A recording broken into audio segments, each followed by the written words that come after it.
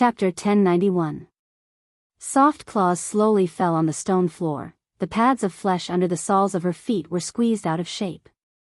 Then, her 4 sharp nails lightly tapped the ground one after another, her silver fur spread out in the opposite direction of her muscles. A silver beast gracefully stepped out from the darkness. Darkness Ko-Hua lightly propped herself up and jumped down from its back. Her long black hair fluttered in the wind like silk. She turned back to look at the small holy church that was obscured in the darkness. This is truly the most interesting human I've ever seen. Unfortunately, his understanding of our world is still too little. He didn't understand that the moment had already arrived, and he still fell for it. He's a good person, the silver wolf actually spoke. The girl's voice was like a string of silver bells falling on the ground, tinkling loudly. Perhaps, but this era doesn't matter if it's good or bad, sister. The wolf shook her head. Can't we just stay away from the war and ignore the affairs of the world? Do you still remember what we promised Lord Milos? Darkness Ko-Hua reached out her hand and lightly stroked the wolf's cheek, staring straight into her green eyes that were filled with compassion. But this isn't up to us to choose, it's back, my dear sister, listen. The wolf remained silent, her green eyes were as calm as ice. Darkness Ko-Hua closed her eyes and answered. The long sound of a horn resounded between the dark clouds, the darkness surged and spread, blocking out the moonlight. They howled, they ran, they came to this world. The girl's voice was so gentle and melodious, like a poem and song that bloomed in a dark and deep world. But the scene it described was so chilling, dark and cruel, despairing and bleak, like the howling wind from the north that froze everything in the world. 2 disciples of the secret society wearing black robes walked out from around the corner, surprised to see the strange combination of a wolf and a girl. They couldn't help but stop and look at them. The girl opened her eyes. She was smiling, her clear eyes were filled with the color of knowing everything. Very well, she spoke, seeing how he took care of you, and for the sake of these blood crystals, I'll help him one last time. Let the mortals see how dusk descends. The 2 secret society cultists, who were at a loss, finally reacted. They looked at each other warily and drew their shining long swords from under their robes. Who is it? Dark Ko-Hua completely ignored them, as if there was only dust in front of him. She quietly took a step forward and craned her neck slightly. Her eyes reflected the brilliance of the silver moon, as if she saw the longing and piety of her hometown. Her bare feet were on the ground, and her 5 fingers were tightly clasped together. Not a speck of dust could be seen on them. She opened her mouth slightly, revealing her sharp white fangs. At this moment, time seemed to have stopped. The eyes of the 2 secret society cultists clearly reflected an elegant creature howling at the moon. Meanwhile, the girl had already raised her head and let out a wild cry from the depths of her heart. Woo woo woo, woo woo woo. A drop of water fell from the flow of time, passing through the long river of fate, breaking through the shackles of the laws and landing on the surface of this world. Amidst the ruins of the Queen's district, a humanoid insect covered in armor suddenly stopped. It turned its head and looked at the sky with complicated compound eyes. The dark clouds were churning, a black veil passed through the flawless moonlight, piece by piece. The gigantic silver moon was losing a corner, then degenerating into a string, then half of it, then a string, until only a broken hook was left, until it was swallowed by the darkness. In the dark night sky, only a circle of silver thread was left. A low whimper echoed in the sky, like the sound of a horn, resounding for thousands of miles. It was low and heavy, sweeping across the land. The sound gradually became one, forming rolling thunder, as if countless evil spirits were galloping above the dark clouds.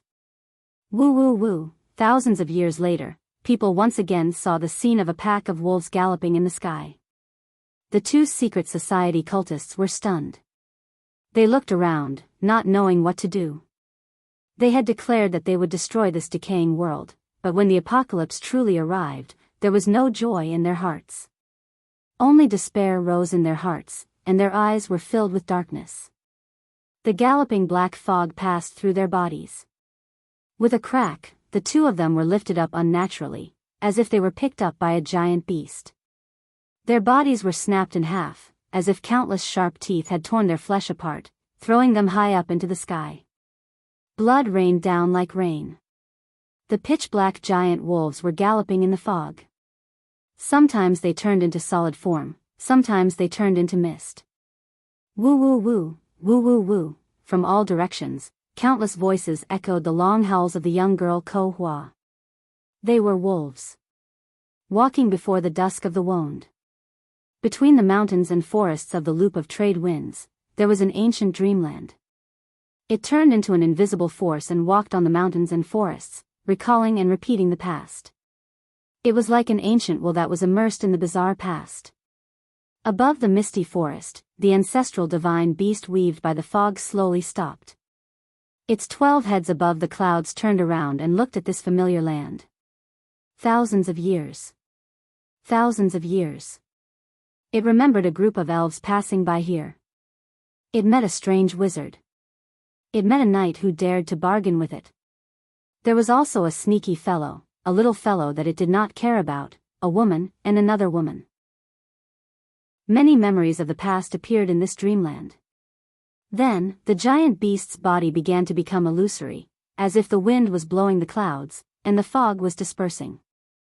The 12 heads of the ancestral god beast gradually faded above the clouds, and finally turned into a few wisps of smoke, lying across the sky. That invisible and majestic power. It completely disappeared from the misty forest. Dong, far away from the Black Forest, in the AB's territory, all the Xenia people felt their hearts thump heavily, as if something important was happening. Countless people woke up from their dreams. They put on their clothes and rushed out, only to see the girl who usually taught them and acted as the village's healer standing in the middle of the village. Miss Sophie. Everyone, please stop. The girl turned around. Her face under the snow-white hood looked particularly sacred at this moment.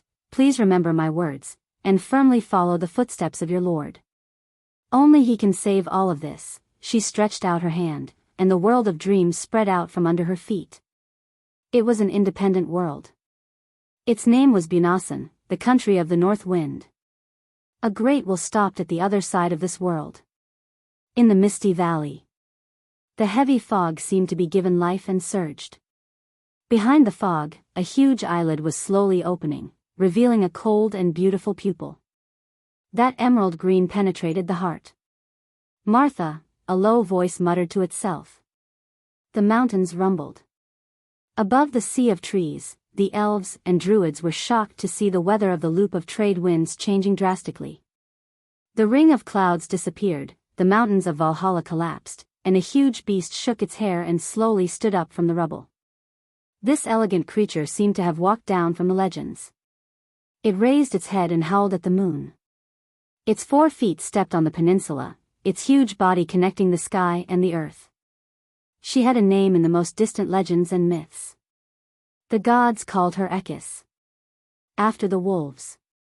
The bishop's face had completely changed. The crystal in front of him was turning to dust, which meant that he had lost control of half of Lushta. He thought this was just a small revenge, but in just 10 minutes, his confidence was completely shattered. How did they do it? How did they do it? The disciples were also in a state of chaos and disorder.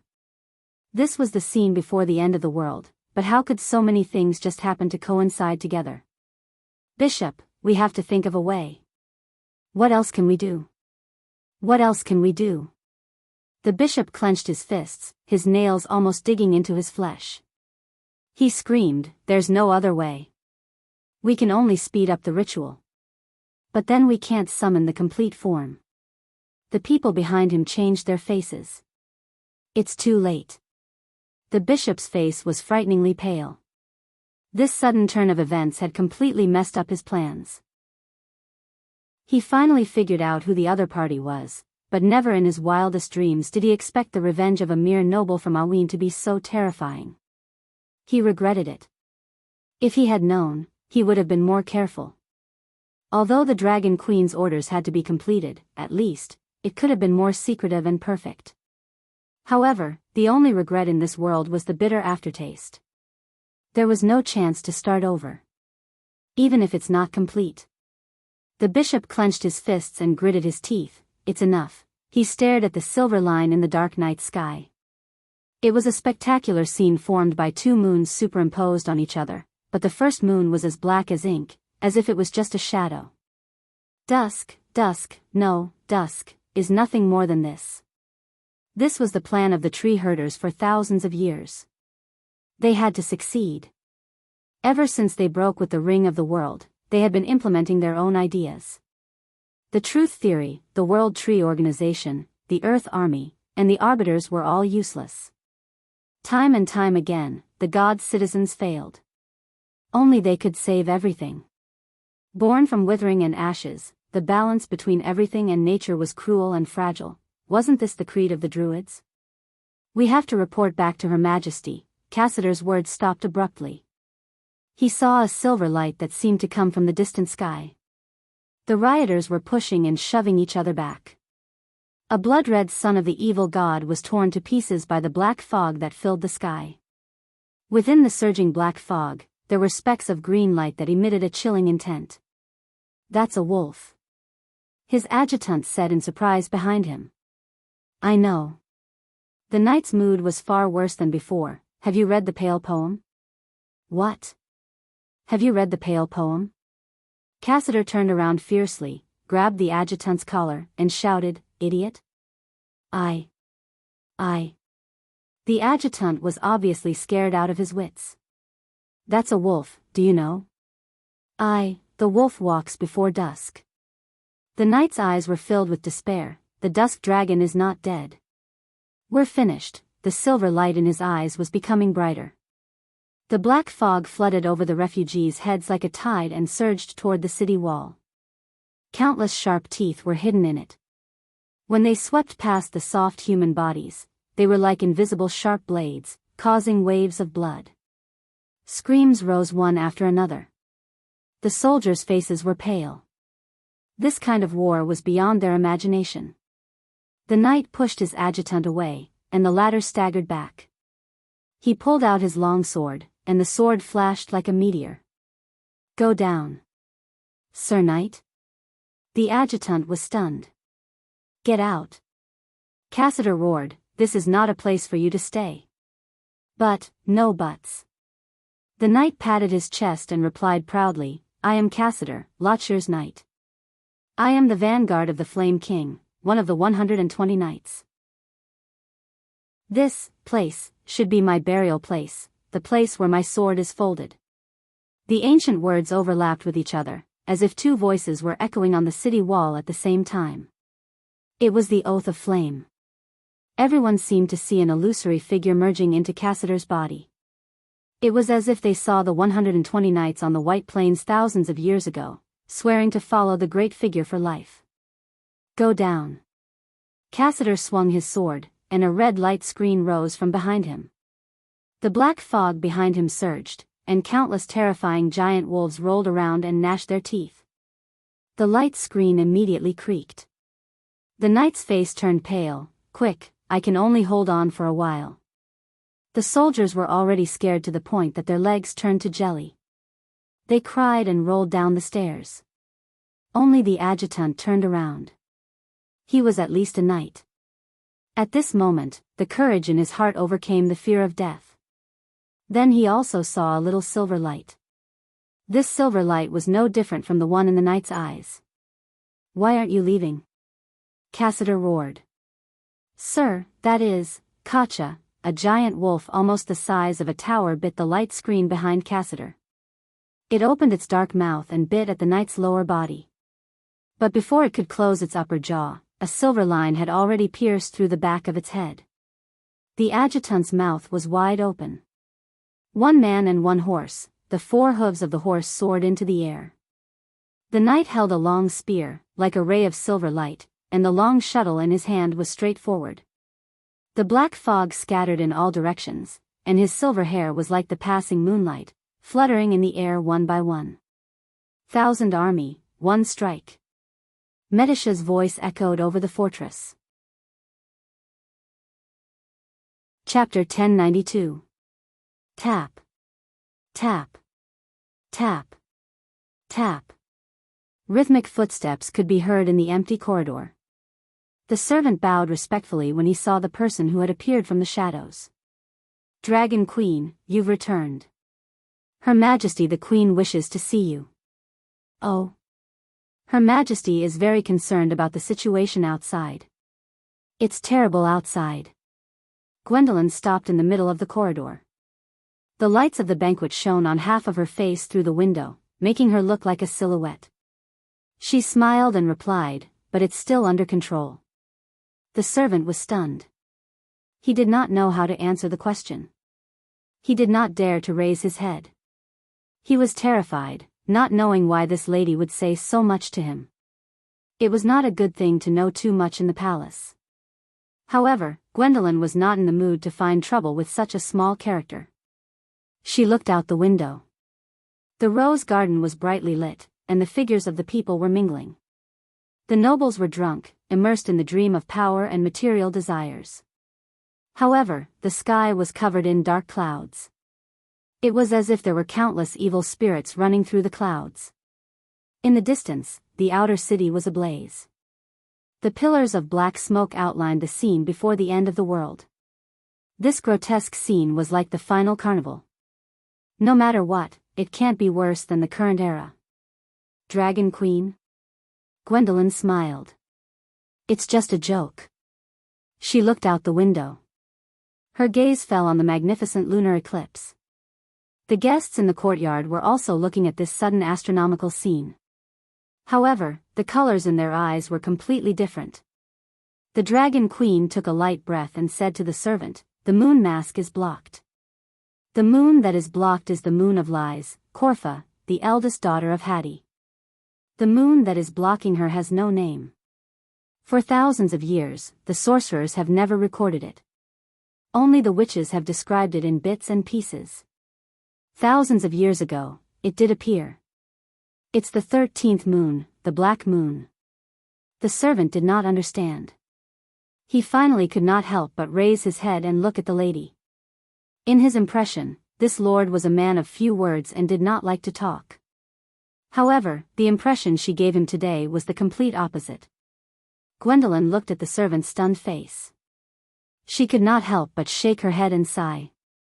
She felt a little lonely. It was such a great moment.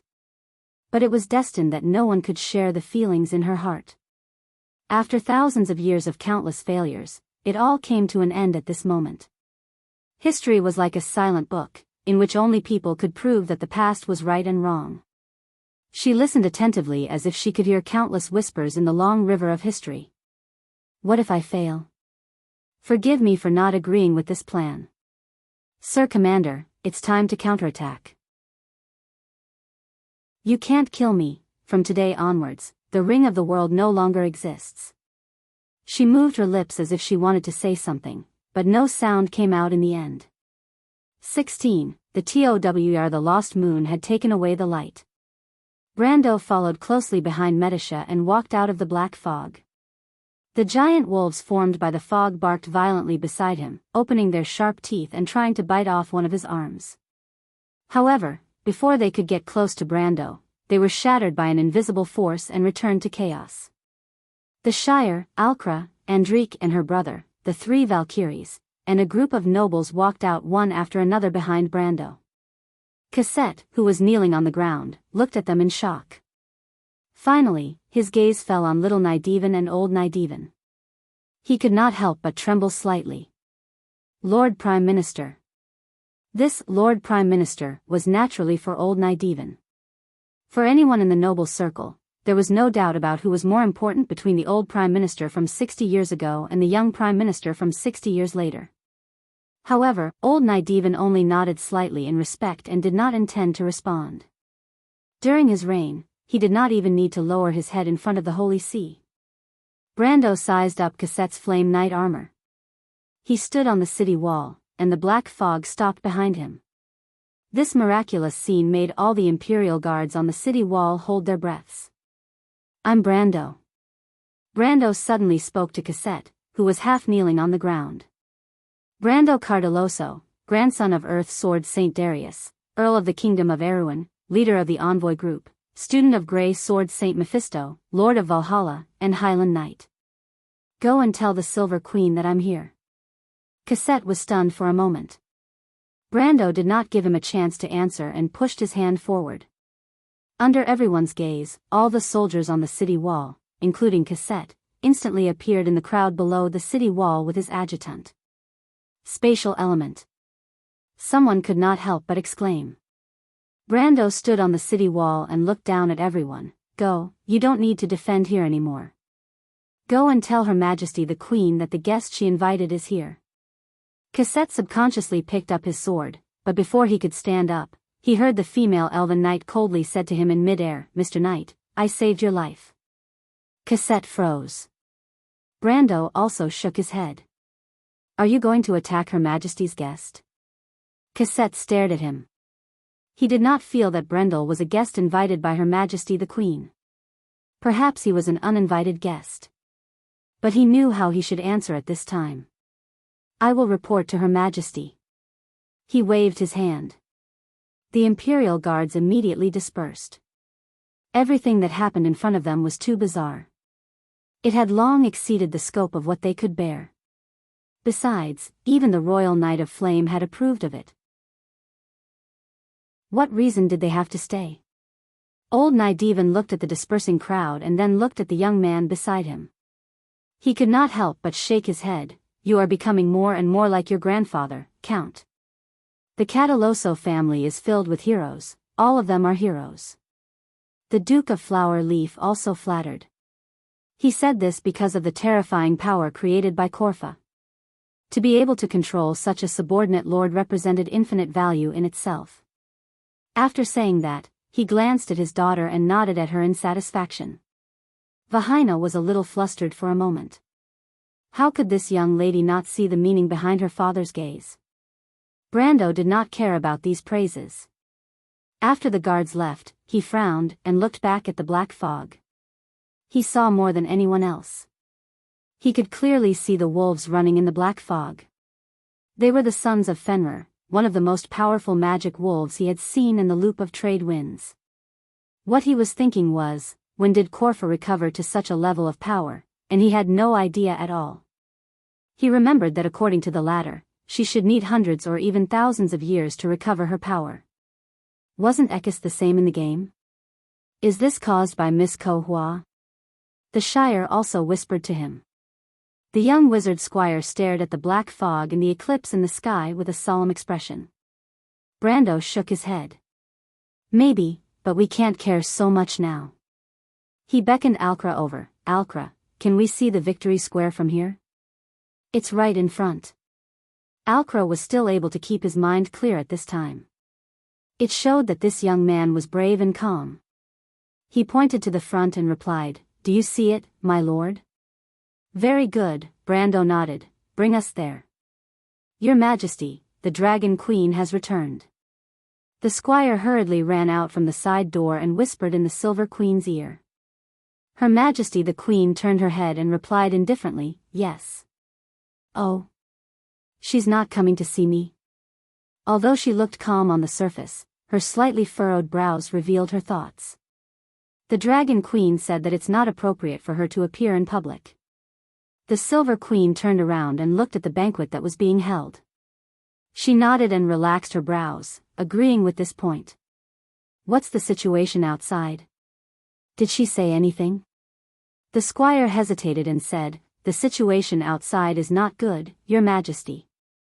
But the Dragon Queen also said that everything is under control. What else did she say? She pondered for a moment and asked with concern. She said, the squire thought for a moment, probably thinking about the meaning of this sentence, everything is going according to plan. The queen heard this and was silent for a moment before she waved her hand. You may leave. The squire quickly bowed and left. The Silver Queen turned around and swept her gaze across the banquet. Since the start of the banquet, the atmosphere was no longer as harmonious as it was at the beginning. The phenomenon in the sky could be seen by anyone. The nobles were also whispering to each other. More people turned their attention to the scene of the lunar eclipse. Her newly conferred title of countess was the center of attention of the banquet. But she did not care.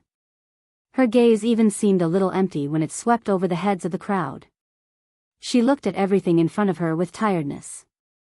Her indifferent eyes were full of disdain for the mortal world. In a situation where the masters showed a lack of interest, only the young people might have the strength to compete for the limelight. In the crowd, Scarlet's face was pale. She gritted her teeth and looked at the tall man in front of her. He did not look like a human at all. Perhaps he was more like some kind of beast. He was much taller than the average person. Even the tallest nobles of Kurlutz were shorter than him by a head or more. The other party looked down at her. His eyes were full of possessiveness. That invasive gaze was unbearable for Scarlet. If it was not for someone blocking in front of her. Prince August looked at the young man in front of him with dissatisfaction. He knew that the other party was a noble of Kurlutz. But when he first saw Scarlet, he knew that this woman must be his fiancée. She was the best mare that the heavens had given him. No one could stop him. As for the disdain from before, it had long disappeared. Even his impression of the empire had improved. Of course, other than this unpleasant fellow in front of him. Do you know how I dealt with those blind bastards in the Latch of Wa? August revealed his white teeth like a wolf's smile. I would cut off their heads and skin their scalps to make my battle robes. I once had 17 enemies, and now my battle robes are half complete. Henriette, who was blocking in front of Scarlet, chuckled. He pretended that he did not hear the threat and said with disdain, I don't care how many methods the barbarians have to show their ignorance. Every Kurlutz ancestor here had experienced the era of eating raw meat and drinking blood on the Great Plains. Do you think we would be proud of that? He chuckled, but it seems that Prince August really knows how to do that. August's face turned cold. This beast in human form knew that even if there were 10 of him, he would not be a match for the nobles of the empire. But he had his own methods. He subconsciously placed his hand on his waist. There was a hunting knife there. As a noble of the mountain, he could bring a knife into the rose garden. Her Majesty the Queen had given him permission to bring a knife into the rose garden. But immediately, many people noticed his action. The royal knight from afar immediately drew his sword and rushed over. Conrad was also shocked. He quickly went to pull his comrade back. But Henriette was unmoved.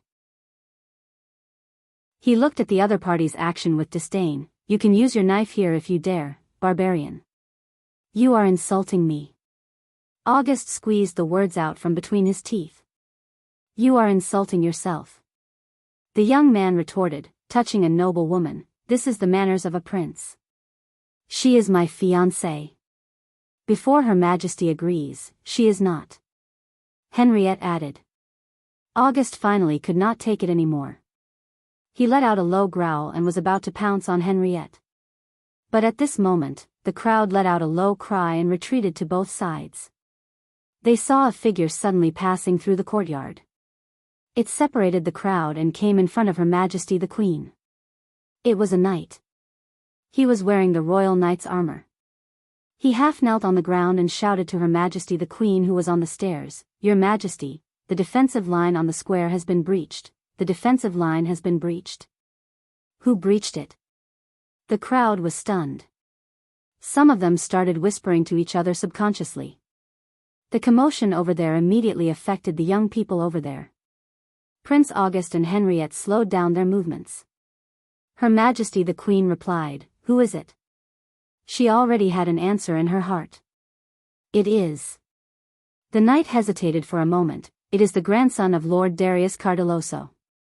Who is Lord Darius Cardelloso? Who is his grandson? The nobles were stunned.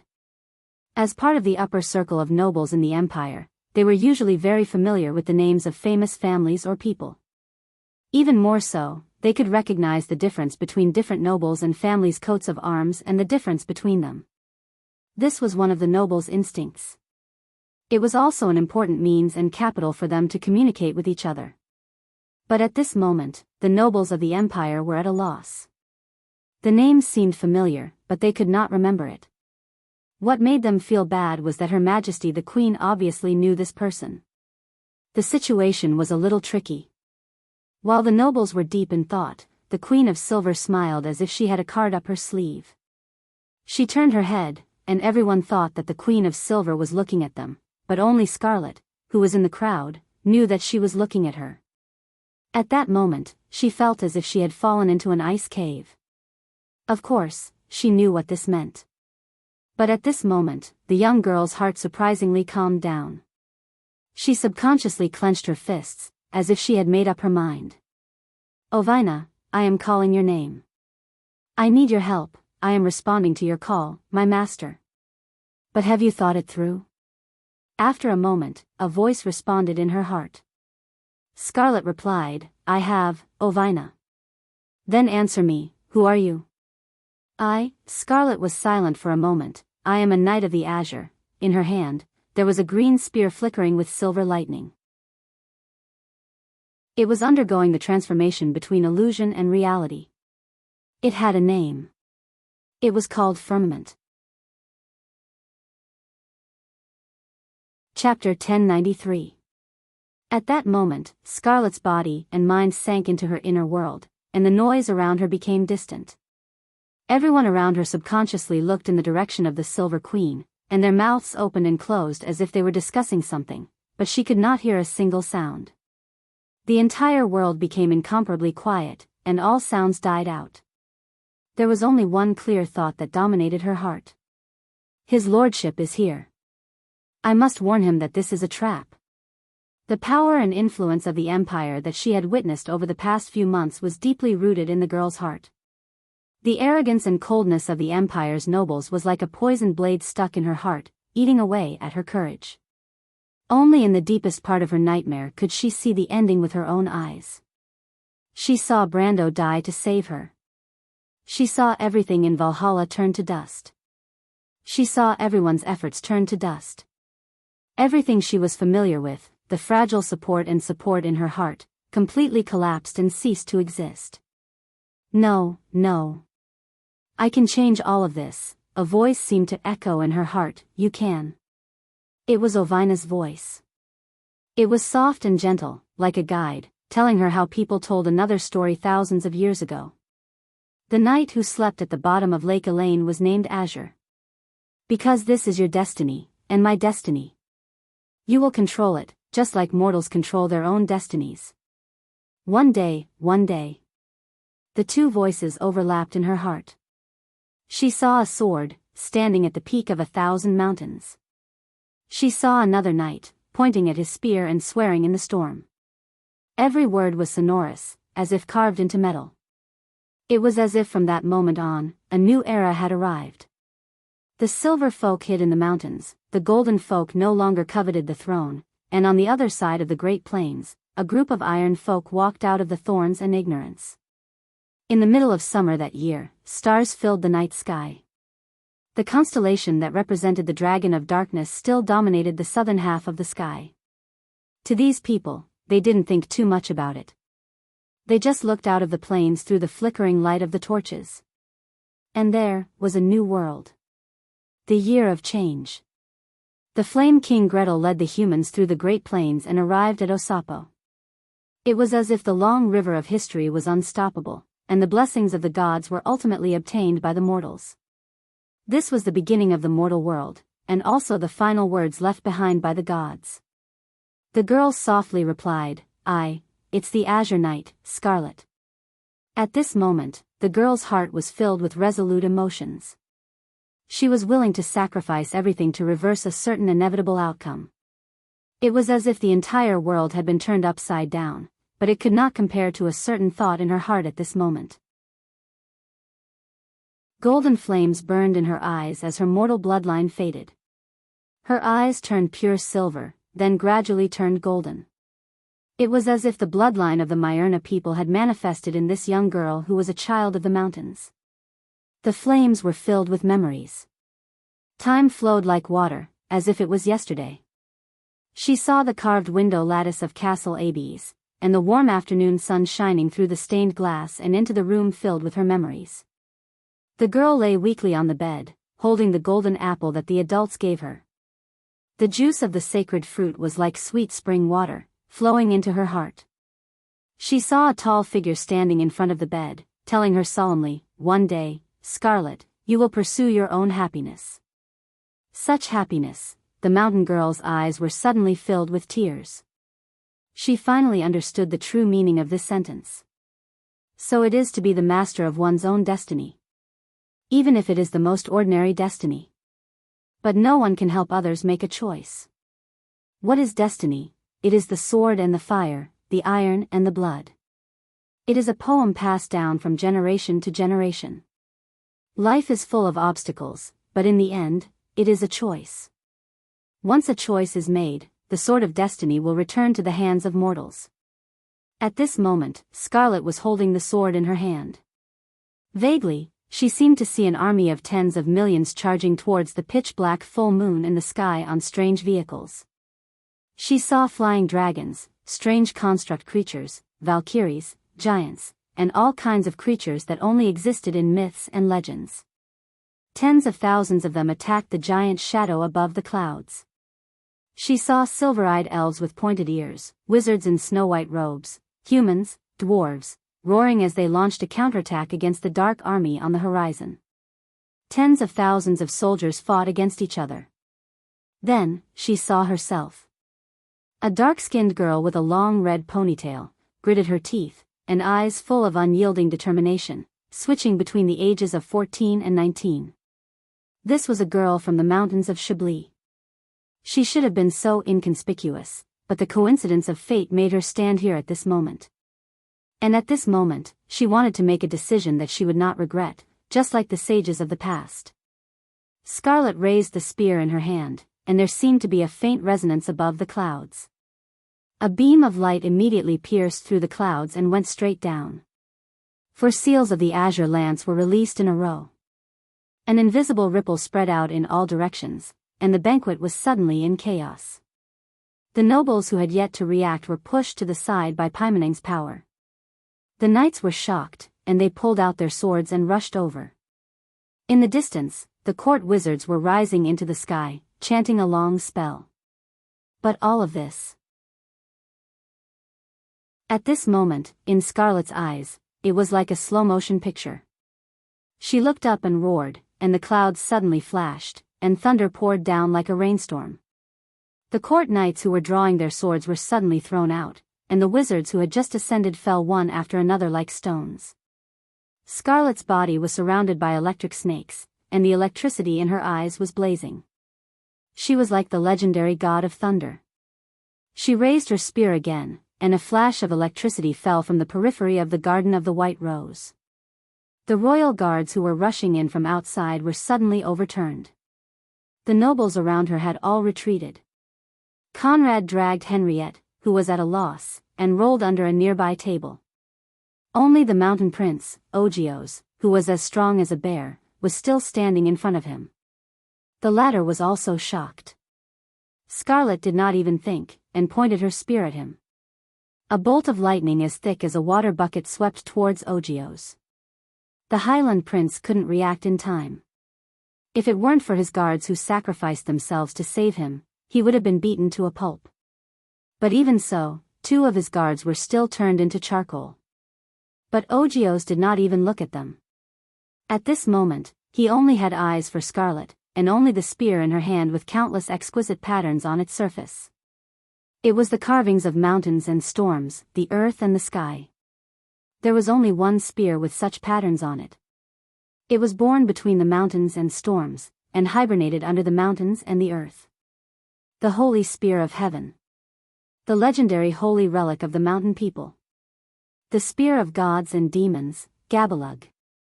Ogios' eyes were filled with fanaticism, and he muttered the legendary name of the azure spear and the mountain people. He was almost intoxicated as he reached out to Scarlet. How did you get this? Quick, give me the spear, give it to your man. At this moment, there was only one thought in his mind. In the legend of the mountain people, the one who had the azure spear could rule the world. Yes, he was the destined one. Martha had used this woman to send the spear to him, and from this moment on, he had already regarded Scarlet as his private property. He would become the king of the mountain people, and truly rule the mountains of the Latch of Wa once again. It was not just a small piece of land of the empire, but it was reclaiming its original meaning, the title of owned by the mountain people. This woman was his future queen. And his spear. Few people knew that Ogios was born with the strength of an upper gold, and that he was the chosen one. The mountain people carefully covered up this news, because every chosen one in history would eventually change the world. Just like the Flame King Gretel. Just like Erwin's predecessor, Eric. Or the Earth Sword Saint, Darius. Ogios also believed in this. He was born different, and at this moment, it was proof that fate had crowned him. Not far away, Henriette hid under the table, and Conrad covered his mouth tightly. He stared, almost thinking that the mountain people's prince was crazy. This guy is so arrogant. Although his mind was in a mess, he could not help but wonder, what was Her Majesty doing? Was that the real azure spear? Scarlet frowned. She sensed a threat from the humanoid beast in front of her. She originally thought that the mountain people's prince was an honored guest invited by the Silver Queen, and as long as she threatened this person, she might be able to get the queen to let the feudal lord leave. Over the past few months, she had heard some rumors about the relationship between the mountain people and the empire from the mountain people's maids. She guessed that since the Silver Queen wanted to bribe the mountain people, she would not let anything happen to the mountain people's prince in the Garden of the White Rose. But the truth was a little out of her expectations. She did not expect this guy to be so reckless, and what made her feel even more helpless was that Her Majesty did not seem to see this scene, and did not say a word as she watched coldly from the side. The nobles in the courtyard had already fled, and the knight who got up from the ground immediately protected the Silver Queen, Constance, who was on the main seat of the stairs. The latter only looked at the scene expressionlessly, as if this banquet was not hosted by her, but there was a slightly strange look in her eyes, as if she was thinking about something. The maids next to her trembled, not understanding the situation in front of them. Everything that was happening now was terrible. Not only would Her Majesty lose face, but the prestige of the royal family would also plummet. But what they did not understand was why Her Majesty, who usually paid attention to this, would remain silent at this moment. What made them even more uncomfortable was that if the supreme person of the empire did not say anything, they would not dare to say anything. They could only tremble and wait. On the field, Prince August took a step forward and held out his hand. "Give me your spear." Scarlet frowned. Her stubbornness had obviously angered August. "Damn stupid woman, do you know what you are doing? You dare to attack your future husband, in the latch of VA, I will throw a shameless woman like you to the lowest of the low. This person is crazy." Henriette, who was lying under the table, had this thought in his mind. Then, he saw Scarlet raising her spear and thrusting it towards the burly prince. She was determined to die, and every time she attacked, she would give it her all. The emerald spear had bright sparks on it, and it struck Ogios's chest. But what everyone did not expect was, August actually reached out and grabbed, like a human tyrannosaurus, he grabbed the azure spear's blade. The sharp spear cut open his palm and pierced half an inch into his chest, and then it could not go any further. Countless electric lights surrounded and jumped on his exposed skin, but the mountain prince looked like nothing had happened, and coldly looked at Scarlet. Whoosh! The Silver Queen stood up from the main seat with bright eyes. Unknowingly, the Dragon Queen Gwendolyn had also quietly stood beside the supreme person of the empire. The pinnacle of the elemental enlightenment level, not bad for a human of this age. The latter replied. The Silver Queen turned around, her eyes seemed to hide a bright knife, flashing with a terrifying cold light. 30 years ago, my astrologer told me that the chosen one was born in the latch of VA, but then there was no news. It seems that the news that was covered back then was indeed this person. The fact that firmament could hurt him means that the blood of the divine in his body is very thin. Although he is half of Odin's level, he is far from the little girl 60 years ago. The Dragon Queen replied. After all, that was a pure-blooded divine. The Silver Queen moved her lips, but in the end, she did not say anything. What do you plan to do? Gwendolyn looked back at her. All right, let Adatrice and the others enter. The girl can be given to him, but the azure spear cannot fall into his hands for the time being. The Silver Queen replied coldly. What about Darius' grandson? Just a mortal. Since he is here, there is no need for him to leave. After getting this answer, Gwendolyn turned around and silently glanced at the queen, then she turned her head again. There seemed to be no extra expression on her face, but in the vertical prismatic eyes, there was a faint smile. The Silver Queen looked at the messy banquet scene with disgust.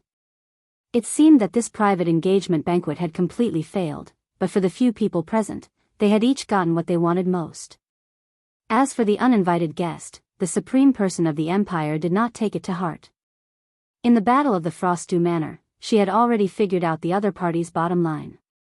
At this moment, those who were lying in ambush near the White Rose Garden were not just Adatrice and the Witch Queen, but had gathered almost all the top forces that the Empire and the royal family could mobilize at this moment. If the other party did not appear, perhaps they could escape with their lives, but since they were here, there was no more after. As for Darius' grandson, Constance shook her head lightly. Memories of the past, the breeze in the wilderness of the Four Realms, the warm afternoon sun, and even of that face, had long disappeared with the wind. A few witches rose into the sky, and August was smiling wickedly as he reached out his hand towards Scarlet's slender neck.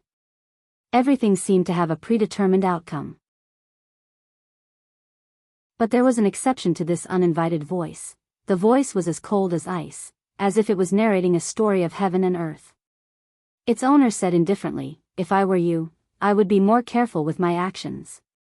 That way, I would not feel so regretful when I go to hell." Ogios was stunned for a moment before he raised his head with a frown. Chapter 1094. Ogios raised his head, his grayish-brown pupils reflecting the long and narrow figure. He saw a young man coming in from the front door of the Garden of White Roses. He did not have an invitation in his hand, only a long sword made of intertwined fragments. The fragments were joined to each other, leaving only a narrow gap between them. The sword emitted a dark red light, and there was a flame emblem on the sword. Few people knew that the emblem was called Flame, which was a golden flame. He held a scabbard in his other hand. It was made of fir wood, wrapped in black horse leather, with a silver buckle and a steel sheath. The scabbard was held in his hand, like a civilized stick. He wore a black woolen earl's coat. The surface was gray, as if it had been weathered for a long time. Even the corners of the coat and the cuffs were worn out, revealing the threads. On the collar was the coat of arms of the Cardelloso family, which was made before he left the Abbes. It was a long sword, inserted in the head of a brown bear, the black pine of Karsuk, the bear of the highlands.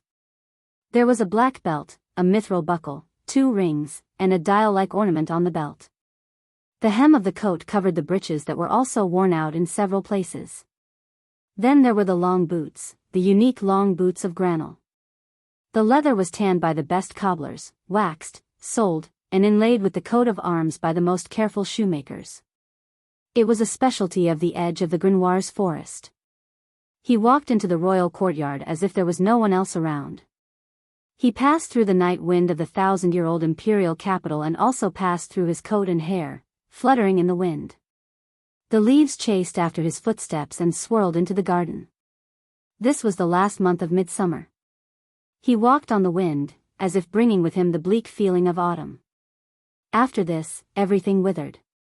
The excellent bloodline of the Cardelloso family did not make Brando handsome or suave, but at least it made him a handsome young man. This was the mark of a knight's family. Coupled with his unique temperament, he was almost unforgettable. Behind him were Medisha, the Shire, Mephistopheles, Andrique, and the 3 Valkyries. The nobles of the Cruz family followed behind. As they walked on the white street, they seemed to remember the queen's power. Only old Nydivan and the Grand Duke of Flowers and Leaves could focus.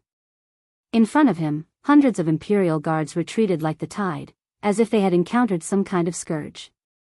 However, even if it wasn't, it was more terrifying than a scourge.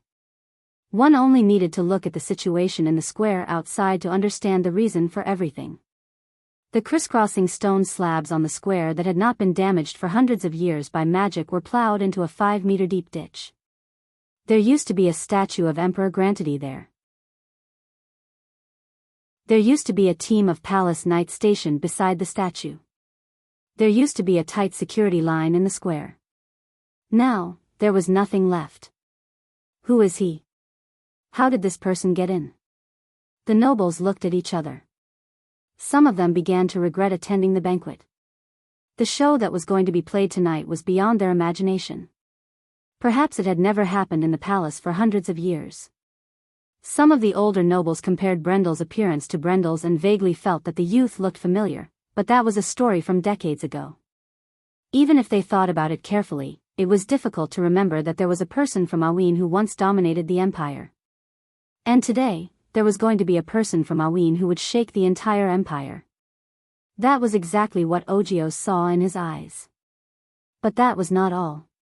The first thing he noticed was not Brando's body, but the other party's cold gaze. It was as if it was tangible and nailed him to the ground. There was no way he could resist it. It was easy to imagine the shame and anger in the prince's heart. I've never seen the Lord so angry. Scarlet stared at the tall figure that appeared at the gate. No matter how much she did not want to see the Lord here, at this moment, her heart was full of peace. She loosened her grip and the azure lance fell to the ground with a clang. She suddenly remembered that she had indeed seen the feudal lord show a similar attitude. That was during the first battle in Abes. The lord stared at the ancient castle gate with a cold expression that was not inferior to this moment. At that time, Medisha told her that this was for the dead.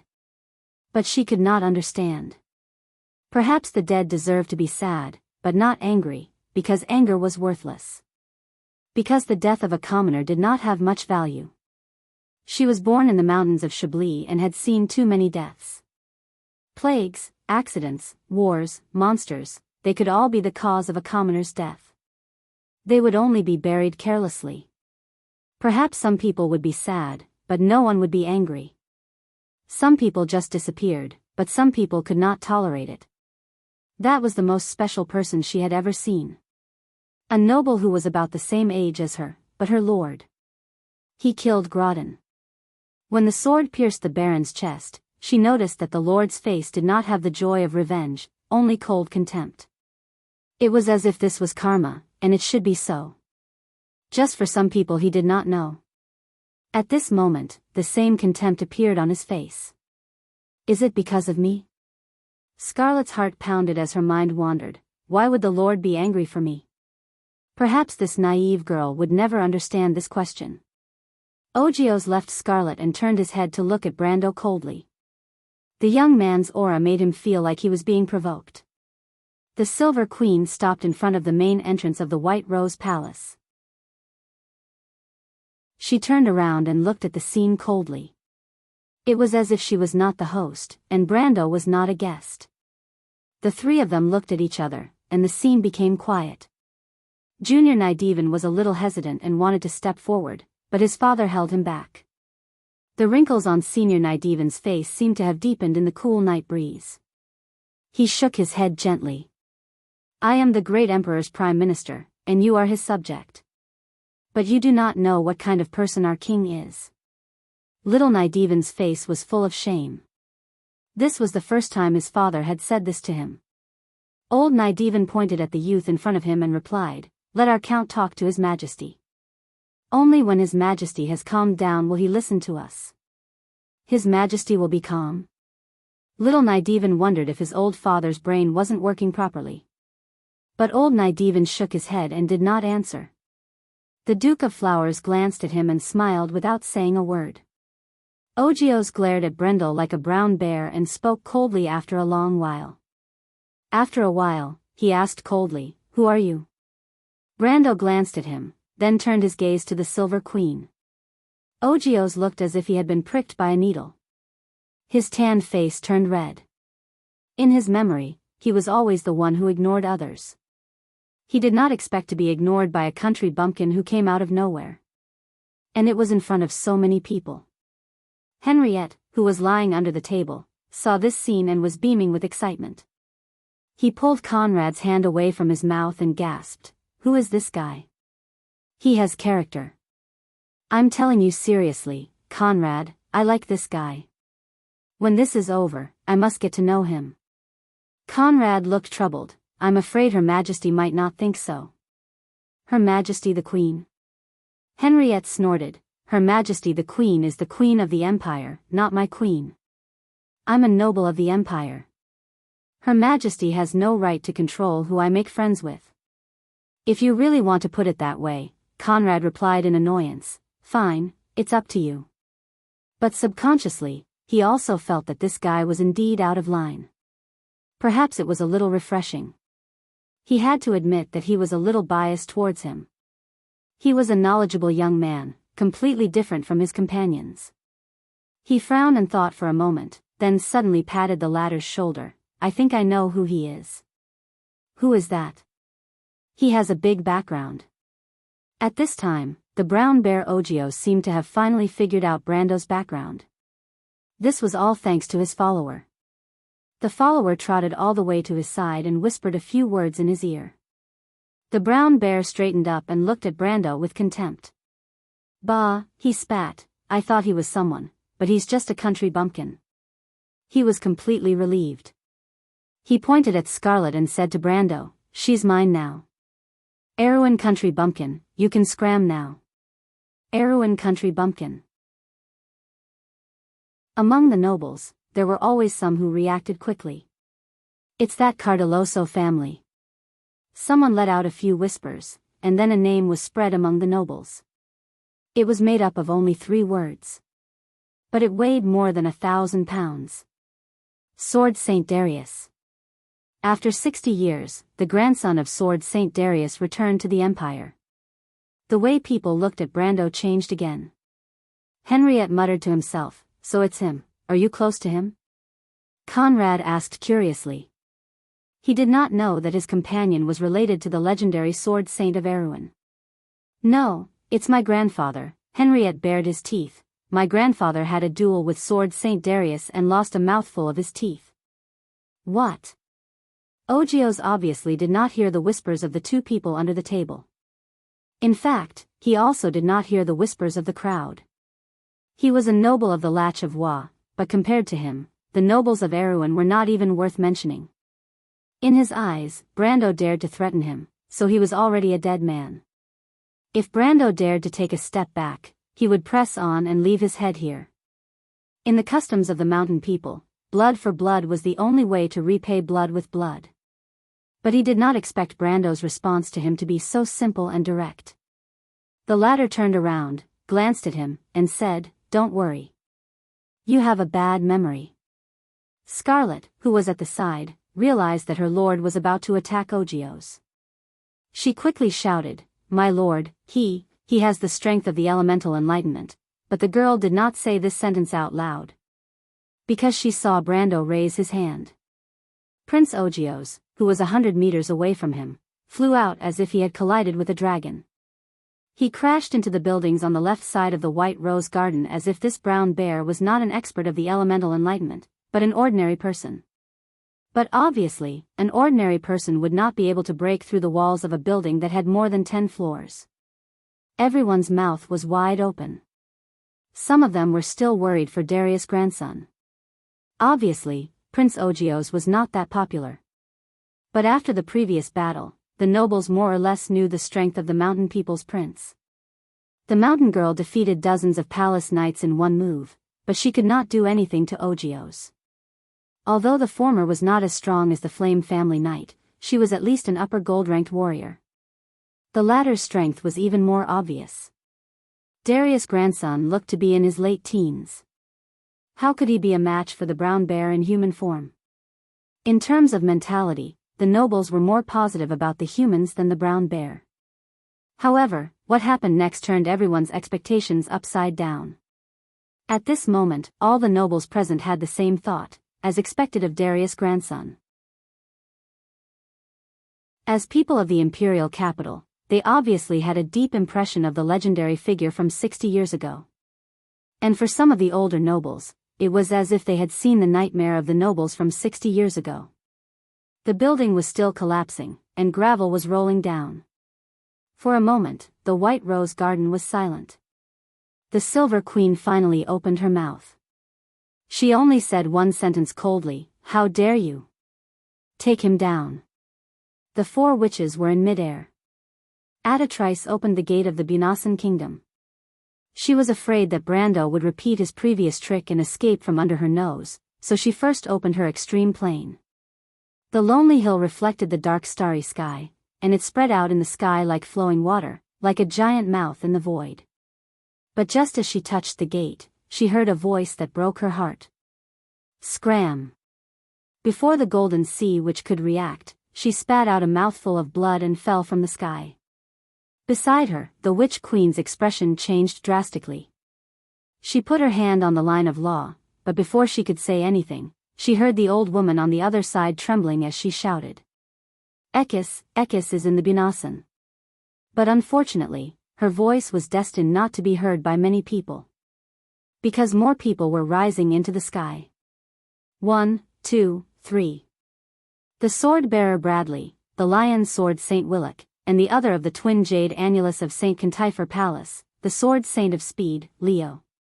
Then came the Imperial Gate, the Grand Commander of the Flame Knight Order, Richard, the Lord of the Mirror Realm, Lightless Return, and his old rival, Saipan. Almost all of them were old friends and familiar faces from the battle at the Cold Dew Manor. But what followed next was a list of names that Brendel had only seen or heard of in the game before.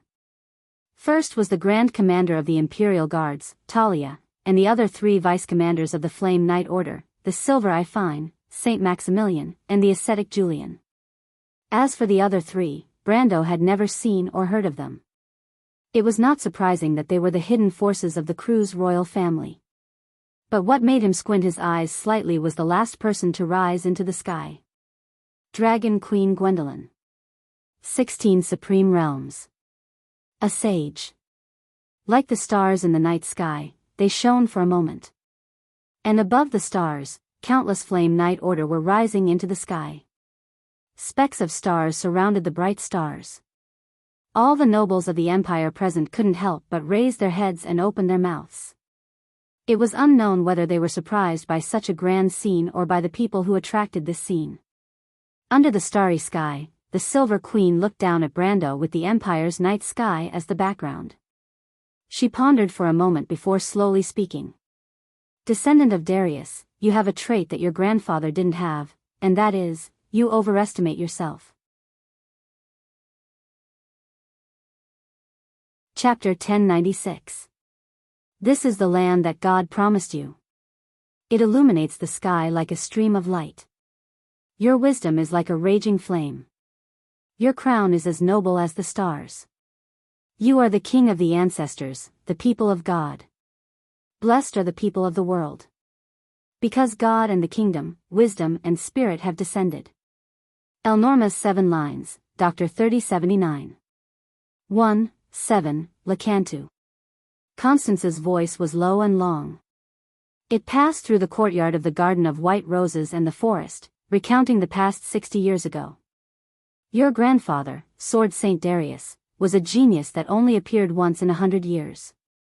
His bloodline was equally noble. He was the promised one who was born in Karsuk during the year of flowing flame. He was the pride of the Cardoloso family, and you? You were born in the Cardoloso family and received unimaginable glory and pride. You were lucky, but you did not know when to stop. The title of Earth Sword Saint could not protect you forever. The Cardoloso family was nothing in front of the Empire. I gave you a chance, but you did not cherish it. The Silver Queen gently raised her right hand and extended her index finger. The tip of her finger was like that of a young girl, slender and long. A drop of golden blood flew out from her fingertip and fused into the void in front of her. After all, mortals could not understand this world. No matter how outstanding their talents were, they were just like the smartest monkeys who could only dominate a group of monkeys. Darius was once such an outstanding promise, but his descendants could not see such a drop of blood flowing from their bodies. This was a pure bloodline. How could the filthy blood flowing in the bodies of the Iron Folk be compared to the glorious and dazzling era of the past? This was the sorrow of the mortal world. That woman's bloodline has also been purified to a certain extent. The head of the Valkyrie, Brunhilde, suddenly spoke. Her low and hollow voice lingered in everyone's ears like a whisper. It seems that Her Majesty's experiment is not hopeless, the Shire replied. Only Medisha did not care about this. Constance's words made the little princess slightly unhappy. She said, the Lord did not rely on anyone. Before this, he did not even know of his own birth. He is only 20 years old. This experience is enough to write an epic even among my people. It is not unprecedented. Me? Medisha shook her head and said softly, I am not as good as the Lord. I am a princess after all. My people have poured as much effort into me as anyone else. Charles smiled and patted the little princess on the shoulder as he said, Don't worry. A person's life is like the stars in the sky. When we see the stars decorating the night sky, we often overlook the most dazzling light among them. However, some people are born to shine brightly in an era. The fools have no way of knowing this, and that is why history and books are filled with myths and legends. This is a heavy era. The mortals lost the favor of the gods. Hundreds of millions of lights were extinguished. People used their reverence for the sages to move forward in the darkness. They built kingdoms and cities on top of suffering, and lit torches in the wilderness. The glory of civilization was passed down in the end. But people still held on to the past in one way or another. Some were immersed in the past and did not move forward. But some were not willing to die in the peaceful memories of the past. Some took a step forward. Some were ahead of others. Because of this, after the Myrnas, there were 4 empires standing on the land. The names of the pioneers were carved on the stone tablets. But after thousands of years of wind and frost, the names on the stone tablets were blurred.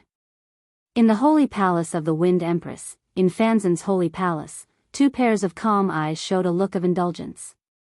Outside White Harbor, the sound of a bell echoed, reminding the sails in the harbor to prepare for the storm. William Peaster looked at the snowstorm. The gigantic figure of the evil dragon Fuchsia was gradually fading away. Her voice came from the snowstorm.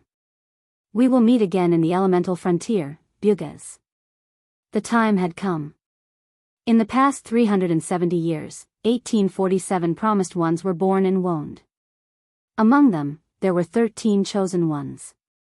In the past 100 years, this number had increased to half.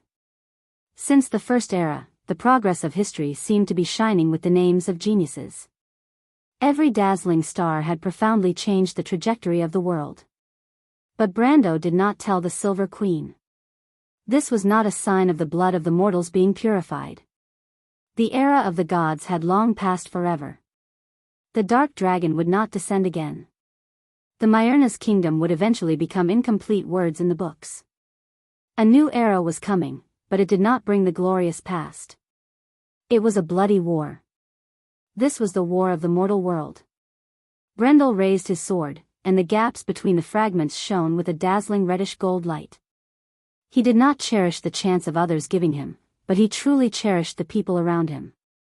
Unfortunately, he would not say these. Because he understood that to some people, they were meaningless. This was a principle that only a few people understood. It was summed up by tens of thousands of bloodshed and deaths. The first one to rush in front of him was the Grand Commander of the Flame Family Knights, Imperial Gate Richard. He raised his sword, and the flame blade in his hand clashed with the Grand Commander's sword.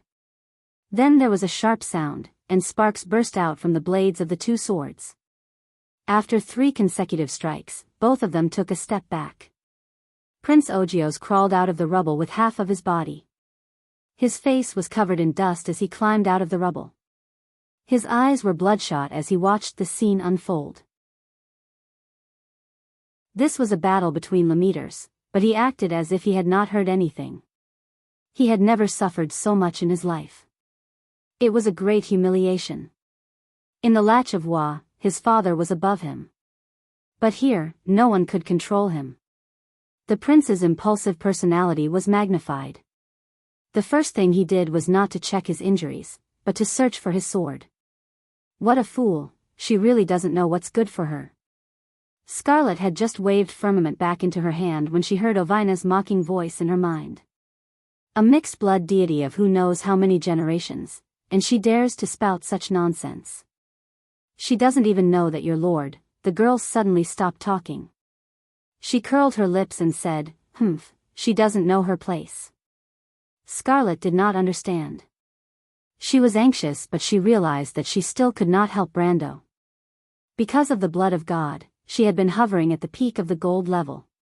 She had not even activated her elemental powers. With Firmament's help, she could defeat opponents before the beginning of the elemental powers of truth. But when it came to the peak of the precepts or even the supreme realm, she was still powerless. Ovina seemed to sense her master's mood. She said, "Those two idiots are obsessed. Why don't you help them?" "Me?" The Highlander girl paused for a moment, her amber eyes shining brightly. "Can I be of help to my liege?" "Yes, you are a little too weak. But that's normal. You don't have to be discouraged. Did you know that there were a few extremely powerful figures in history? They weren't really geniuses, but through hard work, they were still able to carve their names into the annals of history." "How can I help my lord?" Scarlet asked calmly. Ovina's shadow appeared beside her. She glanced at the battlefield calmly. "It's simple. They want to suppress your lord in terms of bloodline. Why don't you grant them their wish? Open up all the access channels and show them what your lord can do." "Open up the access channels?" "Access is bloodline, stupid girl." "Improve my bloodline?" Scarlet was stunned. "How can I do that?" "No." Ovina shook her head vehemently. "Your lord is right. You really are a stupid girl. Bloodline is not up to you to decide. What I mean is for you to open up all the access channels." "Open up all the access channels?" Scarlet asked again, dumbfounded. "It's simple. You are a knight of the Azure Knight. Your access comes from the Gate of Arbitration. You are supposed to be a supervisor and manager. This is your scope of authority. What should I do?" Password. The Knight of the Imperial Gate was locked in battle with Brando. Willock had joined the fray. However, they were still evenly matched. It was as if Brando's power had increased by leaps and bounds in the span of a few hours. Willock, who had joined the battle later, felt a chill run down his spine. This young man was too scary. How old was he? He had heard rumors about the sword Saint Darius from 60 years ago. Could it be that everyone in the Cardelloso family was as crazy as him? What he didn't know was that after the battle at the Frostdew Manor, Brando finally had time to consolidate the new characteristics of his elements of time and space. As the elements of the power of existence, their potential was beyond anyone's imagination. Behind them, Bradley and Maximilian were being held back by Sydney and Veronica, while Sanleo and Fane joined the battle behind them. Brendel suddenly stopped when he saw Brendel joining the battle. Then, a shield appeared in his hand. On the shield, there were bright flowing flames, a radiant holy church, a supreme laurel crown, and the kingdom of God. A holy sword hung alone in the sky and fell straight into the ground, as if it was going to split the entire world into two. This shield was very familiar to everyone who lived in the center of the empire. It was the angel's holy shield, the symbol of Rushta. The shield of Iroma. The moment Brando took out the shield, the faces of the Supreme Realm powerhouses around him changed. This was the holy relic left by the Flame King for Cruz.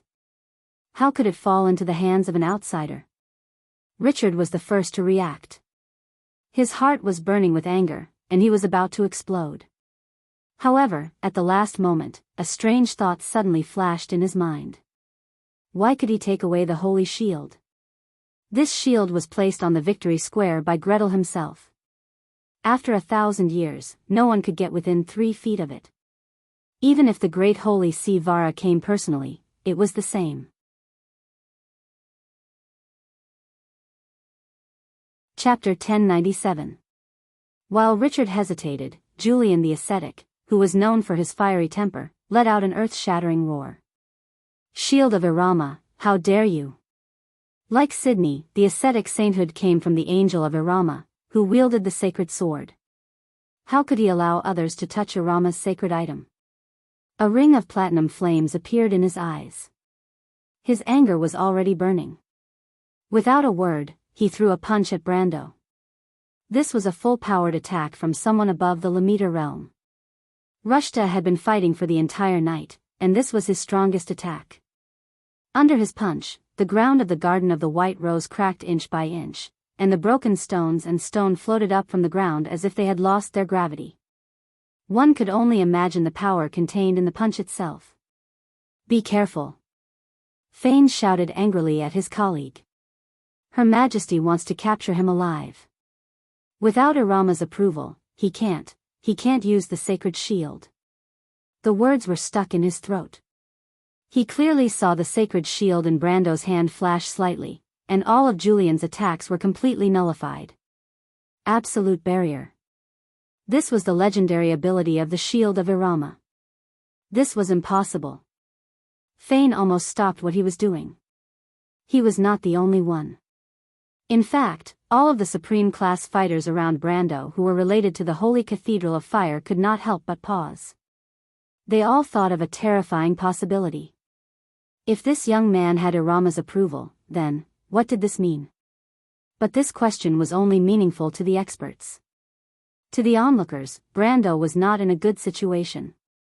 Little Nydevan, who was watching the battle from the side, frowned.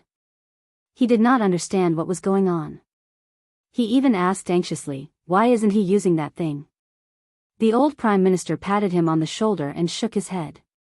"The Count has his own plans. You are also the Prime Minister of the Empire.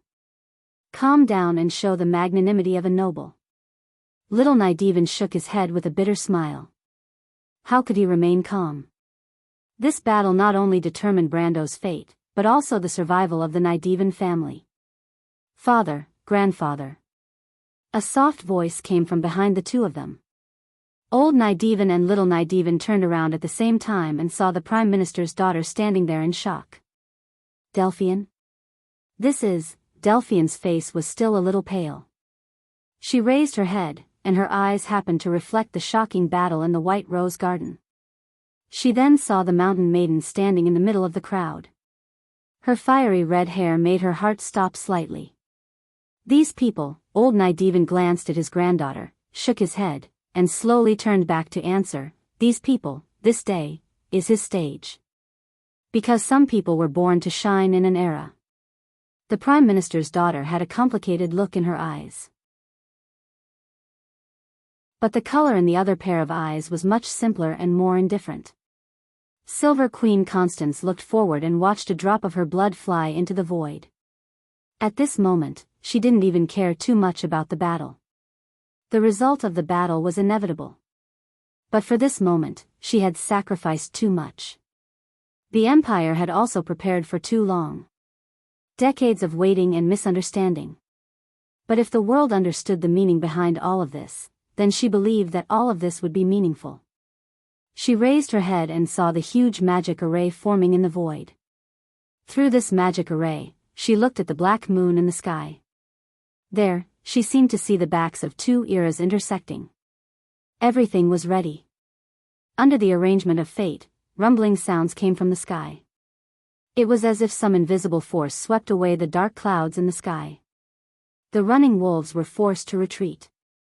Above the clouds, the magic array of the elemental boundary fitted together like gears. They rotated in the sky, one ring after another. Every time the vertical axis moved, the silver lines of law swept across the sky for thousands of miles. In every corner of Wonde, hundreds of millions of people witnessed this spectacle. They saw the clouds shining, and then the shadow of a huge tower that reached the sky descended from the sky. In many places around the White Mountains, in the Silver Coast and Lubeck, and even in the distant Nine Phoenixes to the east, in the Dead Moon Inland Sea, in the polar regions north of Farnezane, and in the great glaciers, boundless darkness began to spread. The eternal night had descended. XX, judgment, light lost. The green sea was calm. In the darkness, the eyes of Eloranta reflected the huge tower. In the ever-misty forest, the singing of the elves and ghosts did not stop for a moment. The same scene was reflected in the exceptionally calm eyes of the Wind Queen. The huge tower hung alone in the sky. The rustling of the pine trees reminded Ondina of the black pine forest in the Grinoires Mountains. She pushed open the door and walked out of her room. She looked up at the scenery in the sky, her eyes sparkling with brilliance. Freya was still talking to Princess Griffin in the room. The candlelight in the room flickered, and a huge map was laid out. A letter was thrown to the side. The letter was opened, and a corner of the letter was revealed. On the pure white letter paper, the pitch-black words were written in a somewhat distorted manner. At the beginning of the month, the Queen of Banshees, Yalvit, led an army to attack the front line of Gold City. The King of the Withered Lands, Lawson the Glutton, attacked the Silman area. A slightly tired but gentle voice sighed. "They're here. Mr. Knight never expected them to be wrong, Your Highness. Freya, you like Mr. Knight?" I want to give Mr. Knight a gift." "Do you know what the best gift is, Freya?" "I don't know." "It's a victory, Freya." "But the royal faction, don't worry about them. I'm Haruz's sister, the princess of the kingdom. This time, I will fight for the dream that Mr. Knight shares with me." This was the story of the Year of the Sword. At the end of the year, the Black Rose of the Roman Tuath arrived as expected. At that moment, far away in the center of the empire, the Silver Queen was staring blankly at the lonely tower in the sky. It had a wholly white exterior and had once shone brightly for an era. Its name was also the source of the fire of civilization, Babel. It had fallen, and now it had returned. On the battlefield, Prince Ognos was roaring angrily as he pounced at Brando. He gripped a gleaming blade tightly in his hand. The rumbling sound echoed through the clouds. All access to Tiamat and the elemental border had been opened. Scarlet tried her best to speak loudly to Ovina so that her voice wouldn't be drowned out. "And then?" she asked loudly. Ever since the Planeswalkers left, this was the first time the lines of law between heaven and earth had become so active. Constance looked at her hands in disbelief. This was the power of the divine people. It was even more powerful than she had imagined. Legend had it that the gods could control the network of laws above the elemental border. At that moment, she could clearly feel the connection between the entire world and herself. It was as if she could control the world with the lift of her hand. There seemed to be a stream of light flowing before her eyes. Amidst her astonishment, she saw a silver screen of light appear before her eyes. On the screen were complex words from the oldest civilization. The jumping symbols and words were incomprehensible to mortals, but she could barely make out the meaning.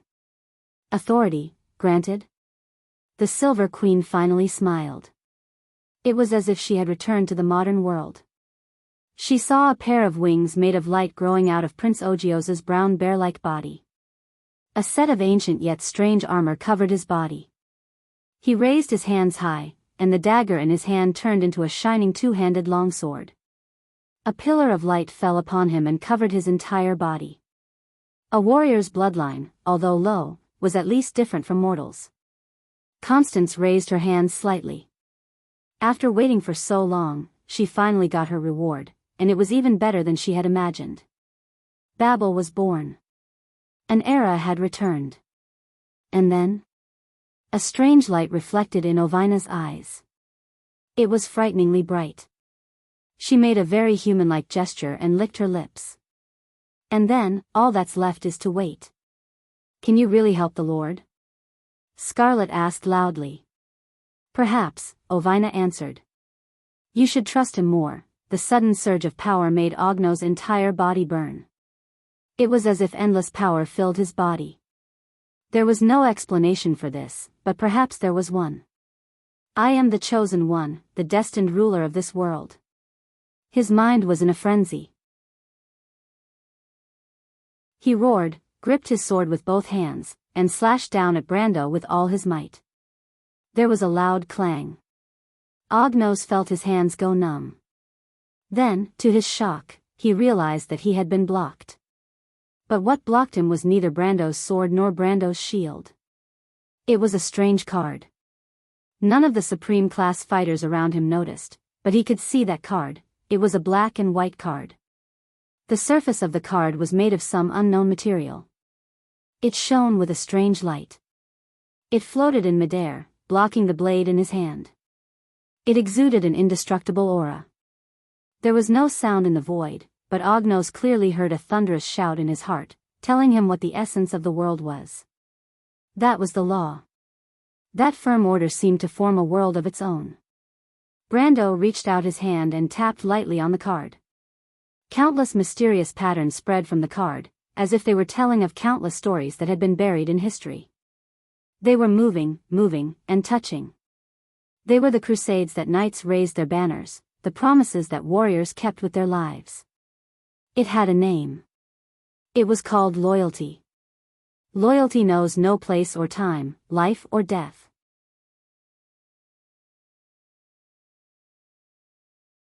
Chapter 1098. The card was rising into the sky. The energy in the dark elemental pool quickly dissipated, and Brendel saw countless dark tentacles growing out of the card. These tentacles plunged straight into the ground, and in a flash, they were connected to the other world beneath the Lust Tower. Two powers from different laws met and came to an agreement.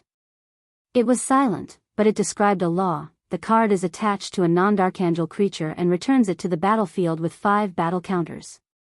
The creature has indestructible and anti-all powers. Even if the creature is removed from battle or placed in a graveyard, the ability will take effect after a long time. Maintain a phase. At that moment, Ognos looked up. Richard, Julian, Willock, and Fane looked up. Conrad and Henriette, who were hiding under the table, looked up. Holy music lingered in the sky. The thick clouds parted to form a door of light, standing opposite Babel Fortress. When the door of light opened, countless swords of light pierced down from the clouds, heading straight for the entire city of Rushta. At that moment, it was as if dawn had broken and the sun had been seen. The 1,000-year-old imperial capital shook violently, and the ground shook violently. No one could stand firm, and even those above the Saint Plain were swaying in midair.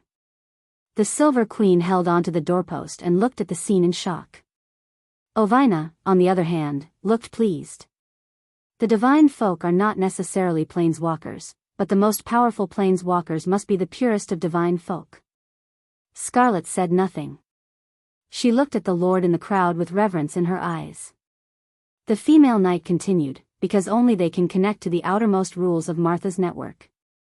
That is the language of the world, the power of existence. An angel descended from the sky. It was male or female and had no facial features. Lightning and fire filled the sky and formed a pair of wings behind it. It was as if countless people were chanting behind it. The sound of singing filled the sky. Behind it was like an illusion. Half of it was the twilight war of the gods, and the other half was the gilded Chongqing temple. It walked down from the clouds, and there seemed to be an invisible staircase in the void. With every step it took, the Flame family knights and Lemeters closest to it in the air would be set ablaze, and they screamed as they fell from midair. It looked at Brendel, then pointed its finger forward. Richard, Willock, Leo, Finn, and Urian, who were in front of Brando, spat out a mouthful of blood at the same time and flew back. Iroma was a holy angel, and under the loyalty of the Planeswalker card, her power was infinitely close to that of a demigod. He had fought against Milos will in the dead Frost Forest. At this very moment, Iroma was the demigod will that ruled over the skies of Rushta. In the blink of an eye, the Empire had lost 3 Lemeters and severely injured more than 5. Only a few Lemeters who had yet to attack Brando, as well as the witches and magi who were still chanting their spells, remained. Constance couldn't believe what she was seeing. Even in her deepest nightmares, she had never imagined a scene like this. The guardian of the Empire for thousands of years, the angel Iroma, had appeared in front of her and stood behind her enemy. What was wrong with this world? Originally, it was the most inconspicuous part of the whole plan, but now it almost overturned all the cards on the table. In the air, Dragon Queen Gwendolyn was the first to retreat. She looked at Iroma in the air and Brando on the ground in surprise.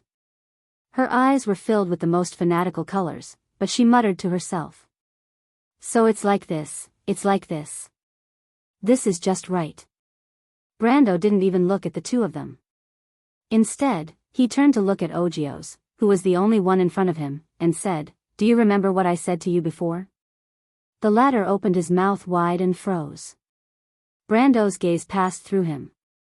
A pillar of fire descended from the sky and turned the Highlander prince into ashes. The latter didn't even have time to scream before he completely disappeared from this world. Everyone who witnessed this scene couldn't help but keep quiet out of fear. "Stop it." The Silver Queen, who was in a daze for a long while, finally reacted. She couldn't help but shout out in rage. Ogios was an important part of her plan, and yet he was killed by Brando just like that. Brando then looked at her and replied, "Your Majesty, I've said before that Scarlet's will is free. I hope you can respect her wishes." The Silver Queen took a deep breath. She couldn't understand how a mortal who wasn't even Su Ying's person could have such great power. She clearly saw Brando's blood. It was the filthy blood of the Iron Folk. "You." She gritted her teeth and asked, "Who on earth are you?" "I'm the descendant of Darius Cardeloso, a mortal," Brando answered without hesitation. Was there such a mortal? The few sword saints who were lying on the ground in a daze had this strange thought in their minds. The Silver Queen gritted her teeth so hard that they made grinding sounds. Brando continued, "Your Majesty, Iroma has protected the people of Cruz for 1,000 years. The power of its holy position comes from the position of the angel who wields the holy sword. Do you know which holy sword it is?" "What does that have to do with me?" Constance said angrily. But a voice answered her question. "It's the holy sword Amber." Medicia's voice rang out. The Silver Elf Princess was previously engaged in a battle with an ultimate sword saint. But now that the ultimate sword saint had been reduced to ashes, she finally had the time to speak. "That's the holy sword that mortals control their own fate. The sword is engraved with the promises of the ancient spirits to this world. Everyone can control their own fate. And mortals, it was with this spirit that they resisted the invasion of dusk. And the sages, it was with this spirit that they resisted the rule of the dark dragon. 1,000 years ago, it was like this. 1,000 years later, it's still like this." "Humph, what a joke," the Silver Queen interrupted her. "These are just lies made up by the Silver Elves, the Bugas, and the Four Sages. The mortals stole the authority that originally belonged to the gods, so the gods left. Unfortunately, you don't understand at all. The power that the mortals obtained is not even worth mentioning compared to the true gods." She glanced contemptuously at Emma, who was still in midair. "A mere holy position that isn't even a demigod, is this what you're relying on?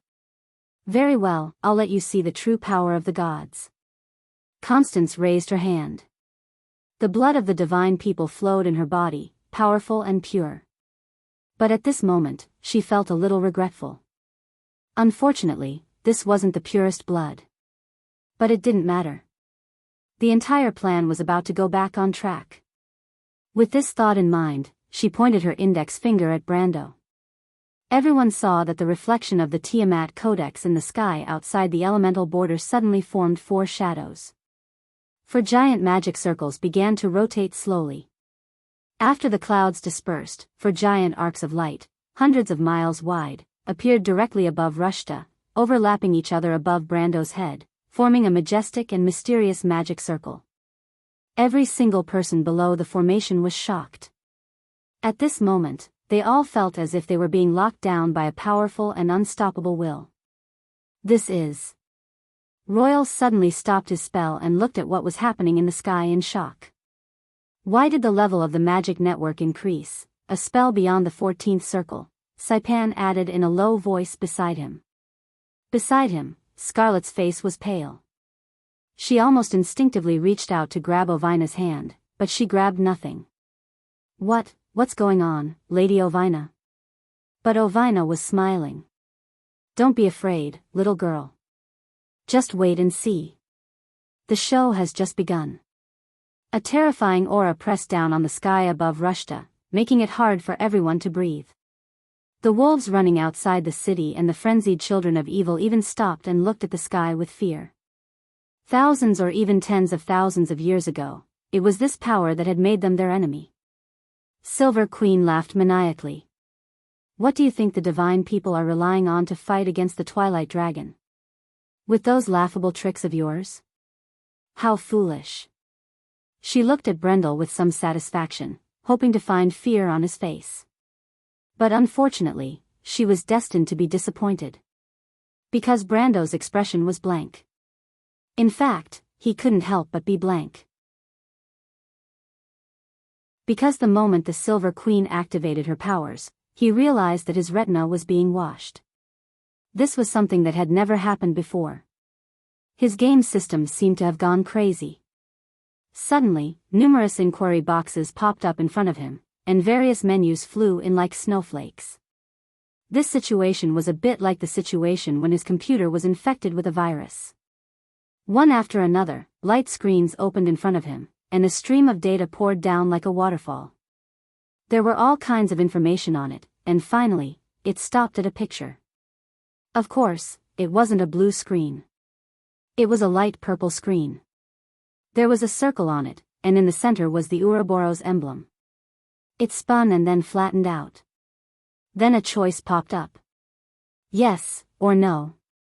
At that moment, Brando seemed to be enlightened. He finally understood what this was. This was the demigod mode's authorization. In the past game, the dragon of the sky, Teoskraz, in the final battle against Ekis, had once shared this authorization with the strongest player. In the video, he had seen the exact same scene, but the emblem was not the same. That was the emblem of the dragon god Bahamut, and his. Why did it look a bit like the emblem of All for One? He remembered that at that time, it was obtained by the guild master of the strongest guild, Diamond Force. And at this moment, the same scene reappeared in front of him. At this moment, it was as if he had returned to that past dream. Everything that happened in the past was still vivid in his memory. Brando couldn't help but laugh. He looked up with a smile and looked at the Silver Queen in front of him with a strange gaze. He could not help but feel a little sympathy, a little pity. At this moment, a voice reached his ears. Her Majesty the Queen has gathered 3 divine people and requested to reopen the Truth Parliament. As the inheritors of the Azure Lance, Scarlet and I have strictly examined her request. We have agreed to this request and temporarily assigned Tiamat's authority to all the authority holders present. The highest authority record is the Throne of Destiny, with the emblem of Martha. The lowest authority record is the Warrior, with the emblem of Tiamat. Recording complete. The meeting will last for 15 minutes. Ovina's voice paused. Little one, hurry up. Brando was stunned.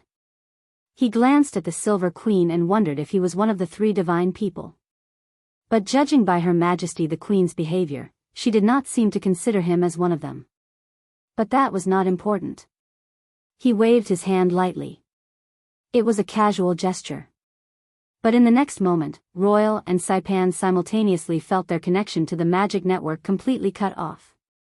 The strange armor on the Highlander prince suddenly dimmed.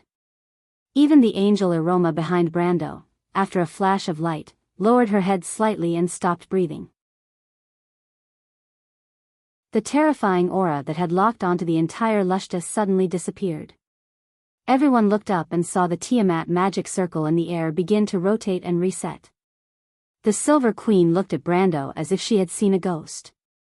Her bloodline came from a high-ranking divine person, so she understood what had happened better than a chosen one like Ogios. The network of law was cutting off all ports except for the highest authority. How is this possible? You're just an iron person. She felt a chill run down her spine and even began to tremble. The power of the network of law was disappearing very quickly. Soon, even her footsteps became weak and she almost fell to the ground. How can you have? Brando looked at her. After a while, he spoke. His voice seemed to pass through the clouds and made the whole world buzz. Your Majesty the Queen, are you calm now?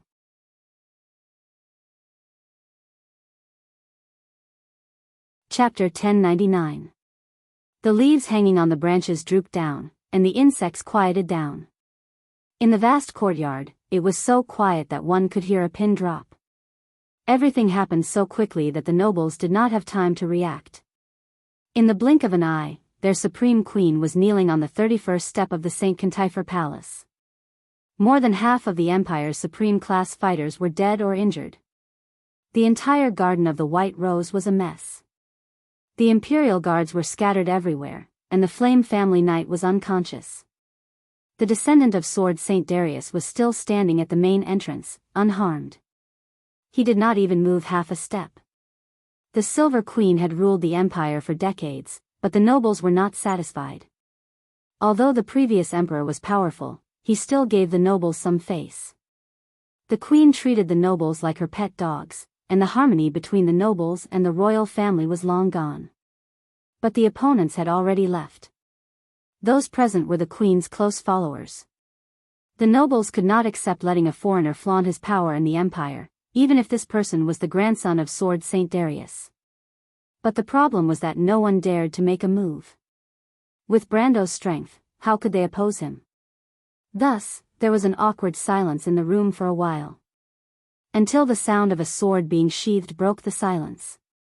Brando sheathed his sword and walked slowly into the Garden of the White Rose. After he mocked the Silver Queen, he did not even look at her. He just walked straight to the stunned mountain girl. Scarlet looked at him blankly. Her expression was blank, and it was a little funny. She seemed to be under some kind of spell and froze on the spot. Until Brando walked to her side, he reached out and tucked the messy hair in front of her forehead behind her ear. He said to her, "Sorry, I'm late, Scarlet." Hundreds of people watched the scene in silence. The nobles of the Empire were speechless. Medicia's eyes were filled with gratification and envy. The Shire and Mephistopheles smiled. Vahina bit her lower lip. Enrich looked away in boredom. Old Nidevan and the Archduke of Flower Leaf shook their heads. They did not show their emotions like the young people, but they did not know what to say. On one hand, they had witnessed the birth of a legend, but the stepping stone was the Empire. If this had happened in Fanzan, even the two old men would have been able to talk about it for a long time. But it happened to be in the Empire. Delphian watched this scene with a complicated expression. Everything she knew seemed to have been completely overturned in the previous moment. At this moment, the Prime Minister's daughter's mind was completely blank. She suddenly felt an indescribable pain in her heart, and even her fingertips turned slightly white. She could not see her inner thoughts clearly, but the shyness on her body gradually faded. After such a long journey, she had quickly matured. When Brando brushed her hair behind her ear and felt the heat from his hand, the mountain girl trembled slightly. She silently lowered her head and leaned against the Lord's warm chest. She began to sob. This was completely out of Brando's expectations. The mountain girl's boldness was like a sharp arrow that struck his heart, but he did not even have time to react before a deep heartache surged into his heart. He could clearly feel how thin and weak the girl was in his arms. Her shoulders trembled slightly, as if countless days and nights of uneasiness and fear that could not sleep had seeped into her heart. The helplessness and sorrow of being at the mercy of others was so deep and heart-wrenching. Only those who had experienced it personally could understand it, and those high and mighty figures simply could not understand it. At this moment, Brando could only think of Erwin, who was burning in flames. At that time, their fates were so similar to this girl's. He and the others who had lost the support in their hearts were even more helpless than Scarlet at this moment. Silently, he could not help but hate the Silver Queen even more in his heart. But it was at this moment that he felt something cold and soft touch his lips. This was not a small matter. Brando widened his eyes and found that Scarlet's arms had unknowingly wrapped around his neck. She raised her head, closed her eyelashes slightly trembling, and the cute fine hair on her cheeks could be seen clearly. Brando seemed to have been hit by a strange magic, and was completely unable to move. Hundreds of imperial nobles watched this scene unfold with their eyes wide open. They looked at the two young people who were kissing, and they were unable to make a single sound. For the nobles, this was such a beautiful scene. A knight saving the princess, perfectly in line with the pursuit of beauty and romance of the upper class of the empire. But what made them feel awkward was that they did not know how to face this scene. They did not even dare to look at Her Majesty, lest she see that their hearts were shaken. Scarlet is so brave. Medisha sighed softly. But even I have to admit, the Shire replied, this is a reward that the Lord deserves, and this miracle is worth a kiss. I really can't say which one is more valuable between the two. Mr. the Shire, please be careful with your words. Medisha glanced at the unruly wizard. Don't worry, I'll keep it a secret in front of the Roman lady. But I don't think she'll care. The Shire winked. This time, even Medisha was speechless. Her face was also red. Old Prime Minister Naidevan did not express his opinion. He was rather old-fashioned when he was young, and the previous emperor had taken a liking to his steadiness. However, he was still tolerant and lenient towards young people. The Archduke of Flower Leaf chuckled, as if he was reminded of his own romantic and unruly youth. He patted his daughter's shoulder lightly. What a good lad. Father, Vahina snorted fiercely, I'm running away from home. Running away from home again? The Duke of Flower Leaf could not help but laugh. The girl rolled her blue eyes. As for what she was thinking, it was hard to say. The Silver Queen was also watching this scene. He's completely different from his grandfather. At this moment, the Queen had such a strange thought in her mind. Even the depression and pain from her failure had mostly dissipated. She knelt on the cold marble floor. The reflective floor could almost reflect her beautiful face. It was a face that was not eroded by the passage of time. In that face, she saw herself when she was a princess. That was such a good time. Unfortunately, she could barely remember it. When did things start to change? She thought silently. It was a dark and deep corridor. On both sides of the corridor were arched windows, and the arched windows reflected many memories of the past.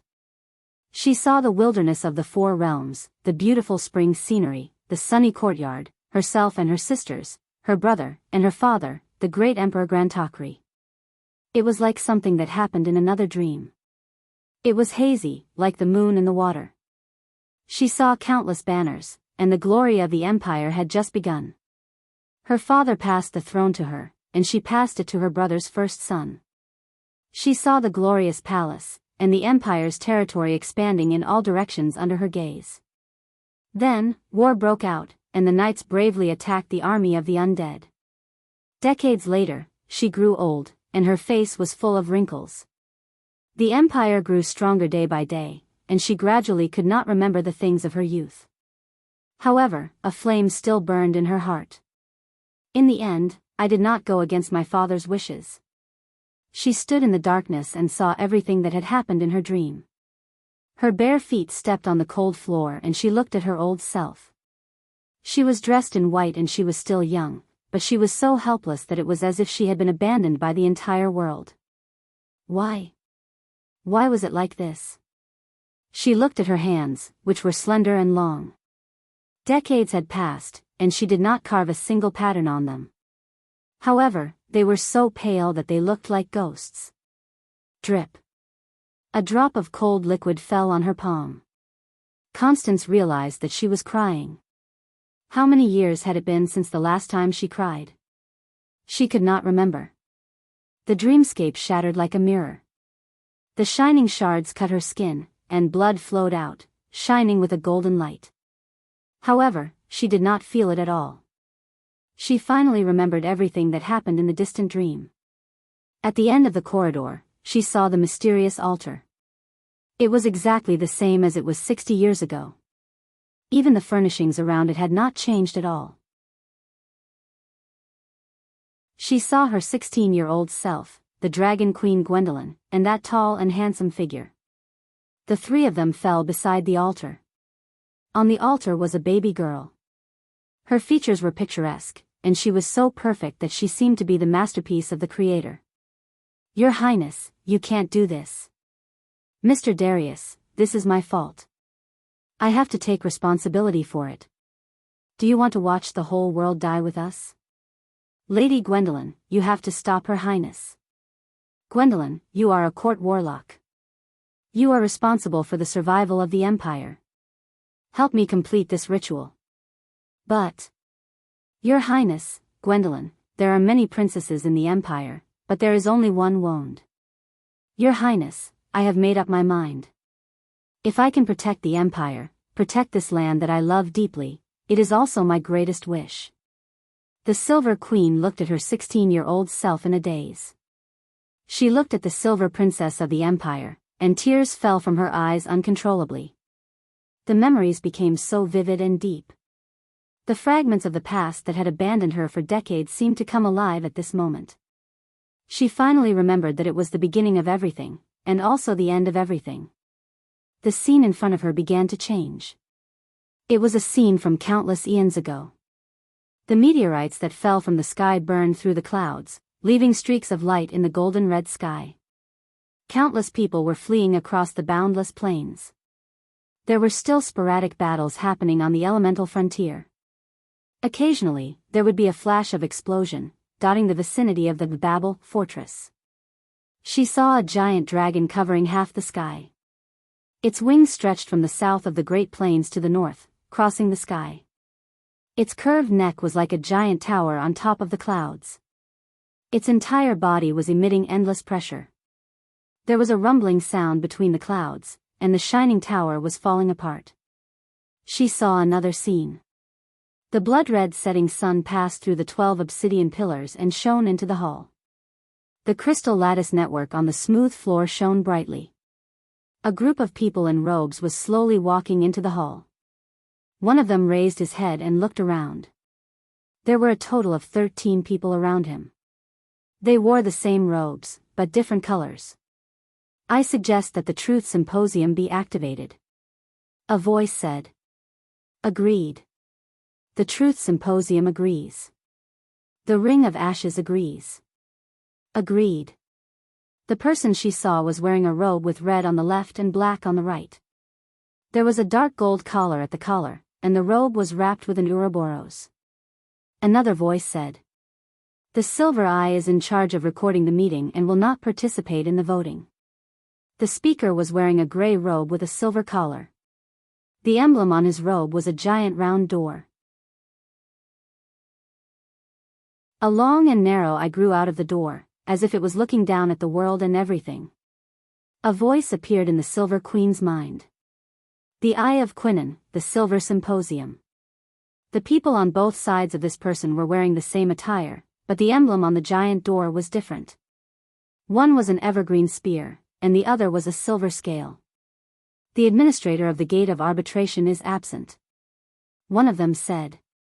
Then the judge will not express his opinion. Another person agreed. The arbitration tribunal will withdraw from the meeting. The person in charge of the Silver Eye said immediately. Agreed. The host of the meeting said. The Earth Legion appoints Odin as the plenipotentiary. The two people on the right spoke. They were wearing black robes with golden collars. The emblem was the 7 stars in the ring, but the stars were different. Two voices sounded in her mind.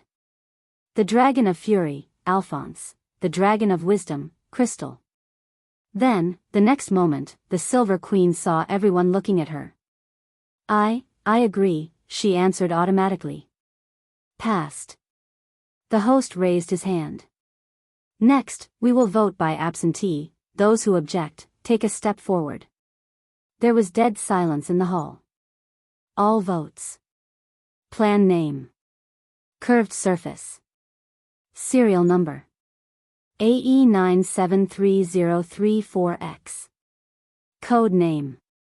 Wound plan. The voice gradually turned into a buzzing sound. She seemed to be in the middle of a busy market, participating in it personally, but also looking on coldly from the sidelines. Some of the words became clear in her ears, while others became muffled, and then intermittent. The Silver Queen stood in the crowd blankly, as if she finally remembered that she had experienced all this herself. That might have been countless years ago, or it might have been decades ago. She suddenly felt a little scared and shook her head gently. Lady Martha, no, please. But the light in front of her still lost, and everything became pitch black. In the darkness, there was the sound of a girl crying.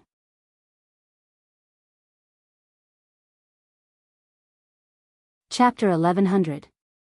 It was as if yesterday had reappeared. The deepest nightmare in the dream was an abyss that she would rather die than return to. But at this moment, it was displayed in front of her. Pain had once intertwined in the heart of the young princess. Even after decades of calming down, in the heart of the old queen, it was difficult to heal.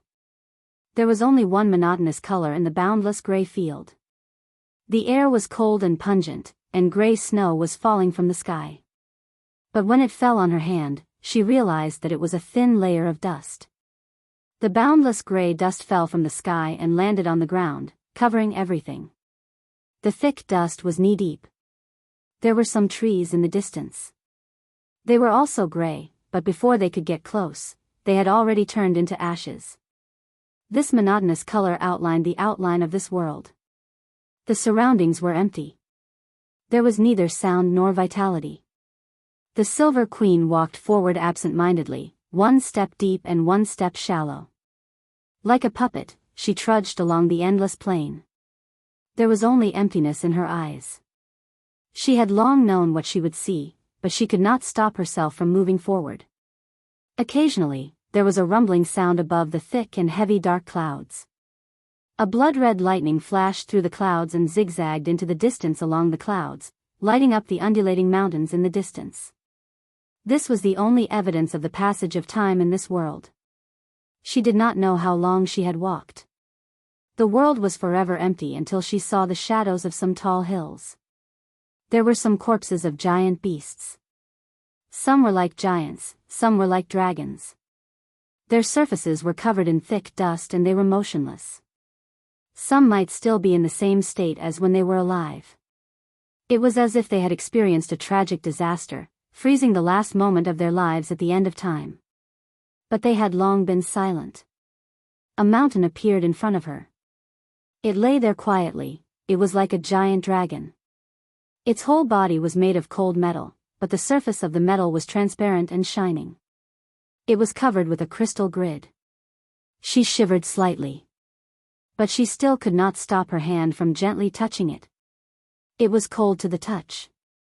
There was no organic matter on the surface, but the giant body responded with a gloomy aura of death and suffocating sadness. Tears rolled down her face uncontrollably. She let out a whimper like an injured beast. The dragon's head was lying flat on the ground quietly with its eyes closed.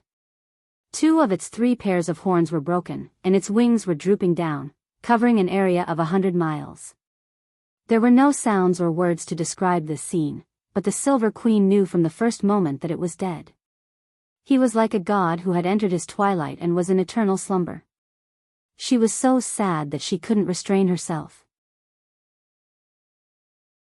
It was as if a sharp blade had stabbed into her heart. She couldn't help but cry out loud. 60 years ago, she was here crying like a helpless child. Because all hope was lost. The name of this dragon was Bahamut. It was the king of all dragons, the platinum dragon god, the symbol of courage and hope for mankind. It had protected Wone for tens of thousands of years. But it was dead. Without a sound. With tears and wounds, the Silver Queen finally stopped crying. She bit her lower lip coldly and walked around the mountain of corpses and the huge head of the dragon.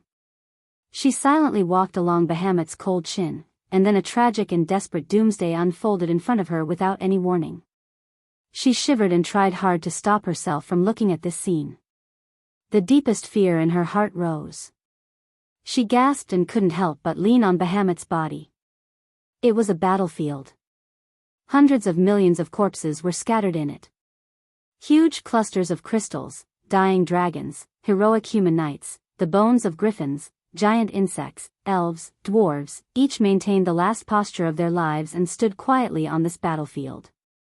It was quiet and cold as before. Then she saw the dragon of war, Tiamat, crystals and Alphonse, Tsanglan, and many other gods. They were all dead. These great beings had disappeared with the whole world. In the gray and lifeless air, the elements floated wildly, like a bunch of dispersing electric currents, struggling in the wilderness. The laws that bound them had long disappeared. The foundation that civilization and order relied on to maintain was gone. She walked forward numbly until a knight came into her sight. In the middle of the corpses of the 4 elemental kings, the knight stood proudly with a spear in her hand. The green spear in her hand was like an emerald, lighting up the only bright color in this world. But the spear was broken in half, and the knight's heartbeat had been silent for a long time. She had also passed away. That young and immature face was full of serenity and determination, but it deeply pierced the Silver Queen's heart. It was exactly the same as when she knelt in front of this knight 60 years ago. There was only endless sorrow in her heart. No matter how she struggled, she could not change history in the end. The world was still the same as what she saw 60 years ago, sliding into the same trajectory. She had failed. She was too weak to do anything. She suddenly felt how ridiculous she was. She thought she had seen everything clearly, but in the end, she was still too stupid. It turned out that this was the sorrow of the mortal world. At the moment when the curtain fell, no one could break free. They were like puppets on the stage, and their fate was never in their own hands. She looked in front of her silently. That was the end of the world. A lonely cliff stood in the void, and flashes of lightning intertwined in the sea of chaos. The elements were falling apart, and the cornerstones of the world fell off piece by piece, collapsing into the billowing clouds. A long whimper came from the chaos, resounding through the sky. A giant beast was cruising in it. Its back cut through the void, like a towering mountain range. The Silver Queen stared blankly at this terrible creature as it turned its body over, and its giant fins almost swept the world. That was Leviathan, a giant beast that was born in the chaos. Lord Martha. Why? The Silver Queen suddenly murmured. At the end of time, this is the inevitable end of our world. I'm sorry, my people. A gentle voice stroked her heart. But I've tried my best to change it. Why? Because the price is too heavy for us. We put our hope in the hands of the Black Iron people. We don't have the power to do it again, but I tried to correct that mistake. If you could, no, I've already failed. She shook her head in pain. Lord Martha, I'm sorry. The mortals stole your authority, but I can't return it to your hands. The mortals stole my authority, but you might be able to choose another path for our world. But I've already failed. She suddenly froze. She spoke with a trembling voice. Lord Martha. The mortals stole my authority, but you might be able to choose another path for our world. The gentle voice repeated. The mortals stole my authority, but you might be able to choose another path for our world. The mortals stole my authority, but you might be able to choose another path for our world. The Silver Queen seemed to have been struck by lightning, and her face quickly lost all color. She trembled and stepped back, and then she bumped into a soft human body. She turned around abruptly and saw the Dragon Queen Gwendolyn in front of her. You haven't failed, Your Majesty. The latter's voice was unusually gentle, and it overlapped with the former's voice. Gwendolyn looked down at her with a slight smile on her face. The Silver Queen opened her mouth, and there was deep fear in her silver eyes. Why? The latter stretched out her hands and gently cupped her face, and smiled gently at her. You are so innocent and kind. Your heart is pure and flawless. Your Highness, no one is more suitable than you to carry that will. Gwendolyn lowered her head and kissed her gently on the forehead. Good night, my baby. The Silver Queen's eyes lost focus, and there was only endless regret left in her heart. Darkness spread in her field of vision. Your Majesty. Your Majesty. Your Majesty, what's wrong? The entire White Rose Garden was in an uproar. Everyone immediately noticed the abnormality in the Silver Queen, and the order among the nobles seemed to be in an instant. Everyone rushed to the center of the garden in a panic. Under everyone's gaze, the Silver Queen fell to the ground, face up. She looked at the sky in a daze, and blood gushed out from her eyes, nostrils, ears, and mouth. Her eyes were empty, and there was the sorrow of a dying person. Until a person slowly walked out from the crowd and came to the side of the Supreme of the Empire. At that moment, everyone fell silent and involuntarily made way for this person. Your Majesty. The Silver Queen recognized this voice. When she was a young girl, this voice used to be one of the most authoritative voices in the court. It was unquestionable, and it made people feel at ease. More importantly, it was the only memory she had with her father, Grand Attila the Great. It was the empire 60 years ago, glorious and warm. The empire of that era had two voices, as if as long as the owners of these two voices still existed in the empire, the country would continue to be stable and strong. Lord Nydivan. At that moment, Her Majesty remembered a lot. She even recalled the past in St. Xantippe Palace, the memories of every learning under the supervision of various strict teachers. The history of the empire, the glory of the royal family, the faith of the people, were all engraved in her heart.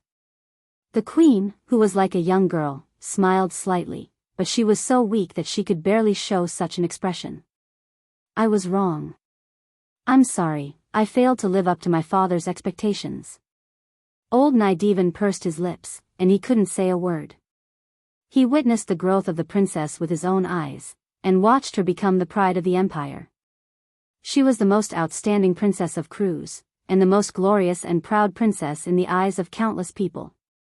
He then watched her ascend to the throne and watched the empire prosper under her rule. Suddenly, when he looked back, the gentle and smart princess seemed to still exist in his memory of yesterday.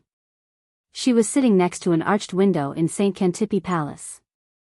The bright afternoon sun passed through the floating dust and quietly fell on her knees.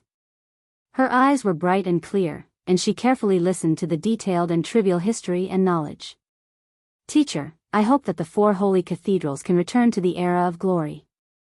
In the distant future, we will open up a wider territory. Perhaps the civil war between civilizations will be eliminated because of this. I have to prove that what the 4 sages did back then was correct. One day, once we succeed, people will no longer be confused. Old Nydivan suddenly felt that there was someone beside him. He turned around and found that it was the great holy See Vala. The old man's expression was equally serious. Only then did he remember that the princess was once his student. The Silver Queen quieted down. It was as if she felt Vala's presence.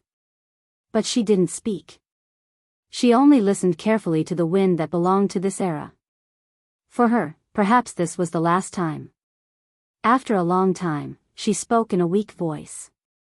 I have something to say to Count Tonagel. Old Nydivan and Vala turned around at the same time and looked at Brando in the garden of white roses. The latter was comforting Scarlet, and could not help but frown when he felt the two's gaze. In his opinion, the Silver Queen deserved it. Besides, he was not willing to get into trouble at this time. But at this moment, he saw the pleading in the eyes of the 2 old men. The old Prime Minister was fine, but Vala had helped him at a critical moment. He could not refuse the other's request. He patted Scarlet's shoulder gently and came to the Queen's side. When he saw Her Majesty the Queen again, he was slightly surprised. He did not expect the Dragon Queen to act so decisively. The once insufferably arrogant queen was now so weak that she could barely speak a complete sentence. Her youthful eyes revealed a dying luster, and it was obvious that she would not be alive for long. Her Majesty looked at him steadily, as if she wanted to see the shadow of another person in him. Brando could not bear it and asked, Is it the Dragon Queen, Your Majesty? Where is that woman? The Silver Queen shook her head weakly. She reached out her trembling hand. Brando felt a little helpless. Facing the Queen in this state, he found that he could not harden his heart. He could only bow his head silently. Only in this way could the Silver Queen's hand reach his cheek. The slender fingertips gently stroked the face, and gradually overlapped with the impression in her heart. She opened her mouth and said with some difficulty, Treat the Roman well. This sentence was like a bolt of lightning piercing into Brando's heart. The hair all over his body stood up in an instant. He stared at the weak queen, not understanding why she would say such a thing. But the Silver Queen did not answer his question. She slowly withdrew her right hand, took off a ring from her finger, and then pressed the ring on his chest. On the ring was the supreme emblem of the empire. Tell your grandfather that I love him. She had never regretted it. This was not something a supreme person should say, but at this moment, no one stood up to criticize her. Only the old Prime Minister Nydivan looked at the Silver Queen's action with his mouth agape. Your Majesty, you can't, you don't understand. Prime Minister. The Silver Queen gently interrupted him. The authority of the mortal world has passed away. Our world needs a hope, and I must make up for my mistakes. A moment later, the ring slipped from her hand. Her Majesty's hand fell gently. She closed her eyes. The thick and beautiful eyelashes no longer moved. In the darkness, she finally remembered how everything had changed. Darius, you must send the baby girl away. If necessary, kill her. Hurry, I'm afraid I'll regret it. I will send her away, but Your Highness, your physical condition worries me. What happened to you? She just smiled slightly.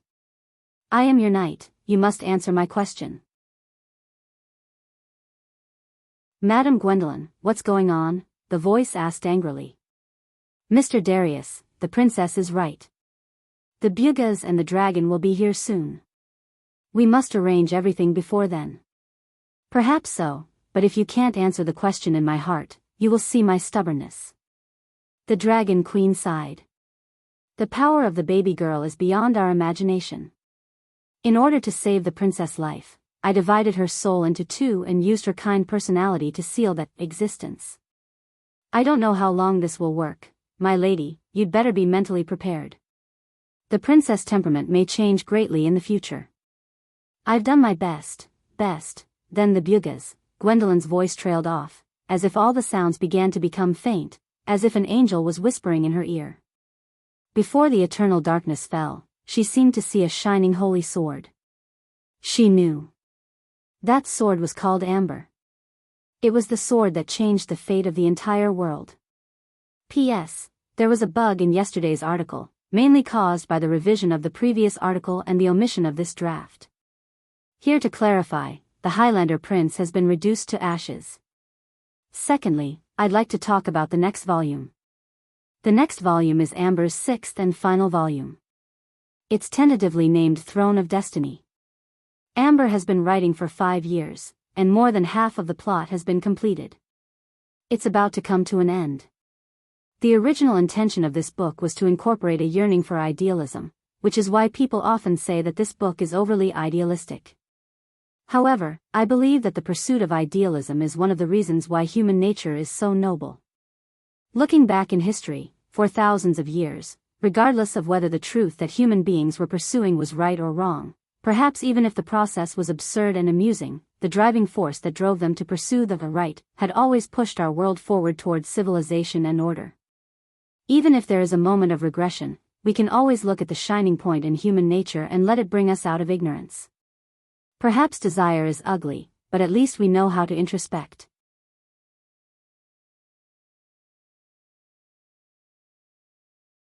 Chapter 1101.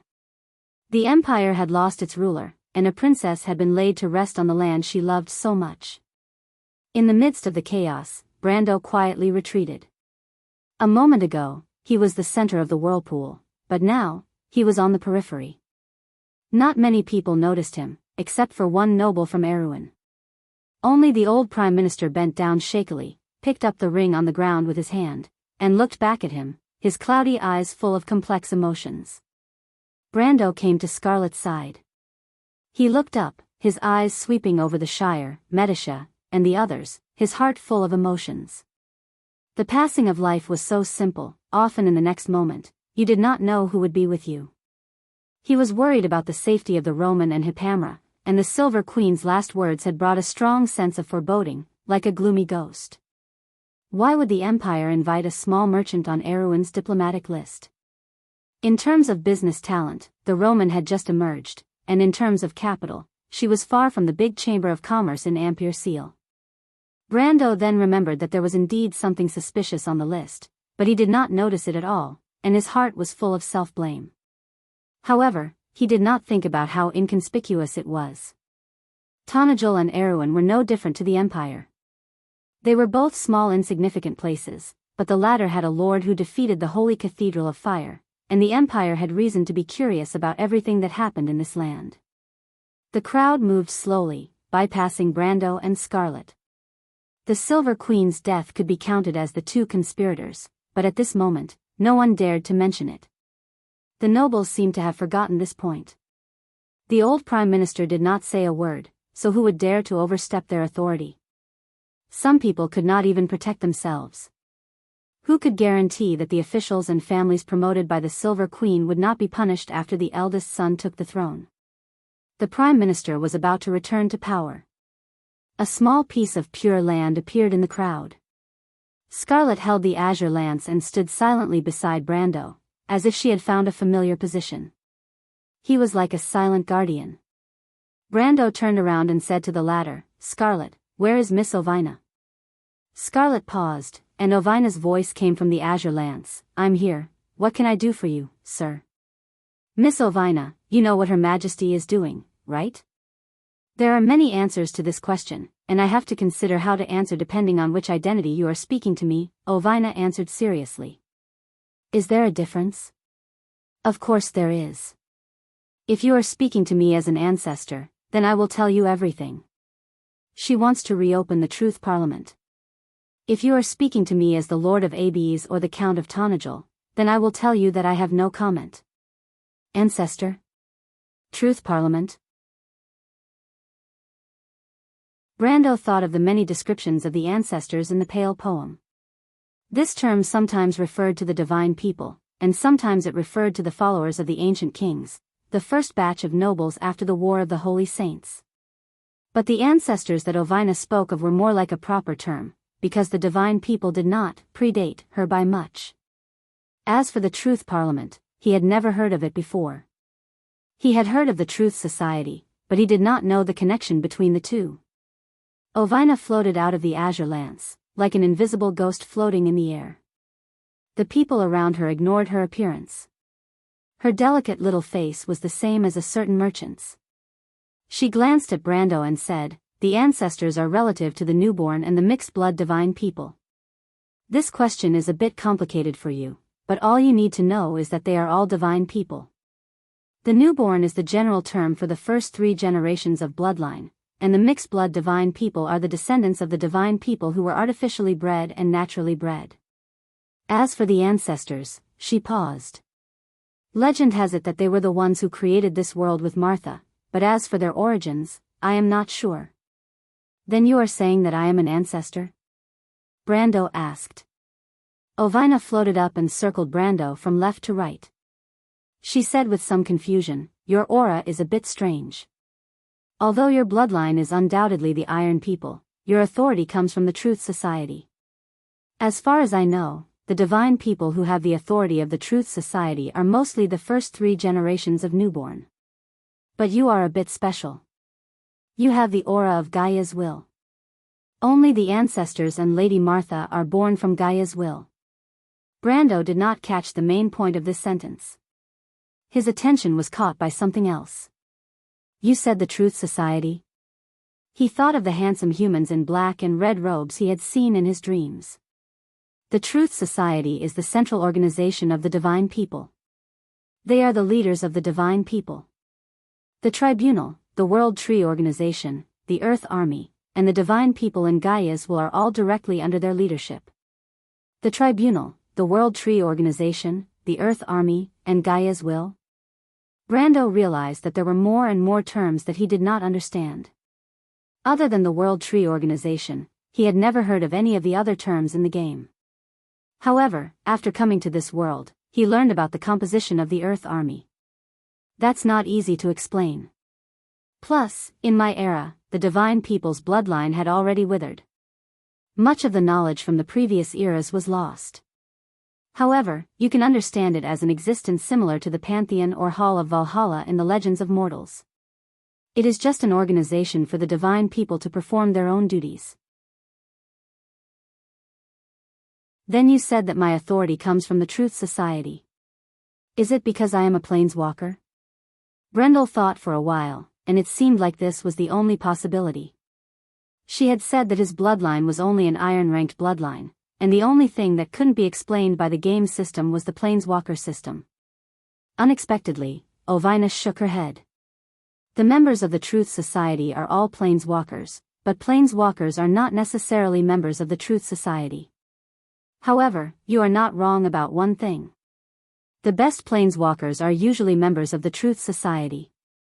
Planeswalkers are the authority given to them by Martha. At first, this authority was exclusive to the Truth Society and the Tribunal.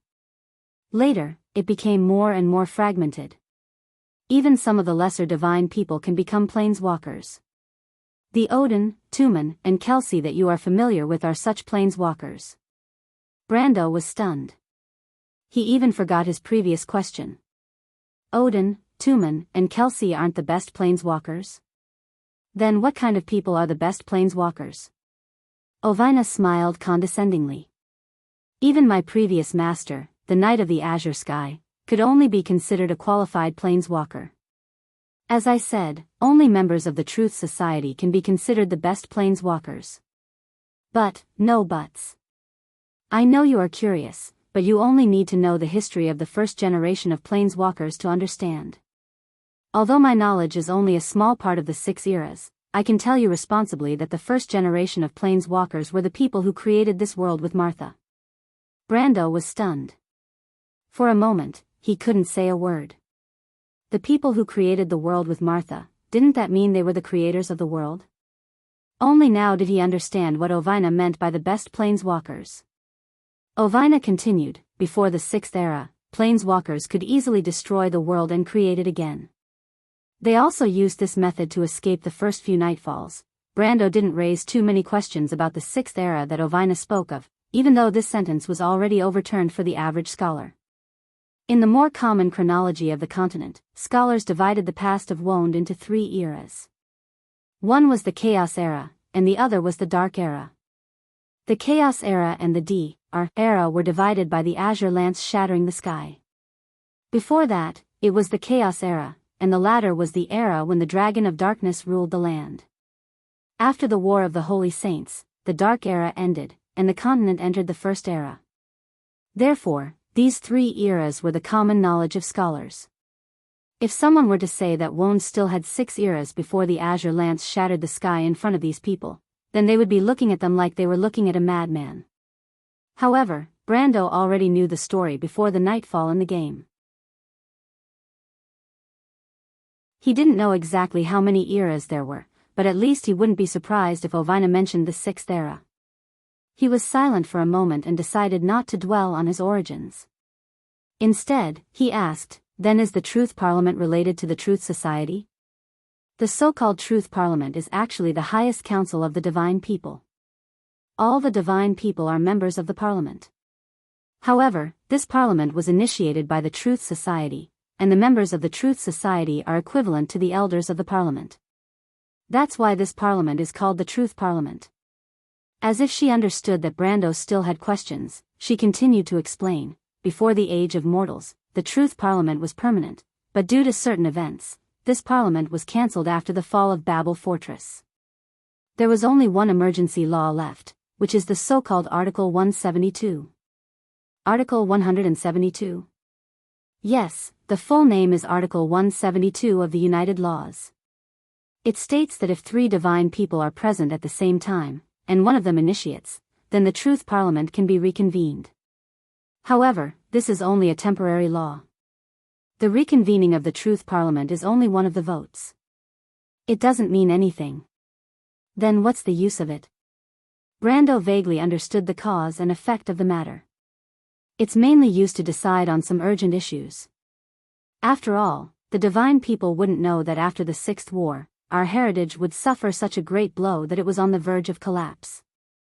The mixed-blood divine people almost completely lost all knowledge of the past, and the Truth Parliament became a mere decoration. In other words, the Silver Queen somehow received a legacy of the past, or at least a fragment of it. She knows about the existence of the Truth Parliament. Brando thought that it was most likely from the final battle, or from Odin's legacy. He continued to ask, so she wants to reconvene the Parliament? Ovina nodded. According to Article 172, if she gathered 3 members, then Scarlet and I have no choice but to agree to her request. Scarlet's heritage comes from the Azure Knight, and the Azure Knight is the leader of the Gate of Arbitration. Our authority is to arbitrate and review the divine people's issues. Then it looks like the Silver Queen knows about this as well, or else she wouldn't value Scarlet so much. Ovina expressed her agreement. She nodded and said, but the decision of how much authority to grant is in the hands of Scarlet and me. This meeting can be a meeting with the highest authority, or it can also be a discussion with the lowest authority. Authority? What is authority? All the power of mortals comes from authority. You should understand that other than the witches who can draw upon the power of darkness, mortals are unable to directly draw upon magic power. But in reality, our entire world is built upon order. It was Martha who used the law of Tiamat to restrain the magic power of chaos. She used the elements to reassemble and form the physical world that we see. Of course, energy also follows this restriction. Ovina gazed at the crowd in the courtyard and said slowly, the knights and sorcerers you see, the power they possess comes from their understanding of the laws. Their understanding of the laws determines how much power they can draw from the web of order and what kind of power they can summon. That's for wizards and high priests. But isn't the power that swordsmen wield physically? Brando didn't understand. Wizards used the law to draw upon magic, high priests prayed to a higher being to draw upon holy spells, and elementalists used the law to draw upon elements. He could understand that, but what kind of law did swordsmen draw upon? Before reaching the elemental level, swordsmen's power was purely physical. So swordsmen don't have to go through the elemental level? Ovina countered with a question.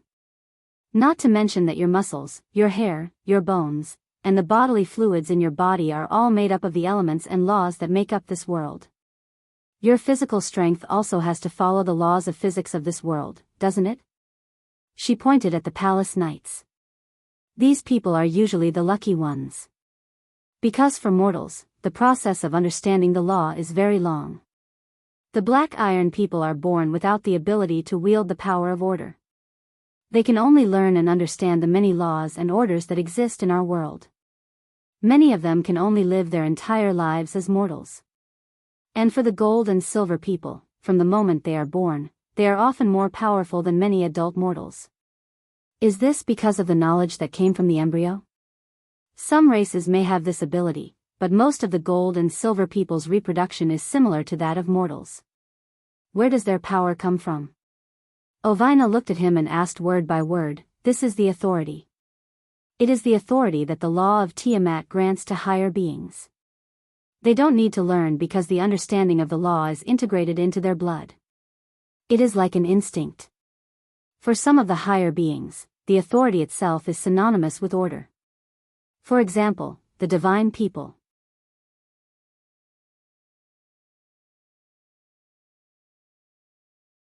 Chapter 1102. People of the Gods. This term was sacred and distant, but at that moment, it seemed so real and so close. Brando was silent for a moment. He was so engrossed in the conversation that he didn't even notice that dozens of notifications had popped up in his records. His scholar level and several skills and knowledge under it had leveled up by more than 10 levels. But the latter didn't notice it at all. I understand, he answered. But Lady Ovina, you once said that I have the authority of the Society of Truth, but I never felt it. My power still comes from learning and accumulating experience, doesn't it? Is that really the case? The spear spirit was a little amused. How old are you? Brando was stumped. He suddenly realized that he didn't quite understand this question, so he decided to bring the topic back to something he was familiar with. He thought for a moment, then continued with his previous question. So what was the difference between the highest authority and the lowest authority that you mentioned before? The difference is huge. This determines which level of authority the person with the highest authority can use in the meeting. In the highest authority meeting, the first citizen has unlimited veto power. He can even force the meeting to end. Ovina glanced at him. Just like you did. Brando couldn't help but feel sympathy for the Queen's misfortune. She doesn't know? Maybe she does, maybe she doesn't. But even if she did, she wouldn't have known that your authority would be so high. Her bloodline should come from Odin. Odin is the leader of the Earth Army and also an elder of the Truth Society. Their authority is second only to the first citizens. If you weren't there, she could have gotten everything she wanted. What does she want? I'm guessing that she wants to reopen the Truth Society. Brando frowned at the spear spirit. You've already said that. Ovina shook her head. What I'm talking about is a permanent parliament, just like before the Sixth Era. With a permanent parliament, Babel Tower will stay in the modern world. There will also be first citizens of the parliament who will stay for a long time. The chosen and the promised of your era will eventually grow up and become the next generation of first citizens of the gods, receiving the inheritance from the ancient times. Brando couldn't help but be stunned. Wasn't this great? According to the Silver Queen's plan, if Babelta existed in the world, with the increase of the chosen ones, the civilization would eventually recover to a very high level, at least not inferior to before the era of mortals. Wouldn't that be much better than now? Then why was the Silver Queen acting so sneakily? He couldn't help but blurt out, "What's wrong with that?" Unexpectedly, this question made Ovina falter. She deliberated for a moment before answering. Didn't the Bugas tell you the difference between the era of mortals and the era when gods still walked the earth? Brando was stunned for a moment, wondering how the other party knew that he had met with Tumen, but then he realized that his alliance with the Bugas was obviously not a secret. He recalled what Tolman had told him. There seemed to be some relevant content in it, but he still did not understand how it was related. Could it be that if the mortal civilization continued to weaken, it would be able to deal with the growth of chaos? It's hard for me to answer that question, Ovina answered. Before the Truth Parliament closed, my master and I were fighting against Dusk and did not participate in the last meeting. They must have made some decisions during that meeting. I can only speculate based on that. But in the end, any question has to face the test of right and wrong, so whether it's good or bad in the end, I have no answer. At this moment, Brendel suddenly thought of Sage Eloranta, thought of the Sacred Covenant, thought of the Buga people who kept everything that happened in the final battlefield a secret. He had a vague understanding in his heart, but he could not be sure. He shook his head gently. In this era of decline, it seemed that it was difficult for anyone to see the future clearly. The Silver Queen might have seen something that forced her to make such a decisive choice, but in the end, she died by his own hand. He asked himself if everything he did was right or wrong. There seemed to be no answer, but at least it wasn't worse than what happened in the game. Regarding this, could he only have a clear conscience? Where should mortals go from here? Perhaps only mortals themselves could answer this question. Then, Brando finally sorted out his thoughts and asked, I have one last question, and it's the answer I want to know the most right now. I want to ask, when the Silver Queen initiated the meeting, did she count me as one of the 3 initiators? Of course not, Ovina answered without hesitation. From what I can see, she never even saw you as an opponent. She cared a lot about Odin's legacy in you, but that's all there is to it. Legacy is legacy, bloodline is bloodline, these are 2 different things. At this point, she couldn't help but laugh. But she's a little stupid. If you don't have the bloodline of the divine people in you, why would Odin give you his legacy? If you weren't the chosen one, or the promised one, no matter how hard a mortal tried, they wouldn't be able to enter the Truth Parliament. Brando didn't find this funny. In fact, his face darkened. Scarlet was the only one around who noticed the change in her lord's expression. She subconsciously moved closer. Then who was the initiator of the meeting? As a Knight of the Azure Sky, was Scarlet a participant? Brando asked. Of course not, Ovina immediately denied. Although the Knight of the Azure Sky usually participates in the meeting, this time we were there as recorders, not participants. According to the rules, recorders are not allowed to participate in the meeting. If I remember correctly, that Prince Ogios should be a chosen one. Brando recalled. Most chosen ones had their own flaws. That Prince Ogios looked like a maniac. Judging from his strength and performance, it wasn't hard to come to this conclusion. Then other than him and Her Majesty, who was the third participant? I'm not too sure about that, but that person had a very high level of authority, no less than Her Majesty. Ovina shook her head. Is he here? Brando immediately asked. He's not here, but I think he's in this city. Brando took a deep breath. He had a vague idea of a possibility. Why would the Silver Queen know about the Roman? Why would she specially invite the Roman to the Empire?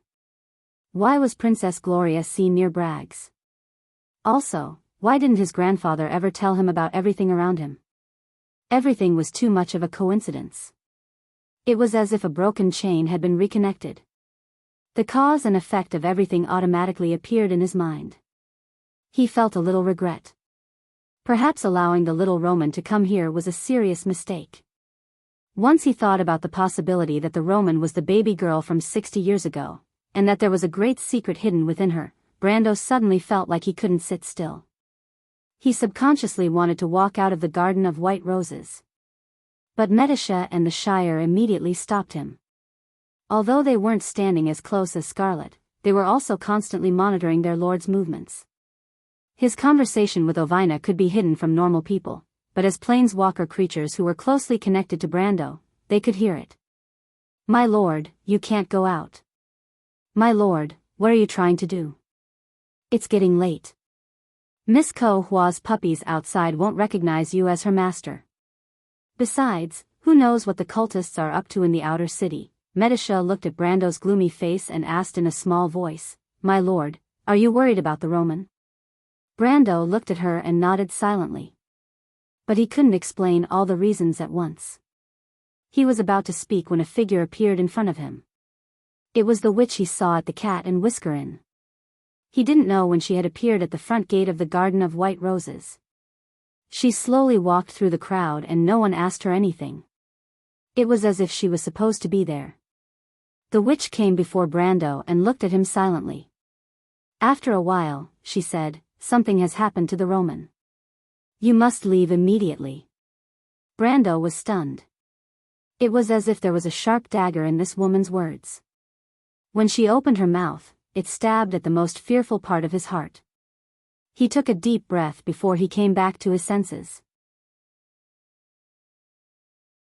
He looked at the other party and asked, Who are you? The witch took off her veil without hesitation. At that moment, Brando almost thought that he saw several faces. Some of them were even quite familiar to him. It seemed that he had seen them somewhere recently. But in the end, he saw the real appearance of the other party. Princess Gloria was not beautiful. Among the excellent bloodlines of the Corcava royal family, she could only be regarded as ordinary. She was far from her niece, Griffine, who had elven blood. But her temperament was rarely seen by Brando. Perhaps it was the years of living as a witch that shrouded her with a mysterious aura. Under this aura, this lady gave people a feeling that was difficult to describe with simple words. Brando had only seen a similar temperament on one person, and that person was now in front of him. She had another name in the countryside of Butchie. The locals called her Lady Asaya, but in front of the Roman and him, she had always called herself Aunt Jenny. This was a middle-aged woman, but the traces of time left on her face were not many. Aunt Jenny, you should have guessed who I am, Princess Gloria replied. Now I allow you to use my real name. What I want to tell you is that your guess is basically correct. The Roman was indeed raised by me. Perhaps you still have a lot of doubts in your heart, but now you must listen to me and leave here immediately. Why? Brando froze. The others also frowned and looked at the other party. Among them, the Silver Elf Princess and the Shire had already vaguely guessed the other party's identity. Scarlet and Mephistopheles had a look of vigilance. As for Enrich, she yawned and revealed her sharp canine teeth. There's no time, but I will explain it to you. Gloria's face was a little serious. Go find Nydivan and Vala. I want to borrow Cruz's long-range teleportation formation. They won't agree. That's Cruz's secret. Brando immediately shook his head. Before he understood the situation, he would never leave the Roman behind. They will. Gloria seemed to turn a blind eye to his attitude. You are the new emperor of the empire. If they don't want the two emperors to die on the same day. What? Madam, what did you say? Not only Brando, but everyone around him was stunned. Even Vahina, who had been silent all this time, couldn't help but speak. The Silver Queen gave you the ring of supremacy, so you are the emperor of the empire. Apart from you, no one else can touch this position before you die. This is the rule set by the Flame King Gretel. Even the nobles of Cruz and the Crown Prince can't go against this rule. So go tell Nydivan and Vala, let me talk to them. Brando was silent. He faintly felt that something was wrong, but his right hand was tightly gripping the hilt of the flame blade. Princess Gloria silently watched his expression and shook her head. Brando, don't be stubborn. You will understand in the future how important what I said to you today is. Aunt Jenny. Brando hesitated for a moment, but still chose to call her by the name he was more familiar with. But he never dreamed that he would meet the Roman again under such circumstances. You should understand that I will never abandon the Roman. No matter what happened to her, I will find her. He paused and said with some difficulty, even if she is dead, I will at least see the body of my fiancé. Gloria stared at the young man. For a moment, she didn't know what to say. She is not dead, in the end, the former princess of the empire sighed. I promise you, the Roman will be fine, but you have to leave here first, okay? No. Brando still shook his head. In reality, he had already planned to force his way past her and go to the outer city to find the Roman. Even though he had only spoken with Ovina for a short while, his heart was already burning with anxiety. But at that moment, someone in the rose garden suddenly screamed, Martha above, look at the moon. Everyone subconsciously turned their heads, and their eyes widened. That lonely black moon hanging in the sky was actually falling. The entire world seemed to resonate with it and trembled slightly. That scene. It was as if the end of the world had arrived. But Brando vaguely felt that he had seen the same scene somewhere before. P.S. I spent a lot of time organizing my thoughts and writing the outline of this volume today, so I wrote it a little late. When I finished, it was already 10 o'clock.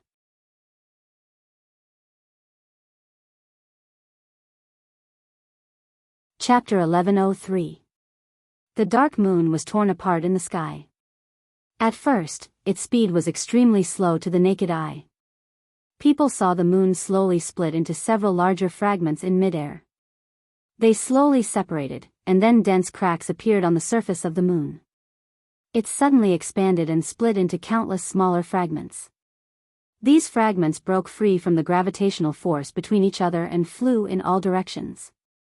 Such a picture scroll was extremely quiet in the eyes of the crowd at first, but gradually it began to move faster. A few minutes later, the scattered fragments began to penetrate the clouds, pulling out long golden-red flaming tails. It was as if there was a steel rain in the sky.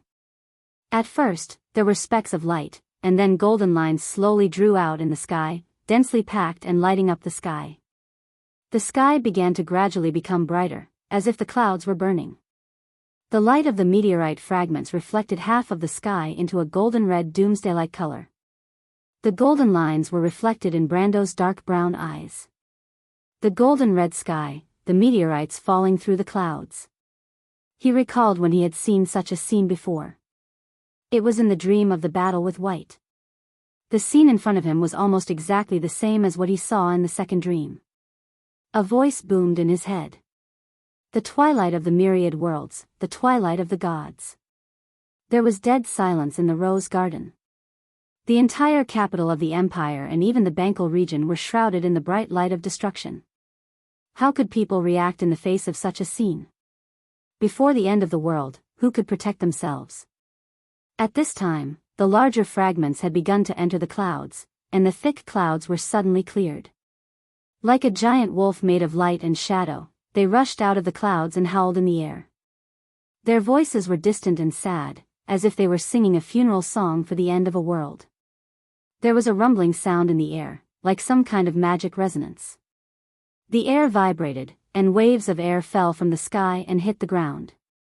With a few cracking sounds, a few long cracks appeared on the ground of the white rose garden. These cracks extended all the way to the square outside. The crowd immediately staggered. Only then did most of the nobles react, screaming and looking for cover. Men were pushing and shoving women. The noblewomen and young ladies were wailing.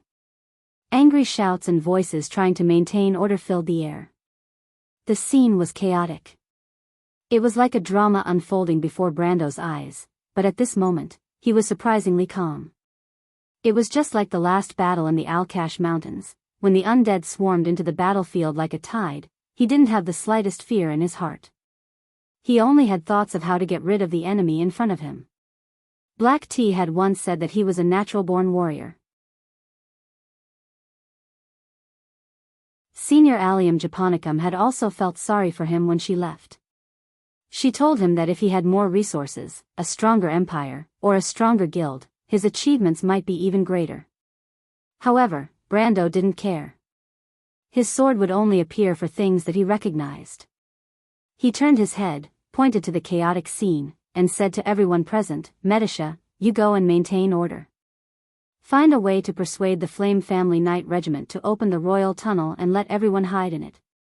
The Shire, you go and find Prime Minister Nydevan and the Holy See of Walla. Only they have the authority to control these people. Mephistopheles, Enrich, you go and protect the Duke of Flowers and his family, as well as the nobles who came with us and the young man." The Shire, who always liked to make fun of his lord, was silent at this moment. Obviously, he understood the priorities. The four nodded and left. Only Scarlet and the three Valkyries were left by Brando's side. Veronica and Lady Sydney went to the nobles. As people of the Empire, they couldn't stay out of the Silver Queen's death. Princess Gloria looked at this scene and shook her head gently. "It's useless to hide there. You have to leave here." Brendel was silent for a moment before he replied, "I won't go anywhere without her. It's useless for you to stay. But if I don't stay, I will regret it." Princess Gloria looked at him steadily. "I'll go with you." "No," Brando shook his head, "I'll go alone." "You can't be willful. Do you know why the Silver Queen gave you that ring? It's just a ring. No one will take it seriously." Brando shook his head indifferently. Even if the old Prime Minister and Walla agreed, what could it prove? The nobles of the Empire couldn't let an Erewhon rule them. They couldn't change the will of the entire Empire. How many people's interests were intertwined? Princess Gloria didn't argue with him and only replied, "It's not just a ring. You're an adult, Brando, no longer a boy. It's precisely because I'm an adult. Since you're an adult, you should understand that those things can't be done." "There's nothing that can't be done." Brando hated this kind of aristocratic argument. There are only things that should be done and things that shouldn't be done. For example, going to your death? "It's not going to my death, Aunt Jenny," Brando replied. "I don't want to argue with you. I hope you can do me a favor. If that's the case, then you have to listen to me."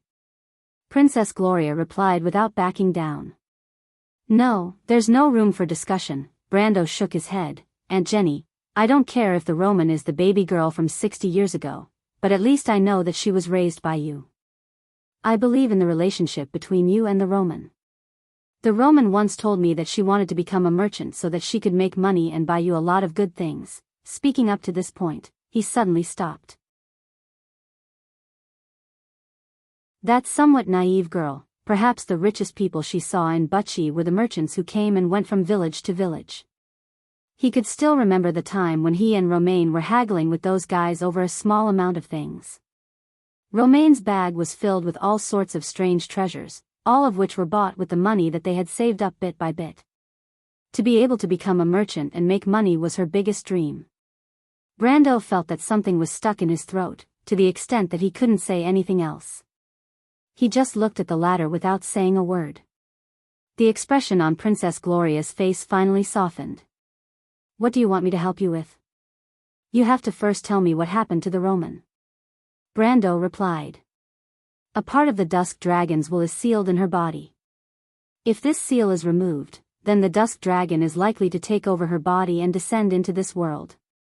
Princess Gloria replied word by word. The screams of the crowd seemed to be far away at this moment, and the surrounding sounds became illusory. Brando didn't say a word, and the two of them were so quiet that even a pin drop could be heard. But the latter didn't say a word, not because of shock. In fact, he already had a faint guess in his heart, but when this guess was confirmed, he still felt suffocated. Back then, the Silver Queen, Darius, and the Dragon Queen Gwendolyn found a baby girl on the final battlefield. That baby girl is today's Roman, but when the three of them found the baby girl was in a dormant state. It was the Silver Queen who inadvertently awakened the latter, and then discovered that the dust dragon's will was sealed in the Roman's body. Gloria continued, at that time, the dust dragon was about to descend, but the Silver Queen, who realized that she had caused a disaster, resolutely decided to sacrifice herself to reseal the baby girl. A seal that can seal the dust dragon's will can be repaired so easily. Besides, a method like sacrificing one's life doesn't seem like something that Her Majesty of that era could understand, right? Brando suddenly asked. Naturally, someone told her, and this person was the Dragon Queen. In fact, I've always suspected that the Silver Queen accidentally broke the seal because she was tempted by her, but the Silver Queen is already dead, and I'm afraid only the Dragon Queen can answer this puzzle. And then? Brando continued to ask coldly. But the Dragon Queen only took half of the Silver Queen's soul to complete the seal, using her kind and pure personality to suppress the dark side of the Roman character. According to the Dragon Queen's claim, she did this to save the Silver Queen's life. Just a few minutes ago, she killed the Silver Queen with her own hands. Brando interrupted her disdainfully. Princess Gloria also nodded. So her statement is not worth believing. The Dragon Queen may have other intentions, but we don't know. The Silver Queen's kind side was used to suppress the dark side of the Roman character. Does this dark side belong to the Dusk Dragon? Princess Gloria shook her head. The Roman is the Roman, and the Dusk Dragon is the Dusk Dragon. Although the Roman has the will of the Dusk Dragon sealed in her body, she is a true first-generation divine with a complete soul. It's just that before the Dusk Dragon was unsealed, because of the influence of the will of the Dusk Dragon, the dark side of her character was much greater than that of ordinary people.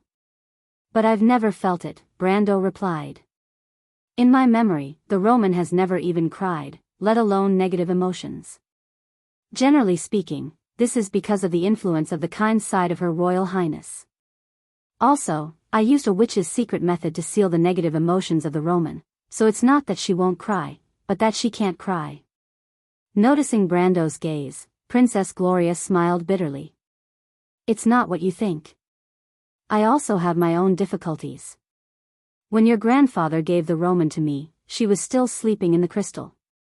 Originally, the Silver Queen wanted him to kill the Roman, but the Roman had half of Her Majesty's soul, so your grandfather couldn't do it in the end. Later, I left the Empire with the Roman and came to live in seclusion near Bragg's. But after all, the spells of mortals are not as good as Odin and the Witch Queen. The Roman also slept in the crystal for 40 years. It was not until a year after you were born that the first seal on the crystal began to dissipate. After that, she also woke up and began to grow up like a normal girl, and the seal also began to become unstable at that time. When the Roman was young, she was often controlled by dark emotions. I was afraid that the Twilight Dragon would be unsealed because of this, so I had to seal her negative emotions. When did that happen? When the Roman was 7 or 8 years old. Impossible, Brando shook his head. At that time, I was already in Butchie. How could I not know? My impression of the Roman is no different from the present. Speaking of this, he suddenly stopped and looked at the former princess of the kingdom in front of him. Gloria showed a helpless expression. The memories of you, Freya, and the Roman have been modified by me. Because of some things, I left you something. After you leave here, you will understand everything that happened at that time. I hope you didn't lie to me this time, Aunt Jenny. Brando. Princess Gloria showed a sad expression. I'm sorry, Brando sighed. I understand your feelings for me, the Roman, and Freya, Aunt Jenny, but this time it was really beyond my expectations. I understand, Princess Gloria shook her head gently. You can go find the Roman. I probably understand your thoughts.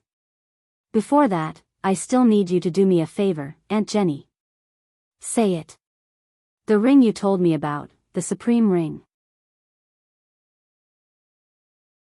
If it really has such great authority, then I hope you can help me persuade the old Prime Minister and the Great Holy See of Walla to agree to open the long-distance teleportation circle of the royal family and send Medisha and the others away. Of course it has. Gloria's lips moved. She wanted to tell him that the ring represented more than he thought. The greatest treasure left by the Flame King was not the vast territory and supreme power of the empire. Any successor with the royal blood in their body could be the emperor of the empire, but not anyone could become the Flame King. But in the end, she didn't say it. She understood that some things couldn't be forced. That ring, Brendel continued, I'll return it to His Highness after I'm done with it. I have no intention of becoming a king, and I have no intention of getting involved in this whirlpool of disputes. Besides, His Highness is considered my friend. It is His Royal Highness' fortune to have a friend like you, but this ring won't be in his hands. A voice interrupted. Brando turned around and found that it was Lady Veronica. The latter had just returned with a worried look on her face. This matter doesn't need to go through the Prime Minister. I can agree to open the long-distance teleportation circle of the royal family. But I don't think the two lords will object even if they know. Not only Medisha and the others, but also a large number of nobles and envoys from various countries must be teleported away. Otherwise, there will be big trouble. Brando then remembered something and said to the latter. Then I'll have to trouble you, Army Commander. Send my regards to Princess Magadal and thank her very much for her help. Veronica nodded and looked at him silently. You have to be careful too.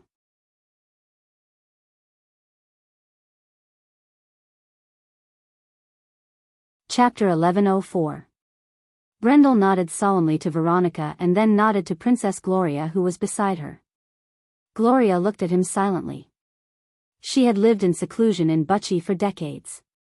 She had watched the Roman, Freya, and Brando grow up. Although she was not the parents of these three children, her feelings for them were not inferior. Now that the children had grown up, they had their own choices for the future. Brando, don't force yourself. But in the end, he could not help but remind him, you don't understand how important you are to this world. Brando did not answer. If he did, it would only weaken his determination. He turned around and looked at Scarlet behind him. Just as he was about to say something, she unexpectedly took the initiative to speak. I'll wait for you in Tonajol, my lord. Brando could not help but be stunned. He probably never thought that the Highlander girl who had always relied on him would say such words. He thought that it would take a lot of effort to make her stay. It was not that he did not want to bring Scarlet and the others, but because he really did not have the confidence in his heart. The black moon had fallen, and the wolf was roaming the world. No matter how he looked at it, this was the sign of dusk. And the meteor in the sky was about to hit the ground. Who knew what would happen? He still had his own unyielding will, but he could not guarantee the safety of Medisha and the others. So this time, he did not even plan to bring the planeswalker creatures with him. He entrusted them all to Princess Gloria to teleport them to a safe place. He had already decided to go to the outer city alone. Scarlet looked up at her lord. Miss Roman needs your help. I don't want to be a burden to you. One day, I will definitely fight side by side with you. Brando could not help but smile with relief. After going through so many things, in his eyes, this Highlander girl had finally grown up. She could finally see her own heart and firmly grasp her fate in her own hands. You will. You used to be the strongest warrior in Abes. Have you forgotten, Scarlet? I believe that you will be the same in the future. You are the Knight of Azure, no worse than anyone else. Perhaps the next time I see you, you will have lived up to your name in the legends. Scarlet hummed softly. She lowered her eyelids slightly, her heart filled with happiness. Brando looked at everyone in the courtyard, then turned and walked out of the White Rose Garden. When he passed through the main gate, he heard someone call his name behind him. Sir Brando, Count. The voice shouted from afar. I'm Henriette, and Brad Jett is my grandfather. He was once beaten to a pulp by your grandfather. You may not remember the name, but it doesn't matter. I challenge you to a duel. Remember, you still have Henriette to fight." Conrad pulled his friend back and glared at him. "You're crazy." Henriette looked regretfully at Brando's back disappearing into the darkness. He shook his head. "Of course I'm not crazy. It's a pity. I still want to find him and make friends." "Then why did you challenge him?" Conrad was so shocked that he almost forgot about the doomsday scene in the sky. "Is there a conflict between the two?" Henriette replied proudly. "I challenge the Count to protect the honor of my family. Regardless of whether I win or lose, as a descendant of my grandfather, I must set an example. However, I admire the Count from the bottom of my heart, and I am willing to form a friendship with the Count. This is my personal matter, and there is nothing wrong with it. Even if I die in the Count's hands, it only proves that I am not skilled enough." After a pause, the young man said matter-of-factly, "Besides, did you hear what Lady Veronica and the others said? Her Majesty the Queen has given the Ring of Supremacy to the Count. Isn't it a win-win situation to build a good relationship with the future Emperor?" "No," Conrad shook his head. "I think the crux of the problem is that you want to duel with His Majesty the Emperor. Then I will do it before he ascends to the throne." The question was, could the Count really ascend to the throne? Conrad couldn't help but fall into deep thought. Freya felt like she was in a strange dream. The pale full moon, the dark night sky, and the shadows of the black pine forest in the distance. The moonlight illuminated everything clearly. A wooden and stone farmhouse that was common in the countryside of Bucci, with a barn and a stable beside it. The fields in the distance seemed to be shrouded in a layer of silver. Fields of barley swayed slightly in the night breeze. This was the most common scene in the countryside of Bucci at the end of summer. But she faintly felt that she had seen a similar scene before, and it wasn't a dream. This memory fragment lingered in her mind, but she couldn't get rid of it. She thought about it repeatedly, but could only come up with some trivial conclusions. It was meaningless. But she knew that she was dreaming. She stood in the courtyard, with the road leading to the forest behind her and the open door of the farmhouse in front of her. She remembered this place. Before the Roman and her aunt moved to the hill where Brando's old house was, they lived here. This place should be behind a small forest outside the village, next to a field. The black pine forest behind her also confirmed her guess. But what she didn't understand was how she could return to this place in her dream. She only had a little impression of this place when she was very, very young. She only remembered that there was a fire here, and then the Roman and her aunt moved to a place further away from the village. But it was strange that most of the elders in the village didn't have any impression of this fire. When others talked about it, they didn't talk about it in detail. It was not that they wanted to hide anything, but it was as if the memory was too long ago and too vague. But after the incident, people said, "Thank God, Martha, no one was hurt." Freya stood in this scene with some curiosity. The memories of Bucci and her childhood seemed to be something that happened a long time ago. Although she often remembered her aunt's family in her dreams, and recalled the tragic war. But she didn't expect that she would dream of coming to Roman and her aunt's first home the day before the war. This dream was so clear. She felt a little emotional and couldn't help but walk into the farmhouse. She couldn't help but think about what she would see. Would she see the little Roman and Aunt Jenny from that time? She suddenly remembered that she hadn't seen Aunt Jenny for a long time since the fall of Bucci.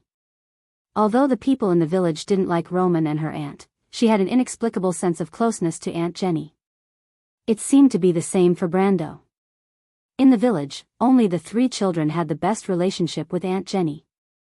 Unfortunately, Brando would only come to the village every summer. When winter came, he would go back to Bragg's.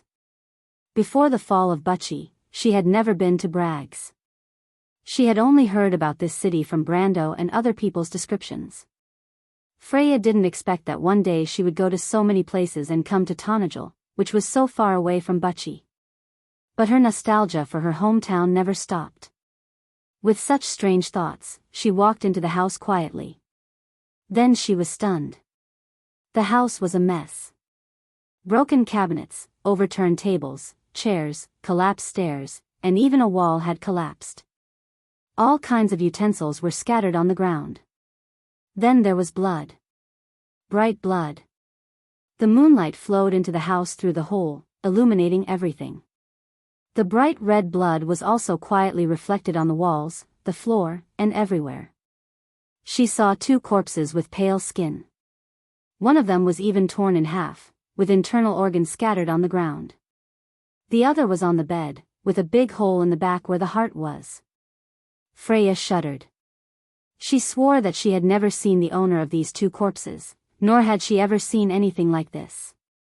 But she felt a sense of familiarity in her heart, as if all of this had really happened before. She looked around anxiously. A low sobbing sound entered her ears. The sound was full of uneasiness and fear, as if it was so helpless that it made her heart ache. Roman? She immediately recognized the voice and subconsciously turned around. Sure enough, she saw a small figure standing there, sobbing softly. It was the Roman in her memory. He was only 7 or 8 years old, but there was a faint trace of him. Freya suddenly remembered that in her memory, the Roman had never cried so sadly. The only time he saw her cry was when the 2 of them got lost in the Black Forest. She remembered that time when she slipped and fell into a mountain stream. The scar was still on her back. In the end, it was the Roman who carried her out of the forest. She still remembered that after that, the 2 of them made a solemn vow that they would never be weak, afraid, and would never cry again. Although it was just a child's vow, Roman seemed to have really kept his promise after that and never cried again. On the contrary, since childhood, she had been crying. Thinking of this, she couldn't help but blush slightly.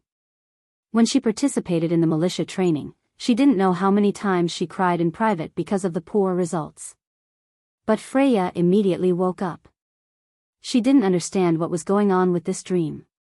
Was it just a simple nightmare? Or was it a sign? Witches were superstitious about the power of dreams. Although Freya was not a witch, at this moment, she felt that she was sober and not in a dream. She walked over and gently hugged the crying little Roman. She softly asked, "What's wrong?"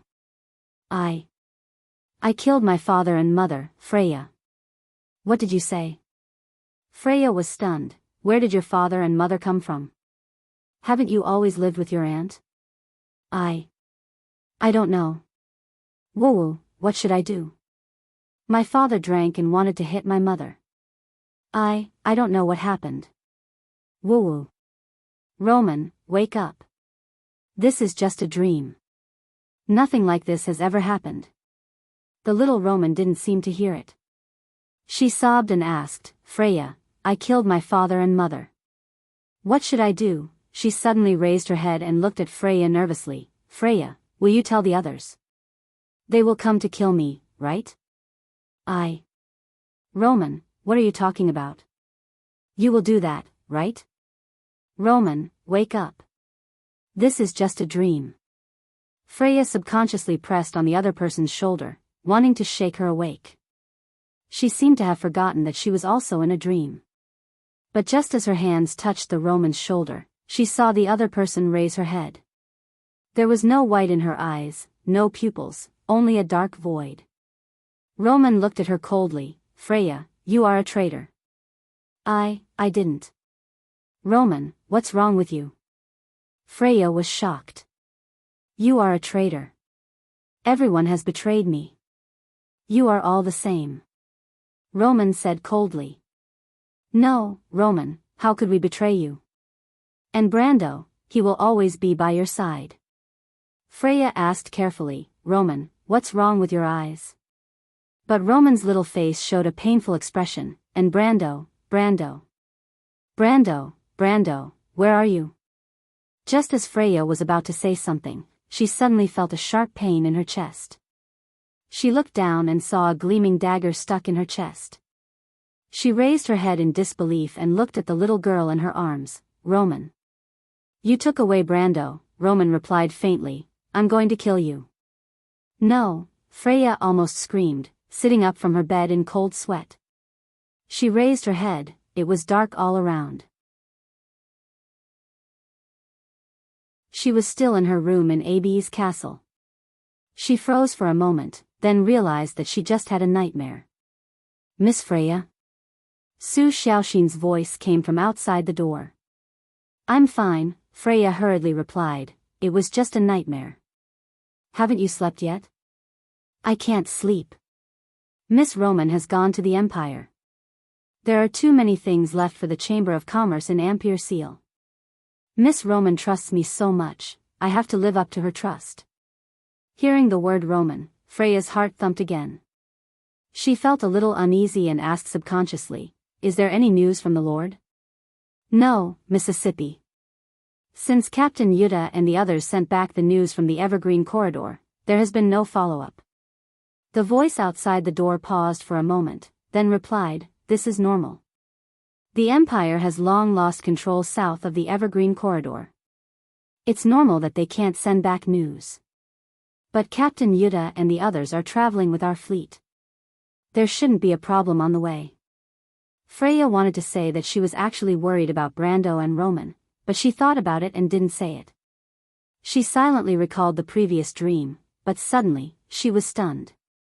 That's, something in her mind seemed to shatter, and countless dusty memories were suddenly released. Freya's face was pale, and she couldn't help but tremble and lean against the edge of the bed. Brando, Roman, she.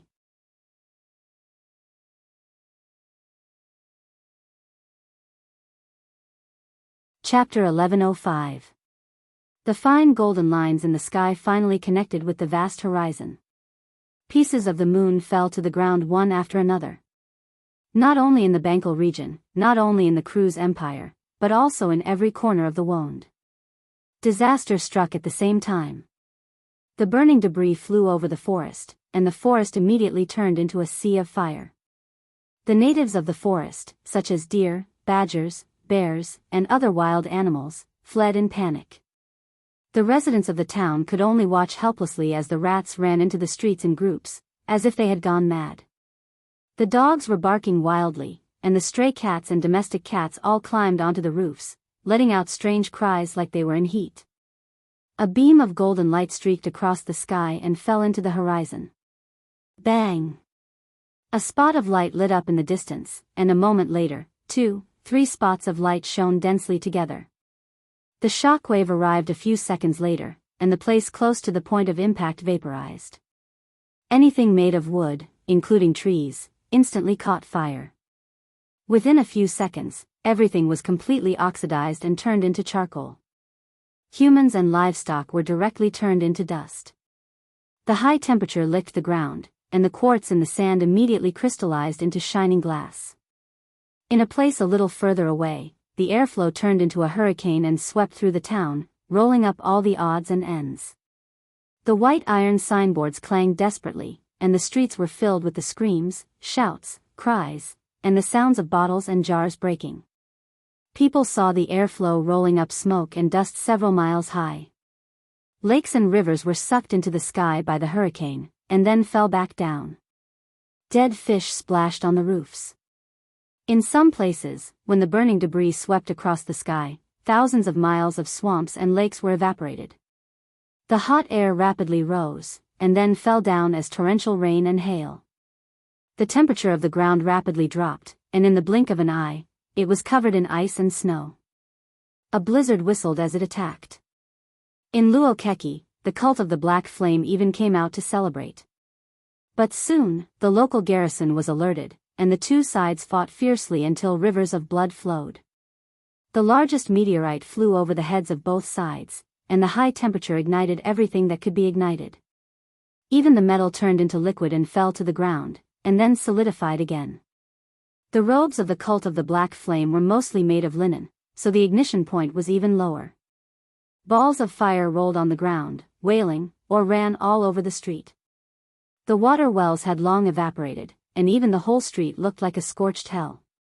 The destructive shockwave took away everything in an instant.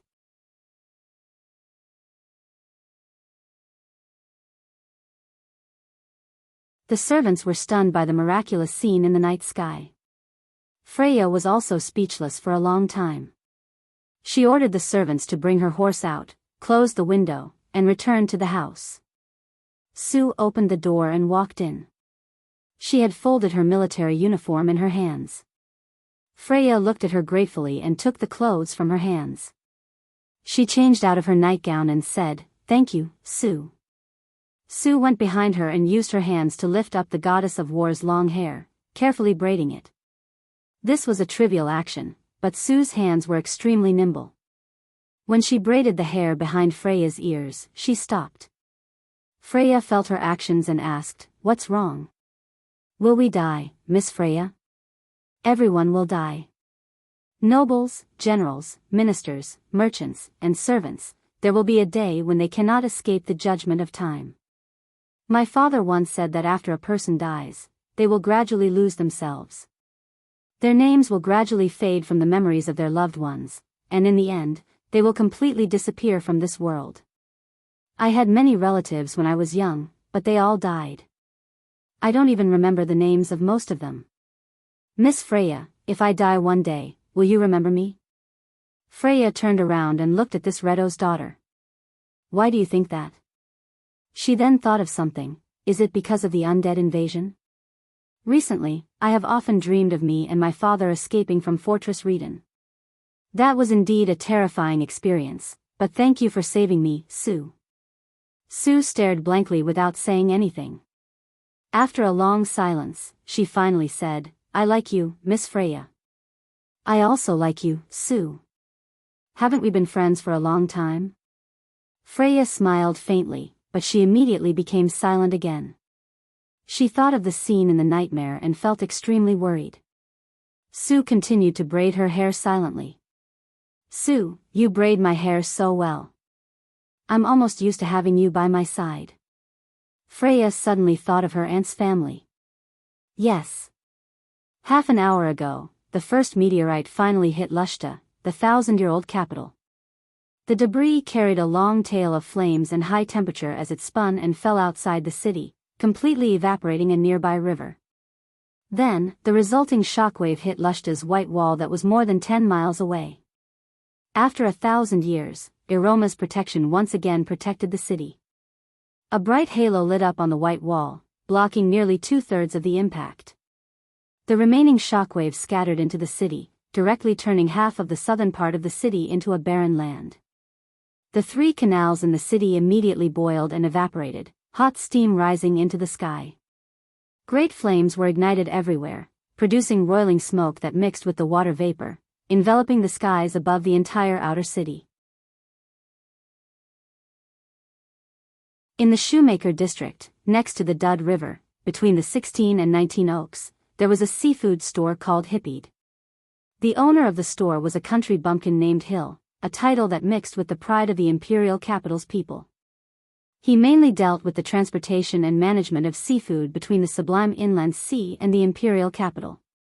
Because he monopolized the business of the nobles, he was rather famous. When the disaster happened, this famous old store was like most of the stores on this street, turned into a sea of flames. Under creaking sounds, it collapsed with a loud rumble. Fortunately, the store owner went to the White Maple Forest for a vacation that night, luckily escaping this disaster.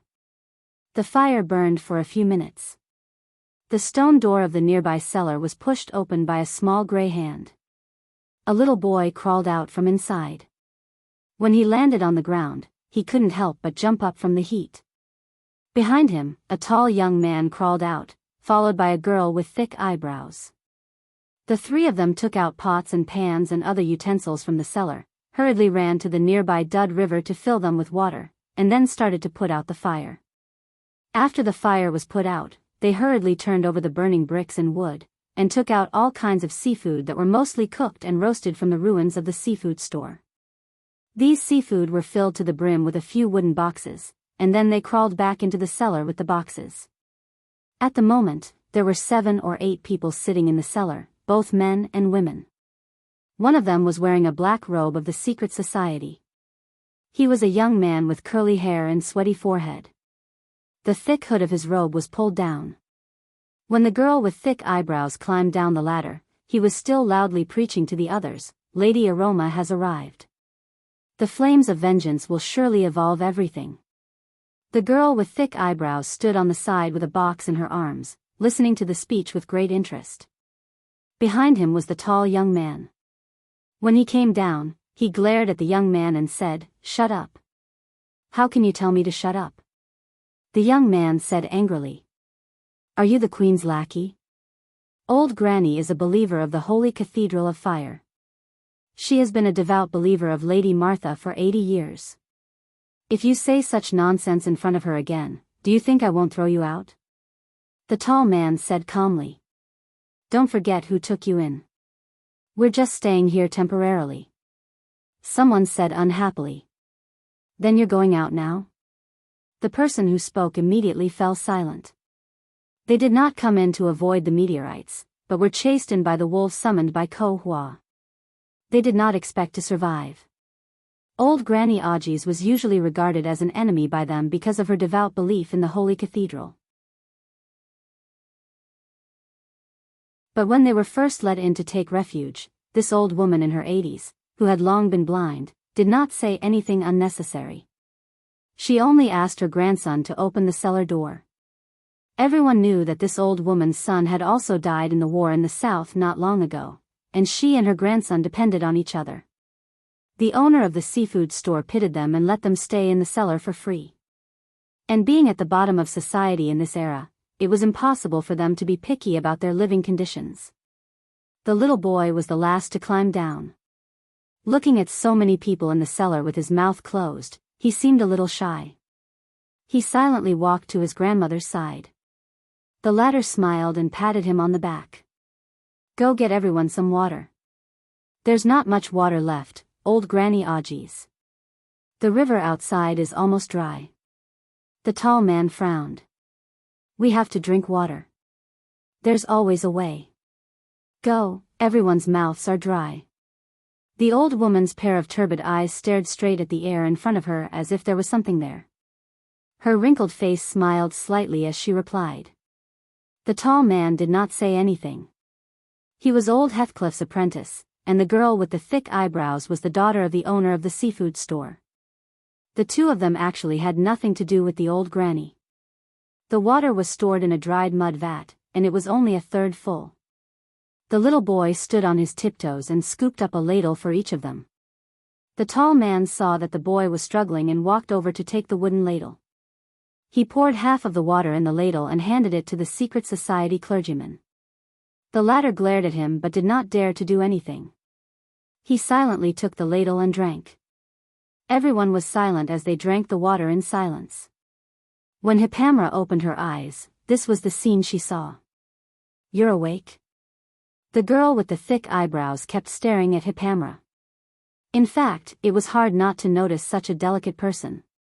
She had a head of beautiful golden curly hair, skin as white as porcelain, lips as red as cherries, and a sharp nose dotted with faint freckles. She was playful and cute. She saw Hippamra blink her eyes and open them slightly. Her eyes were drowsy, and her long eyelashes were as thick and neat as brushes. She could not help but marvel at Hippamra's beauty. Heavens, how can there be such a beautiful person? She must be the daughter of one of the nobles in the inner city. The girl with the thick eyebrows thought to herself. What is this place? Hippamra was in a daze and asked weakly. Fortunately, she at least remembered what happened before she fainted. She was injured while escaping from the pursuit of the Dragon Queen Gwendolen, but she did not know why she had suddenly abandoned her.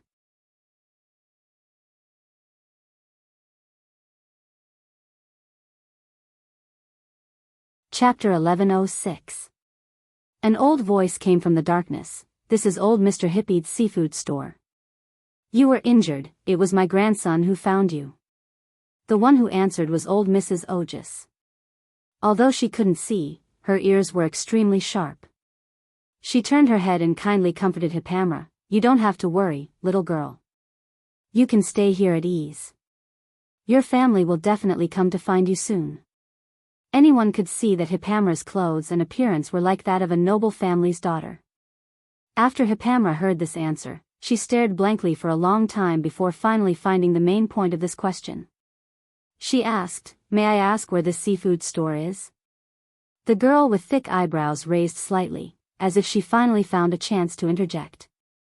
She hurriedly replied, "The seafood store is a place where seafood is sold. My father manages the seafood trade in the entire city of Rushta. The seafood on the table of every noble in this city is sent out from here." After saying that, she added with some pride, "Maybe the seafood you ate at home is a product of my family." Seafood? Poor Hippamra, this pious priestess Himalad who was born in the mountains, was hearing this trendy term for the first time.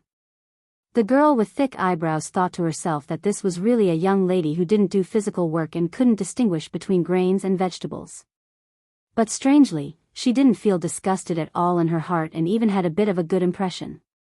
She replied, "It's fish, shrimp, crabs, and other seafood." Hippamra immediately sobered up and asked with wide eyes, "You actually eat shrimp and crabs?" Of course, the blue lobsters of Cloak Bay and the sea crabs of Fista are all top-quality seafood. The girl with thick eyebrows carefully explained. But Hippamra didn't seem to hear and muttered to herself, "You actually eat shrimp and crabs? How terrible, they are friends of humans, what?" The daughter of the seafood store owner was stunned. Hippamra looked at the box the little boy was holding in the water with some sadness. She had already seen a lot of friends of humans inside. The young girl's heart was grieved to the point of speechlessness. The girl with the thick eyebrows was at a loss for a moment. She didn't know why, but when she saw Hippamra's depressed face, she felt very sad. She quickly comforted her, It's not a big deal if you don't like to eat lobsters and crabs. Cod and sardines are also very good. I'm fine. You don't have to comfort me.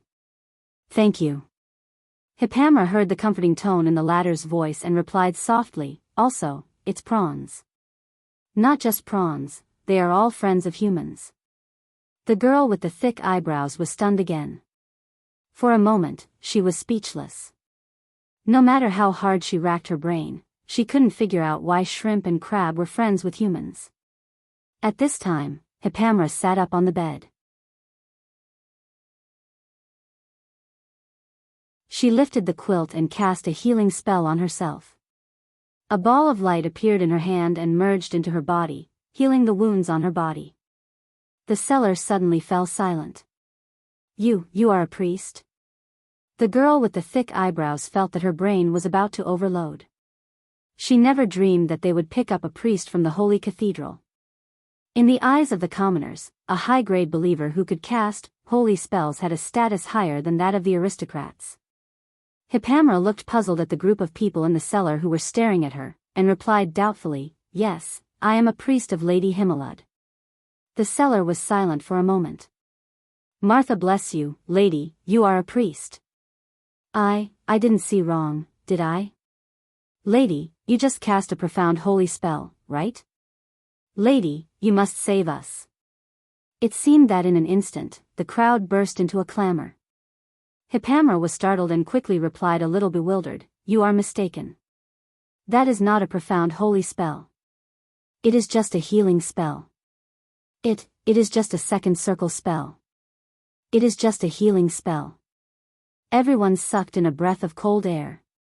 Perhaps in the eyes of others, there were hundreds of people in the empire who were in the supreme realm and elemental level, thousands of people above the gold rank, and countless people above the silver rank and black iron rank.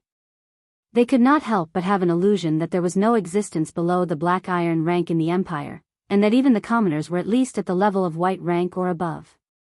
But in fact, this was a misunderstanding. The huge number of strong people in the empire was based on its equally huge territory and population base. In fact, in terms of the number of geniuses in 100 people, the empire and Fanzan were far less than the Wind Elves, and were not much higher than Erewhon. And for the Holy Cathedral, there were many existences above the black iron and silver rank, but they were often an important part of the soldier monks and the army of the church. Those above the gold rank were at least high-grade priests in a region, and when they reached the elemental level, they would at least hold the position of bishop. For the commoners, the most they saw was a priest in charge of a church or a regional holy cathedral. In fact, the strength of the priests was at most at the silver rank. As for the commoners, they ranged from the white rank to the black iron rank. Therefore, to them, priests were already high-ranking members of the clergy. However, these people's magic power was limited. If they could use substitutes, they would rarely perform miracles. Therefore, their knowledge of pharmaceutics might sometimes far exceed their knowledge of religious studies. As for a mere healing spell, it was even more impossible to talk about. So because of this sentence, Hippamra's position in the hearts of the commoners suddenly rose a lot, not to mention that her appearance was a plus point. In the eyes of the 7 or 8 commoners in the cellar, this goddess-like young lady was already the savior in their hearts. "Sir, please take us away from here." "That's right, my lord. You must save your believers." The commoners all started to discuss, but the big guy at the side couldn't help but snort. A moment ago, these people were still the faithful followers of the secret society, and now they were the most devout children of Lady Martha. It was not difficult for them to change their beliefs at all. Even the young secret society clergy in the black robes silently shrank back, not saying a word. What a joke, he was just an ordinary priest. If Lady Martha found out that he was a heretic, she would send a bolt of God's lightning down and turn him into ashes. Of course, the spell, God's lightning, was just a figment of his imagination. So far, he had not officially started to learn black magic. The bishop taught him a spell. It was said that as long as he meditated on this spell, he would be able to hear the call of the Lord. But he had not succeeded even once. Hippamra was confused and quickly said, "Everyone, please be quiet. What's going on?" Only then did the crowd scramble to explain the current situation in detail. They knew in their hearts that they did not know what was going on outside, but it did not seem to be anything good. Although they could hide in this cellar for a while, it was not a long-term solution.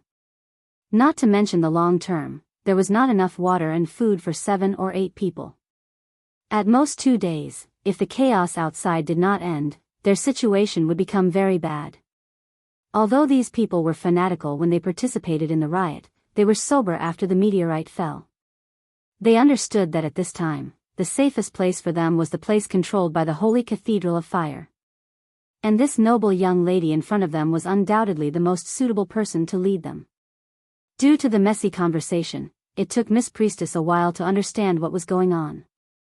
But contrary to everyone's expectations, she didn't make a judgment right away. Instead, she furrowed her thin eyebrows and said, "What's going on? It sounds like it's descending, Miss Priest. What did you say?" The crowd obviously did not understand. Hippamra shook her head. "If what you said is true, the current situation is indeed quite dangerous. But I'm going to find the Lord." "Where do you plan to go?" "My lady," someone quickly said, "we don't have to follow you, but can you take us to the nearest holy cathedral? There is a priest there, he will definitely be able to protect us." "That should be fine," Hippamra replied after some thought. She didn't know the way, so it was a good idea to ask someone for directions. "Although I'm the priestess of Himalud, everyone is bathed in order, so I think it should be fine." She asked again, "Where is the nearest holy cathedral?" "I know." At this time, the big man who had not spoken until now replied, "Miss Priest, I will lead the way for you." "That's good, but let's agree that I am only responsible for sending you to the holy cathedral. I still have to find the Lord," Hippamra said carefully. The crowd quickly nodded and agreed in unison. In fact, they were collecting food with the intention of going to the nearest holy cathedral to seek protection. Now that there was a high-ranking priest who was willing to protect them all the way, this was undoubtedly the most exciting news. The old grandmother was also happy. She originally planned to stay alone, but under the persuasion of the crowd, she decided to go with them. After all, there was nothing to be dissatisfied about not being separated from her grandson. Besides, everyone knew in their hearts that staying here was just waiting for death. The old woman did not want to be a burden to them. Of course, under normal circumstances, it was indeed difficult for them to bring an old woman with limited mobility. But now that Hippamra was in the team, it was another matter. The little boy still did not know what was going on, and he did not know that he was almost separated from his grandmother. After receiving the ladder's instructions, he climbed up the ladder and opened the stone cellar door above the cellar. The originally lifeless atmosphere in the cellar could not help but become a little lively. Everyone started to pack up their things, packing up water and food, and bringing them with them. In this period of time, to the commoners, these were the most precious treasures. After all, no one knew what was going on outside and how long the turmoil would last. Although Hippamra wanted to look for Brando, she was not in a hurry. Instead, she looked at the actions of these people curiously. In the era she lived in, the Earth Holy Cathedral was still active in Wound. That was before the era of the War of the Holy Saints and had a history of at least 1,000 or 2,000 years. Moreover, she was the saint of the Earth Holy Cathedral and did not know much about these low-level things. She could not help but be filled with interest upon seeing this. However, before everyone was ready, the grandson of old grandmother Augis jumped down from the ladder and said softly, "There are people outside." The cellar instantly fell silent. The big man asked, "How many people?" The little boy threw a glance at the secret society's priests who were standing in a dark corner behind them and said, 7 or 8 people like him. It's the secret society's disciples. Everyone suddenly became nervous. Although they were still the most fanatical believers less than an hour ago, their minds were now clear, and their survival instinct took over again. Who knew if these secret society's disciples would have a conflict with the priestess? This was their only hope. These commoners could not tell the difference between the priestess of the Holy Cathedral of Fire and the priestess of Himalad, but they did not think that she would have a good relationship with the secret society's disciples. It had to be said that although the commoners living at the bottom did not have much knowledge, they had simple values and political views. After they analyzed the pros and cons, they immediately said to the little boy, "Quickly go and close the cellar door again. It's too late." The little boy shook his head vigorously. "When I came down just now, they already saw me." "Sigh, how can you be so careless?" Everyone suddenly felt distressed. Looking at their expressions, Hippamra could not help but feel a little worried. She was not as heartless as the Roman, nor was she as clear as Brando about the hierarchy of power in this world. Besides, there was a horseshoe beetle, a dragon queen, and so many supreme class masters in the city that could threaten her. She did not know who these secret society's disciples were, and for a moment, she was a little nervous. While she was worrying, a series of messy footsteps came from above the cellar. Everyone suddenly fell silent, only the eyes of the young secret society's disciple were a little bright. Of course, at this time, he did not dare to say a word. Although his fellow disciples were above, the priestess was still in front of him. It would only be a matter of minutes before she turned him into ashes. At this time, he was still thinking about the priestess's thunder. The atmosphere in the cellar could not help but be a little strange for a moment. Everyone had different thoughts in their minds. The footsteps above were getting closer and closer. They chaotically crossed the open stone door of the cellar and went in another direction without stopping. Everyone was stunned. The joyful expression that just showed was also frozen on the young secret society's disciple's face. For a moment, he did not know how to close his mouth again. His face almost twitched, looking very strange. Fortunately, no one noticed this. Hippamra looked at them and asked, "What do we do now?" "Let's wait." Someone said. "Let's wait." The others quickly responded. No one dared to take the risk at this time.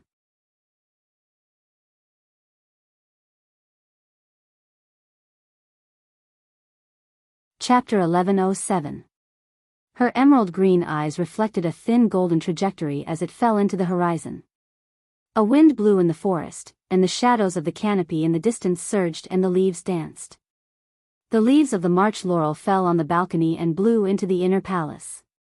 Light flowed into the main hall, illuminating the marble pillars. Eloranta watched all this quietly, while the left and right quietly looked at their great sage. This seemed to be faintly announcing the end of an era, but few people understood what it meant. After a moment of silence, the former suddenly walked down the steps, the hem of her silk robe spreading across the marble floor.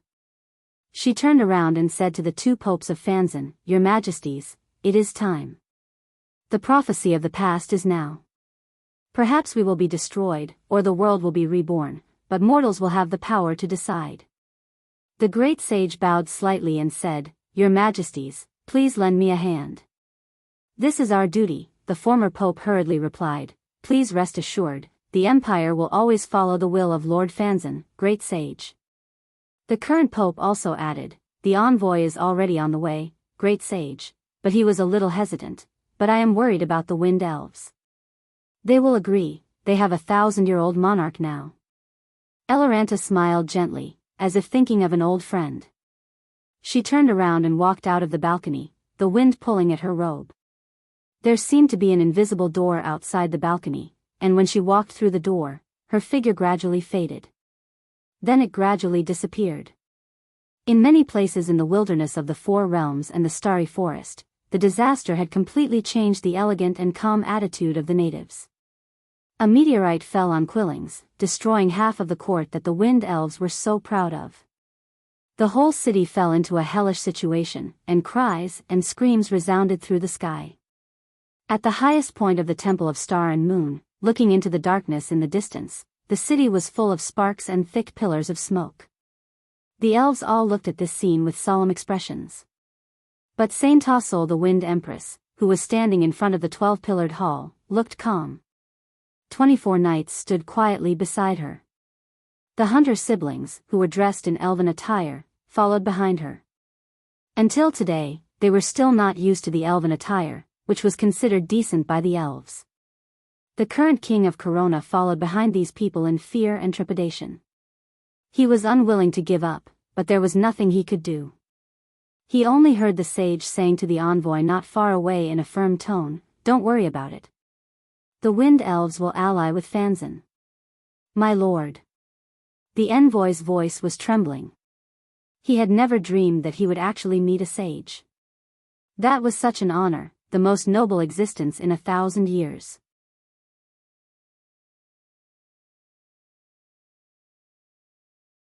"I will convey your every word," he replied respectfully. The elven lady nodded. "Go back and tell your emperor to prepare for war. This war may decide the fate of all of us." Her voice drifted away with the wind, as if it had drifted from the forest to a place further away. There were mountains and rivers, plains and lakes. It crossed the straits, crossed the peninsula that broke out into thousands of miles of raging waves, and followed the seasonal wind called verdant, followed the sea currents, and came to a place called Roshar. The wind whistled all year round, rolling up sand and stones through the canyon, carving out countless strange pillars in the sand. In the huge and strange palace on the cliff, the shadow of a dragon danced. In one of the rooms of the thousands of palaces, a young golden dragon was resting his chin on the windowsill, looking at this scene in boredom. "Allahs." The voice of the elder came from outside the door. The little female dragon grabbed a golden cup and threw it out. There was a series of clinking sounds outside the hall. The elder's voice became flustered. "Damn it, you attacked the members of the Senate again. If this goes on, you won't be able to reach adulthood, Allahs. It's for you." Allahs pouted. Her huge body turned into human form in a burst of golden light. She used her hand to fiddle with her huge curly hair, her golden eyes were full of bored colors. She had been locked up for months. "You dare to bribe a member of the Senate? Don't come again. Then I'll accept it. I just want to tell you that accepting bribes is something even in the dragon race. Oh my God, you've smashed my beloved golden cup. If I'm not mistaken, this is the collection of Otto II. The voice outside the door made a fuss. An old man with a white beard that dragged on the ground came in with a golden cup. As he walked, he stroked a dent in the golden cup and sighed. "I have good news for you, Allahs. You have to tell me first, what's with the chaos outside?" "I don't know. Maybe Lady Ovanlos is summoning the Dragon Council." The little old man looked around. Where's Flora? She's angry with me. I gave her earring to a mortal. Oh. The little old man replied nonchalantly. The relationship between the dragons was very messy. Otherwise, there would not be so many dragon descendants in the mortal world. You're an adult, Alaz. What did you say? The little female dragon almost thought that she had heard wrongly. Then she screamed and jumped 3 feet high. She rushed over like a whirlwind and excitedly grabbed the latter's white beard. What's going on? Say it again. Oh my God, let go. The little old man shouted in exasperation. He reached out and flicked his hand. Alaz flew out like a cannonball and crashed through one of the walls of the palace. She crawled back out of the smoke and dust with difficulty. She looked at the old man with a dusty face and stuck out her tongue.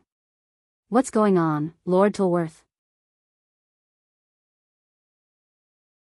The Holy Temple suddenly received a promise from Bahamut. From today onwards, the younger generation of the dragons will directly become adults. When you have your coming-of-age ceremony, you can directly feel the ancient will. Allah's golden eyes lit up. The gods are back again? That's not it. This promise is not known if it came from outside the elemental frontier, or if it was left behind before. The priests are already in an uproar and are investigating. The little old man replied. The little female dragon licked her lips. So, there's a war? The latter nodded. Alaz raised her head and looked through the window. The shadow of the dragons was passing over the sky. In the holy temple of the dragons, a majestic voice was echoing repeatedly. Go to cruise. Brando, Freya, where are you? A small, fearful voice suddenly flashed across Gwendolyn's mind. The dragon queen paused and abruptly turned to look behind her, puzzled. There, the entire street was ablaze, with embers darting out from every window and door. Sparks rose and danced amidst the thick smoke. From time to time, the sound of buildings collapsing could be heard. Creaking sounds were heard, but the small voice seemed to be an illusion and never appeared again. She narrowed her eyes, and her pupils reflected the road's surface that was illuminated by the fire. It was as if all the water had evaporated from the soil. The hot air flowed through the streets, and the air seemed to be distorted, forming sparkling ripples. The high temperature did not make Gwendolyn feel uncomfortable. Humans often rumored that dragons lived in volcanoes because dragons flew in the sky and burned everything in their path. Although this theory was full of low-level fallacies in the eyes of scholars, it was not a big deal. Ice and fire, air and earth. It was an extreme elemental environment for mortals, but dragons could draw nutrients from it. That was why humans would often find their traces in extreme environments such as volcanoes and icy peaks, swamps and mountains, leading to such misunderstandings. And for an adult dragon like Gwendolyn, it would not be a big deal even if she were to roll around in magma. Of course, unless their brains were fried, they would not really do that. Dragons also pursued comfort and a good living environment, just like how they pursued wealth. In comparison, their ecology was more similar to the merchants of Moria, greedy, selfish, and greedy for pleasure. A dragon like Gwendolyn was considered an anomaly among the dragons. Just like how their own kind did not understand why they were always running around outside, there was only one reason for dragons to run around: to kidnap a princess of a kingdom and extort the king's treasury. Gwendolyn's gaze carefully searched every corner. She was a meticulous person, or perhaps a meticulous dragon. Years of living had cultivated such meticulousness, but she still found nothing. An illusion? The dragon queen frowned and looked at the square before her. It was the 12-month square. The square was designed and built in the year of the return of radiance. The designer was the dwarven master craftsman Hazeth Steelaxe. Of course, the square had been changed and rebuilt over 1,000 years. Even if the designer himself climbed out of his grave and came here, he might not recognize his masterpiece. Not to mention the square at this moment. Even the street guards from the day before might not recognize it. The ground in the square was blood red, just like the hills and basins that Gwendolyn saw in Billord. The soil was rich in some kind of metal element, and the ground was bright red. However, the ground had cracked under the high temperature, like a dry field. The Dragon Queen walked slowly on the dried blood scabs, and the sound of cracking bones sounded like she was stepping on broken bones. The statue of Knight Duke had completely collapsed from its pedestal. The stone statue lay in pieces in the middle of the square. His head and left arm were by the fountain, while his torso and lower body were in the middle of the square. The warhorse lay at the bottom of the dry pool, its right hand still holding a long sword, the tip of which was pointed at a charred skeleton not far away. Gwendolyn walked across the square and came to the skeleton. She saw the tree-shaped pendant hanging on the neck of the skeleton, and pulled it off with her hand. At this moment, the skeleton moved slightly. Its upper and lower jaws shook, and the charred vocal cords let out a hoarse and weak voice. "Save me. My lady, save me. Is the ritual a success?" "It's a success. My lady, save me." Gwendolyn looked back. The blood pattern in the center of the square was in the shape of a whirlpool. The charred corpses were scattered around the center of the whirlpool. She saw a few footprints, leaving towards the northeast. "You did well. Save me. My lady." Gwendolyn smiled and put her hand on its head. "No." The charred man screamed unwillingly. "Why should you be afraid? Death is the best redemption." "Why? My lady?" The latter trembled in fear. Gwendolyn's golden eyes looked at him with pity. "No one will die in vain. The dead need justice." "No. You will go to hell too." The voice stopped abruptly. The Dragon Queen silently threw the bishop's corpse away. "Yes, I will go to hell too. Soon," she replied softly. "But it was all worth it." She turned back and looked at the dancing sea of fire. It was as if she saw a quiet and confident figure in the flames. That figure looked at her silently through the fire. "I'm sorry. We have no other choice. This is the fate of the mortal world." Gwendolyn sighed. The long passage of time had caused life itself to lose its meaning. For beings with eternal life, emotions seemed to have become weak. Only the eternal goal at the end of the long path attracted their attention. She had seen many mortals. The short lives of mortals were like the snap of a finger in her eyes. Their existence and death were but the blink of an eye. She would more or less recall it, but the feeling of sympathy had long since disappeared. But there would always be kindness and innocence that would move the heart. If it was possible, unfortunately, she could not give up all of this for anyone. When she inherited this bloody legacy from the hands of her predecessors, she had already understood this in her heart. She had to be responsible for everyone who had sacrificed themselves for this over the past 10,000 years. Even if they were unwilling, it was not important. If the tree herders could succeed, then everything would be worth it. She left the bishop who was no longer breathing, turned and walked towards the northeast.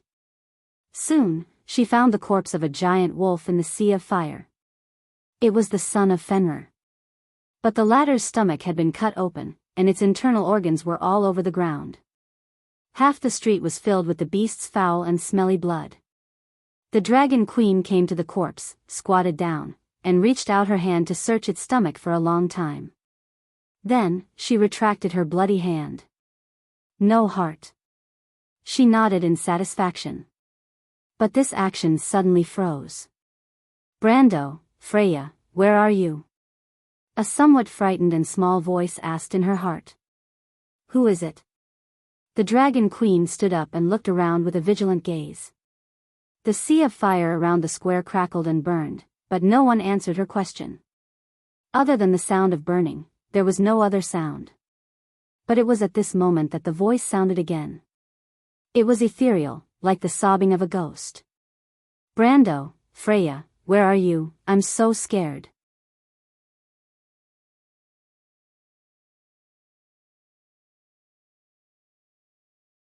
Chapter 1108. Roman had a strange dream. The dream was full of corpses and thousands of dead people. The city was burning in a sea of fire, and the buildings were dying. It was like hell. She dreamed that she had become a baby girl, bound in swaddling clothes and abandoned in a square. The buildings in the square were tall and majestic, but they were burned to ashes in the flames. It was not the architectural style of any city she had ever seen. It was neither Bragg's nor Ampere Seal.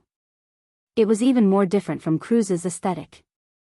Without Brando by her side, Roman began to feel afraid. She wanted to call for Brando, call for Freya, desperately make a sound, but in the end, she could only cry. Her voice was clear and loud. Until someone came out of the fire. It was a group of knights. The style of their armor was strange. She had never seen this style of armor in Brando's territory. When the group of knights saw her, they immediately shouted in surprise. Roman had never heard their language before. They spoke quickly, but she could understand. Found her. Kill her, demon girl. Thank you, Martha, we are saved. The knights shouted and pulled out their swords. However, before they could get close, suddenly a few beams of golden flames fell from the sky and hit the knights. The high-temperature jet passed through their heads and exploded into flames under their armor. Only a few pieces of twisted metal were left scattered on the ground. Then Roman saw some people in black and red robes coming out of the sea of fire. They did not say a word and directly picked her up from the ground. One of them looked at her intently. His face showed an indescribable expression, and he shook his head heavily. He said a sentence. It was different from the language of the knights before, but Roman could still understand it. What a nightmare. He reached out to kill Roman. But the people next to him stopped him. She is at least our most successful work. You can't just destroy her. This is the result of our joint efforts. Perhaps there are other ways. Everything will have to wait for the councilors' joint decision. The man holding the Roman hesitated for a moment, and his hands stopped in midair. This plan has completely failed. We might have no choice but to compromise. No, perhaps we still have a second option. The Druids' plan might not succeed. The Bronze tribe is ruthless and full of flaws. The council will never approve of them. This is not good news, my brother. But the monitors found that Martha was acting strangely. In the past few days, she had used 70 to 80% of the network's energy several times. Although it was very short, there were still traces. What is our great mother doing? Projection. She seems to be projecting something. The man was silent. He put down his hand. I'll test it out with her.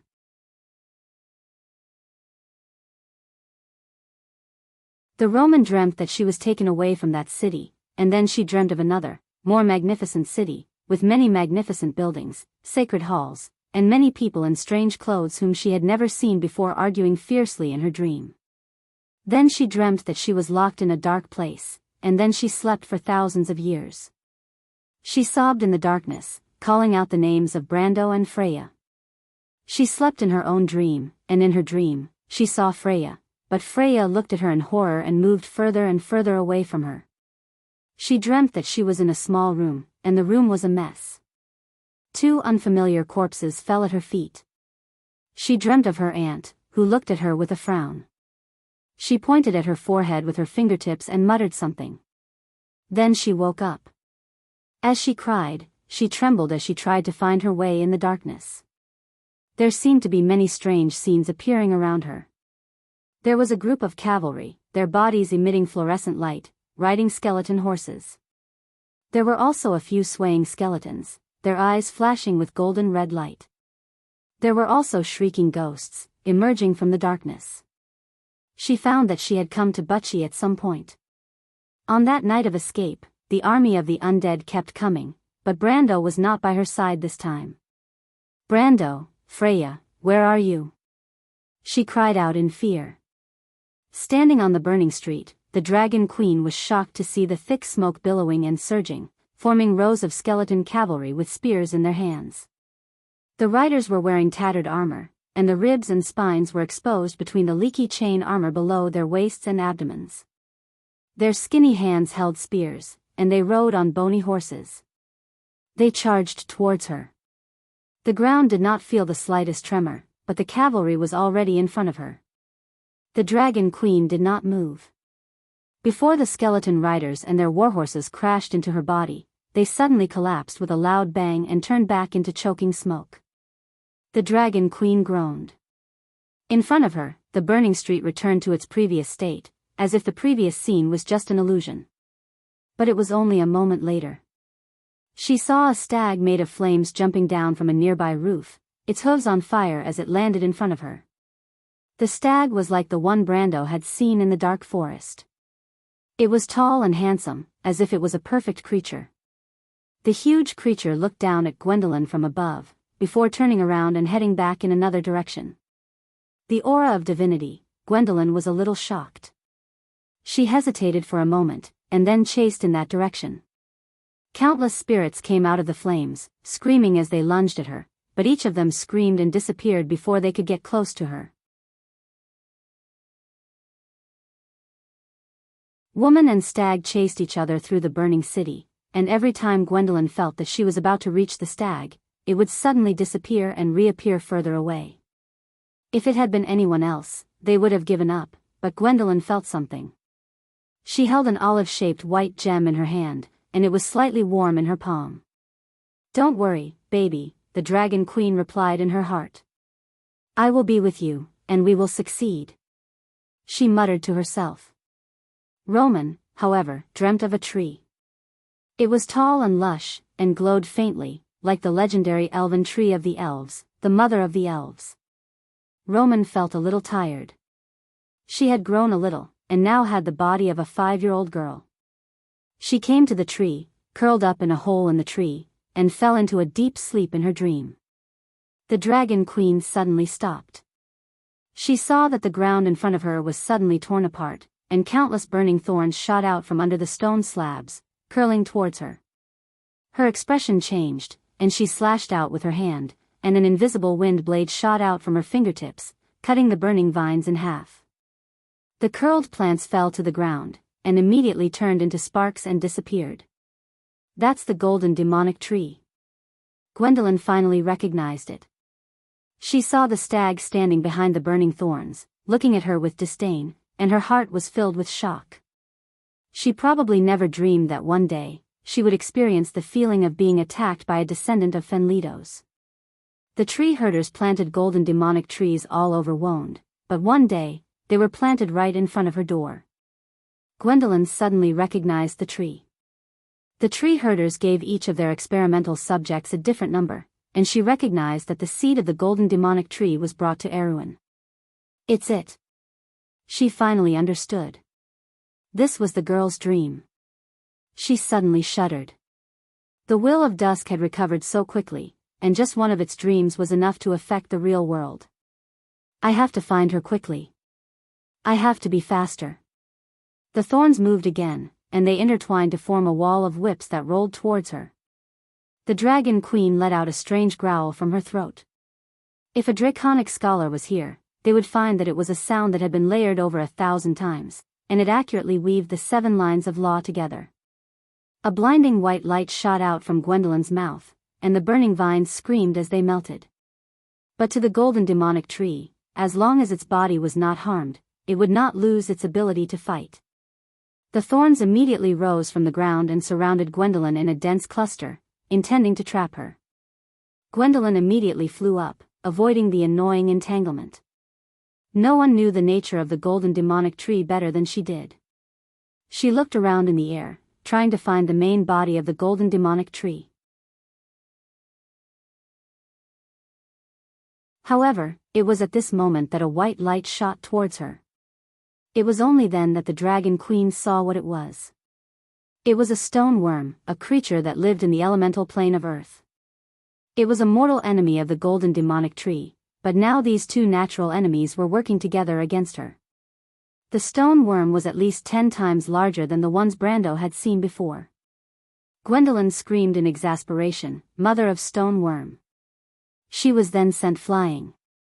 If one were to look down from above, they would be able to see that in a certain area near December Square, after a chain reaction, a row of burning buildings on a street collapsed one after another. Gwendolyn climbed up from the rubble, her face covered in dust. She patted the flames on her hair with her hand, but there was no sign of frustration on her face. Instead, her golden eyes lit up. She bounced up from the ground, and a pair of huge wings spread out behind her back. She flew towards the mother of stone worm in the air, and punched the body of the mother of stone worm. It was as if the previous scene had been repeated, but the two sides had switched places. The mother of stone worm let out a roar, and then flew back like a cannonball, crashing heavily on the ground. In a cloud of dust, it turned into smoke and dispersed. At this moment, Gwendolyn finally found the main body of the golden demonic tree.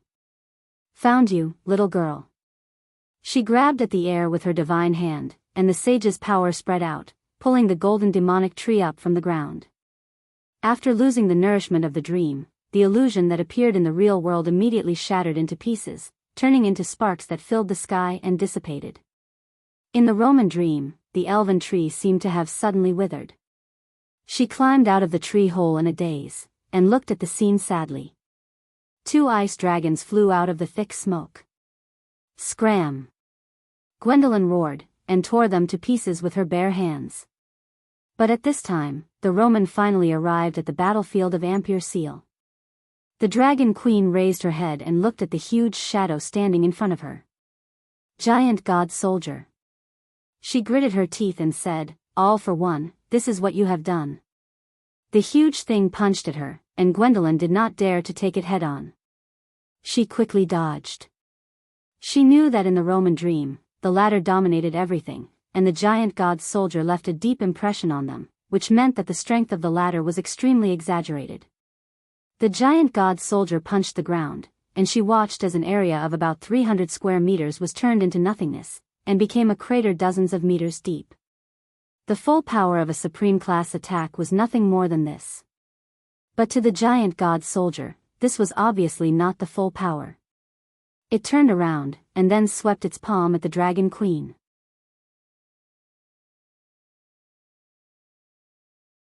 Gwendolyn knew that this could not go on, and she could only use her full power in her dragon form. But if she dragon formed, the holy temple of the dragons might immediately descend on her head. Gwendolyn obviously did not want to fail, so she had to find another way. She flew high into the air and landed on the arm of the giant god warrior, before circling to its back and descending all the way down. The giant god warrior slapped itself heavily on the back, the shockwave almost causing Gwendolyn to vomit blood. As a sage, she should not have been so weak, but the truth was that ever since she was injured in the Battle of the Evergreen Corridor, she had not recovered her full strength. But the shock wave also accelerated her fall, and she carefully avoided the feet of the giant god soldier, and came directly below it. As expected, she saw the merchant lady standing on the street in a daze. The Roman's eyes were closed, and her body was surrounded by black gas. She tilted her head slightly, and looked at Gwendolyn curiously, and suddenly asked, "Did Brando ask you to come find me?" The giant god soldier made of thick smoke above their heads immediately disappeared. Gwendolyn stopped, and looked at the human girl in front of her carefully. Speaking of which, this was not the first time she had seen her. Decades ago, she had seen the Roman as an infant on the final battlefield. Then, near Vargas, she had seen this girl from afar, but the time was not yet right. She took a light breath, as if to calm her agitated heart. "Twilight Dragon, in the end, we still won," Gwendolyn said coldly. "Brando?" the Roman asked softly. She frowned slightly, and showed a pained expression. "Brando." The merchant lady's voice gradually lowered, and then her tone became cold. "Are you the one who awakened me, mortal?" It was as if in front of such a great will, even a noble and powerful creature like a dragon was as insignificant as an insect. "Who are you?" the Roman asked. "The one who defeated you," the dragon queen answered quietly.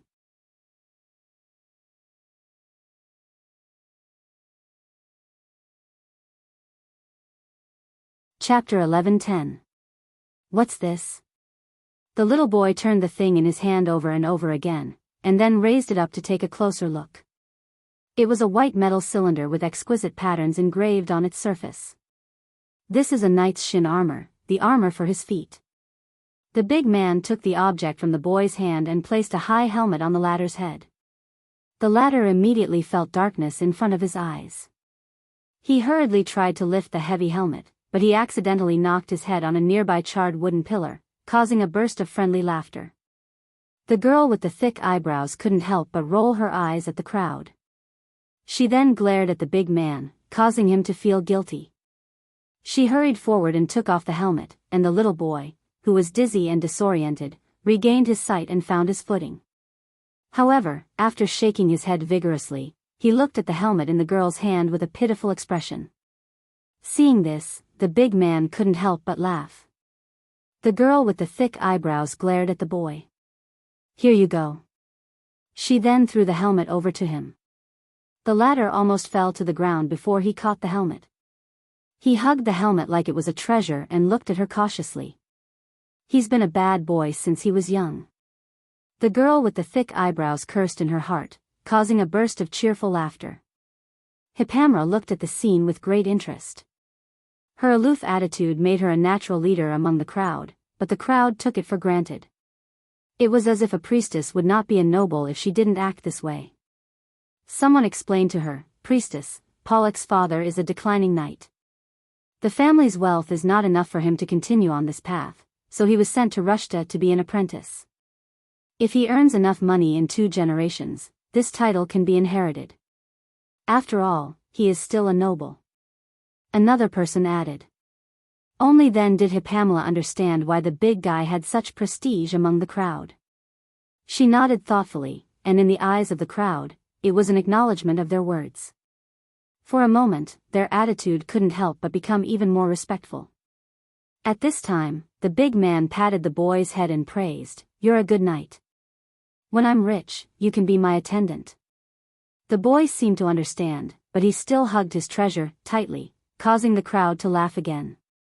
However, the girl with thick eyebrows did not look happy. "What's so great about being a lousy knight? You should just be my father's apprentice.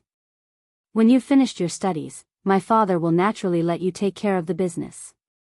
Yes, when you marry Miss Adega, we'll have to call you Mr. Lepak." The others coaxed. "Bah." The girl with the thick eyebrows raised, blushing.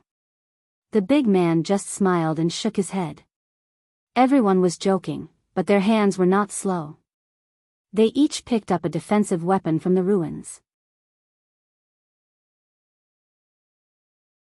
Even the girl with the thick eyebrows pulled a crossbow from the scorched wall. The bow was a little burnt, but the string was intact.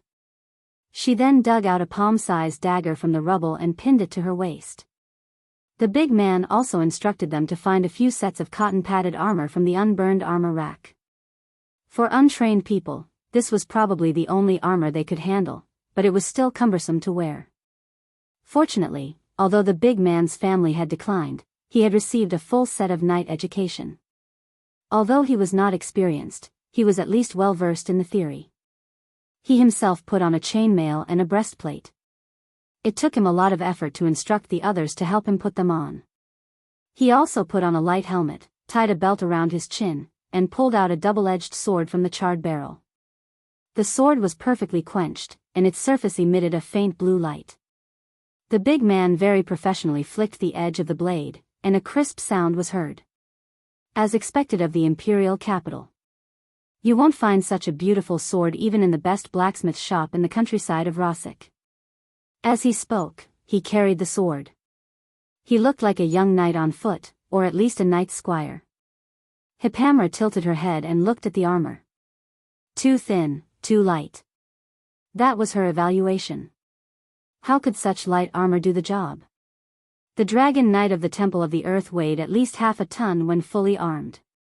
Not including the mount, even a knight on foot could only reduce the weight of the armor on the upper half of his body. The armor on the upper half of his body was not much different from that of a dragon knight.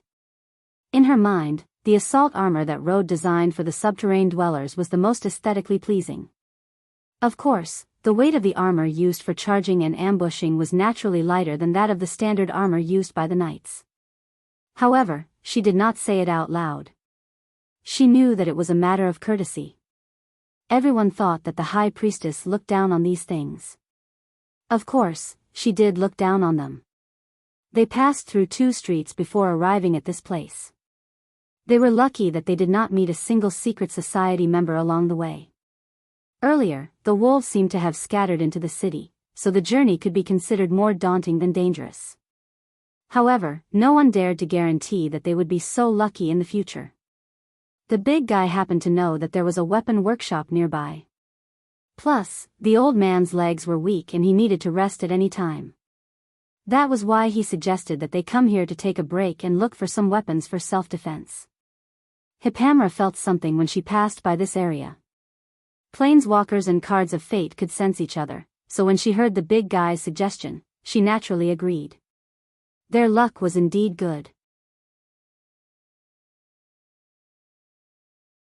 When they arrived at the weapon workshop, it was only half burned down.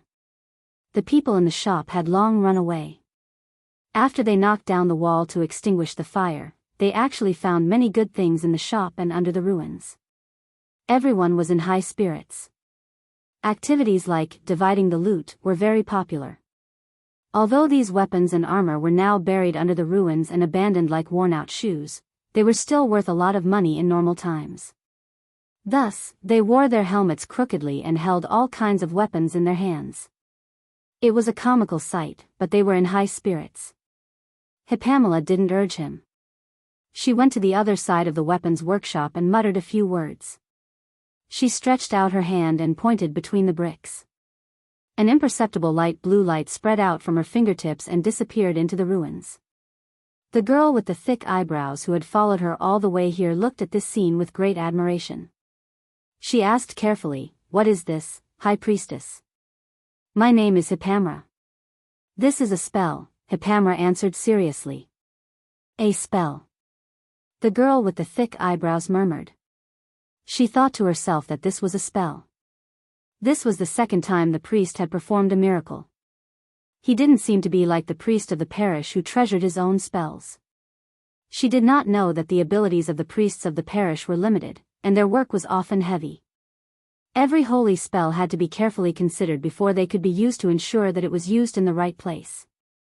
Hippamra continued to explain, "This spell can ensure that we can see the hidden magic waves." The girl listened as if she had fallen into a fog. She nodded as if she understood, but in her heart, she thought that the high priestess was very approachable. If it were the priests of the parish, they would not even bother to explain to the commoners. Soon, Hippamra saw circles of ripples seeping out from under the bricks. Some were big, some were small, some were thin, and some were dense. She ignored the others and only reached out to grab one of them. With a crash, something rose from under the ruins. The girl with the thick eyebrows was shocked. She knew that this must be another spell even without Hippamra's explanation. As for what kind of spell it was, she did not need to know. But she saw a pair of silver-white gauntlets rising from under the bricks. The gauntlets were made of light and thin metal. They were stacked on top of each other and strung together. The surface of the gauntlets was coated with a layer of silver-white metal. The surface of the gauntlets was engraved with dense and beautiful patterns. There was a finely carved silver sheep's head on each nail. On each sheep's head, there was a magnificent and fine ruby inlaid. It emitted a soft glow under the firelight. "Ah!" The girl with the thick eyebrows could not help but exclaim. The gauntlet floated towards Hippamra.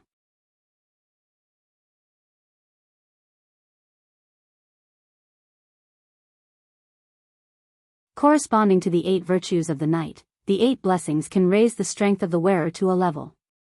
Huh! Hippamra did not care about the light gauntlet at first, but this time, she was shocked. So powerful? Of course, the one in your hand should be a fake made by a dwarf master. Although the workmanship is not inferior to the original, the blessings in the sheep's head can only be used once a day.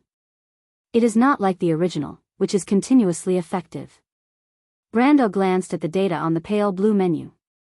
The attributes of the fake fist of Tereos were slightly worse than the original, but at least it was the work of a dwarf master. The original inherited the consistent characteristics of the magic equipment in the era of the War of the Holy Saints, which only added a single attribute, giving it 74 points of strength. The fake used the new technology after the first era, giving it 44 points of strength and 15 points of vitality. In fact, it was also enough to reach the threshold of an ancient item. This was a rare fake that was almost the same as the original. "My lord, your equipment," Hipamra wanted to say that in the last battle, his equipment was broken into pieces. But Brando shook his head and interrupted her. "This thing is more useful to you, but not to me. It is one of the most suitable equipment to work with the will of the mountains. Unfortunately, if it was the original, this thing could make your combat power surpass mine." He shook his head in disbelief. The Fist of Tereos disappeared after the War of the Holy Saints with the death of the Knight Tereos, along with his famous knight's armor, Finality Hub. This thing had not been found by players in the Amber Sword, and according to everyone's guess, this thing should not be found in the new version yet. Brando looked at the card of fate. In comparison, he was not that surprised by this card.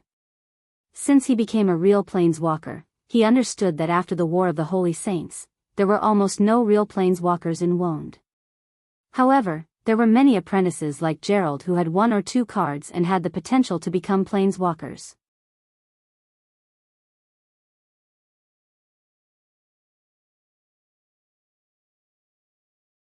Chapter 11:11. According to Hipamra's description, the card was hidden in the glove, which meant that the previous owner of the gauntlet might have been a similar existence. He had a card, and the card might have run through his entire life.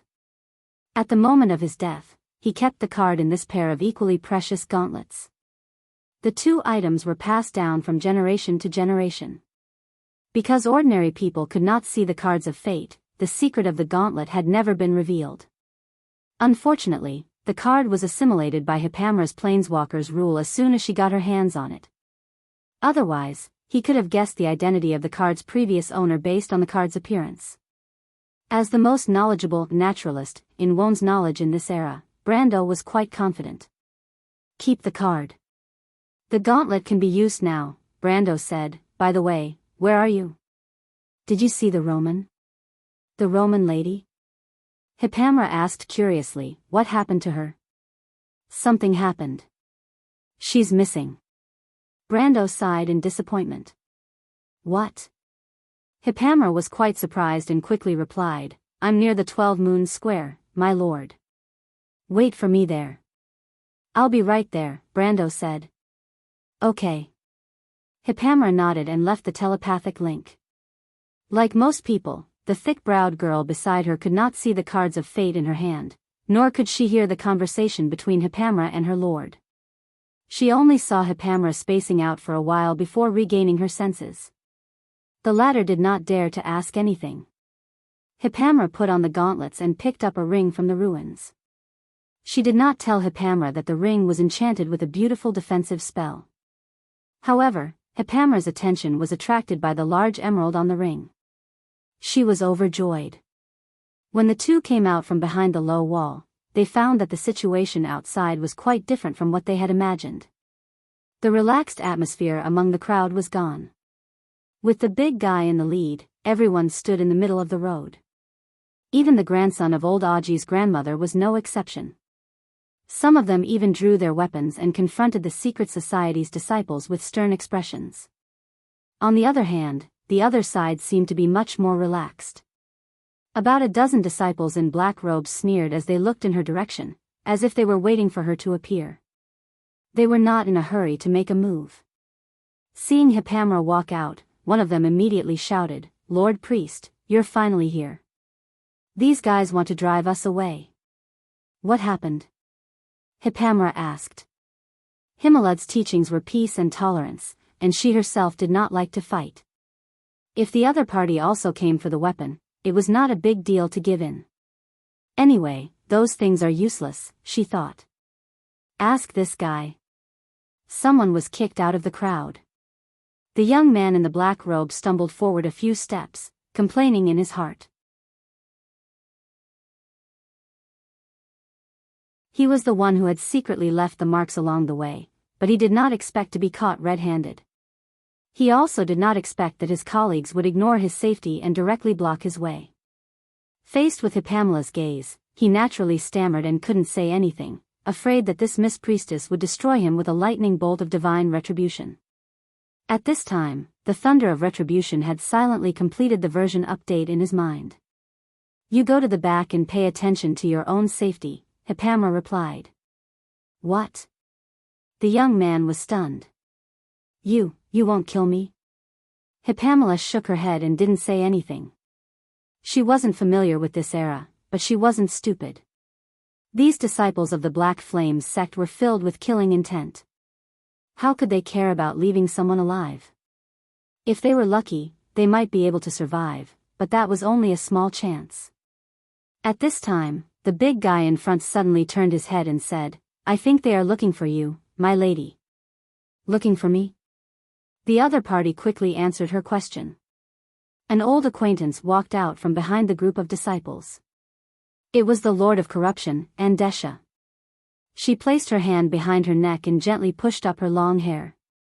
Her vine-like hair wriggled like worms, causing people to feel nauseous. But no matter what, she was still a charming woman, especially with her voluptuous body and towering breasts.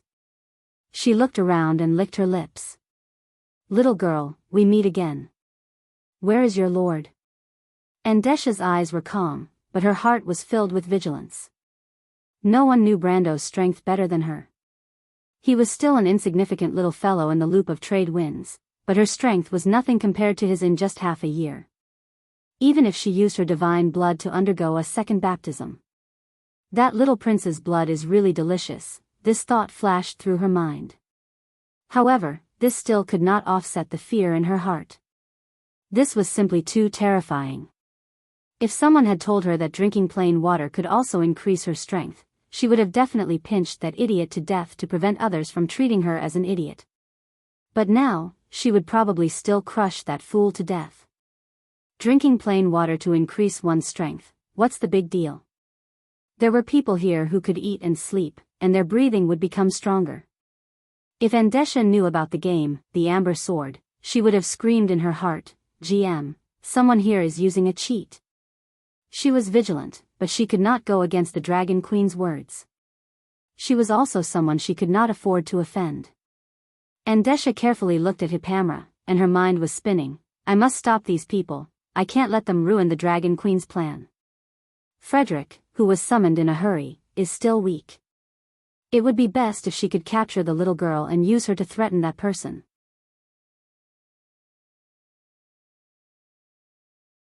As long as Brando was not close to her, Andesha knew that the little girl in front of her was not her opponent. So she first used words to test her, trying to find clues in it, but she was wrong about one thing. Hippamela stopped talking the moment she saw the woman. At this time, the difference between an ancient priest and a modern priest was obvious. If it were a priest of the Holy Cathedral of Fire, they might have a verbal confrontation, but they would slowly prepare for battle when they could not gain the upper hand. However, Hippamela was the priestess of Himalad. In ancient times, priestesses were trained in such a way. They were warriors first, and then priestesses. The harsh natural environment and the constant need to participate in the war to open up the territory of order required a qualified priestess. Even if Hippamela was a pacifist. But that was a pacifist for thousands of years. There was a big difference between their definitions. Miss Cleric didn't say anything and directly threw out the card that she had just obtained, "Iron him." Two angels with trombones in their hands descended from the sky, and a choir sang hymns in the clouds as they slowly walked down a snow-white cloud path. The holy song descended from mid-air and integrated into the cloth armor, cotton armor, and even ordinary clothes of every citizen present. Then they were surprised to find that the cloth armor on their bodies gradually turned into shining chain armor in a white light, and the cotton armor became thick inlaid leather armor. The big Pollock became a fully armed dragon knight. The armor on his body seemed to weigh at least half a ton, but it was so light that it did not affect the latter's movements at all. This is a miracle. This is a large area blessing holy spell, it's a war prayer. The knowledgeable people had already cried out in surprise, but it was a pity that his knowledge was limited to this. Miss Priest is a war priest. The crowd exclaimed, and even the fear of facing the cultists had lessened. The cultists on the opposite side were even more restless. Looking at Hippamra's actions, who did not know that she was a military priest. A war priest was a high-ranking military priest, and it referred to monks and priests who would fight alongside the army, and not those who would clean up the battlefield, sprinkle water, and pray for the dead. Such priests were becoming rarer and rarer in this era, and people usually referred to them as holy knights. The reason why the Flame Knights of Cruz were so powerful was because they were also military priests. Most people who fought alongside them would feel safer and more at ease, but their enemies would often feel their scalps go numb.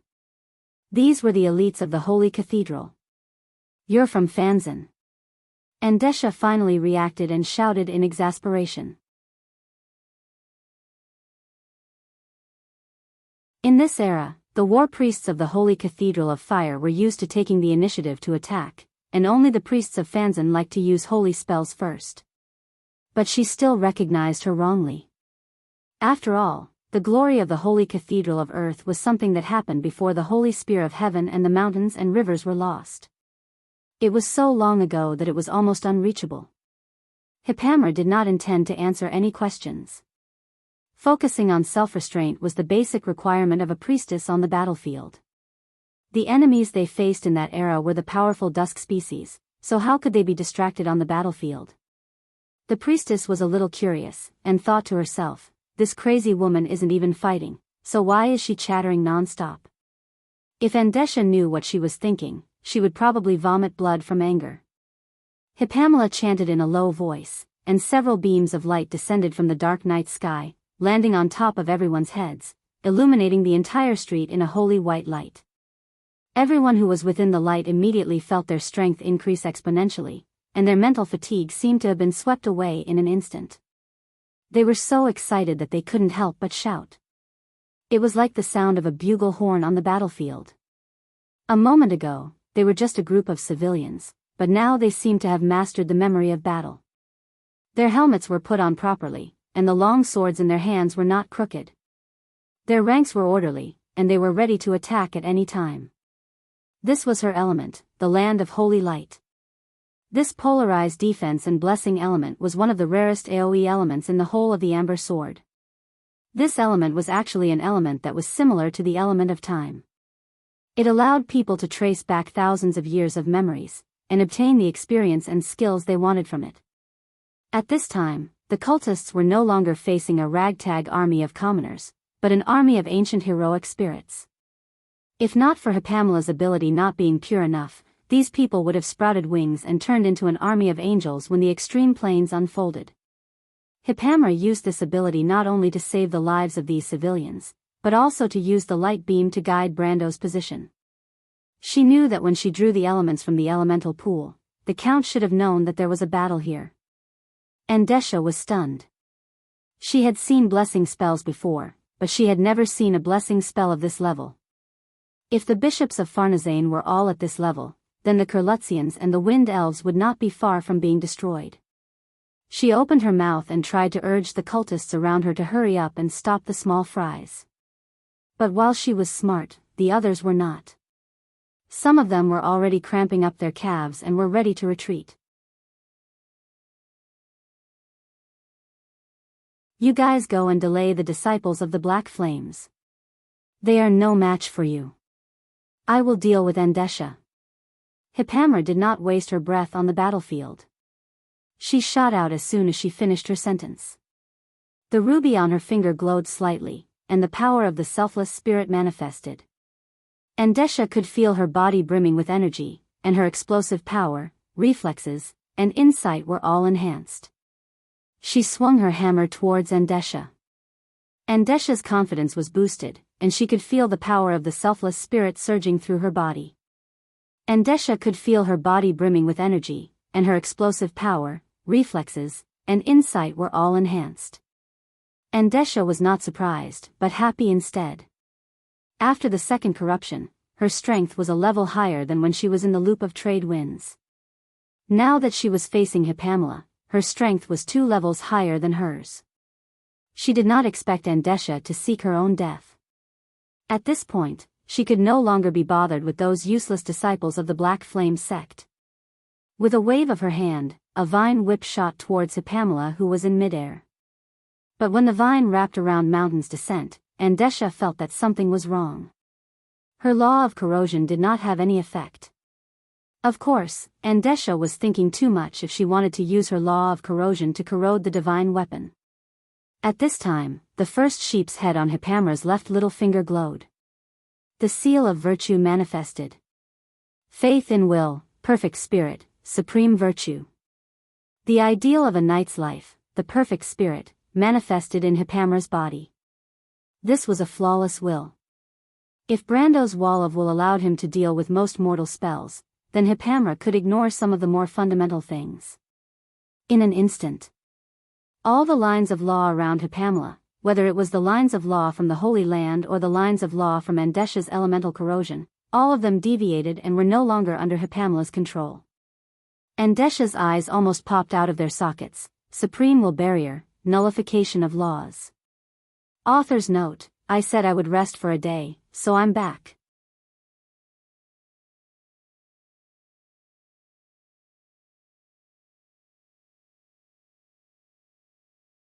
Chapter 11-12.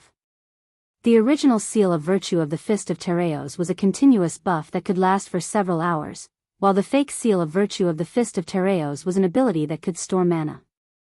It could only be activated for 7 seconds a day, and did not need to be used all at once. After Hippamela broke through Andesha's erosion whip, she immediately closed the seal. In that instant, the ruby on her right little finger had dimmed quite a bit. She estimated that she only had 2 or 3 seconds left.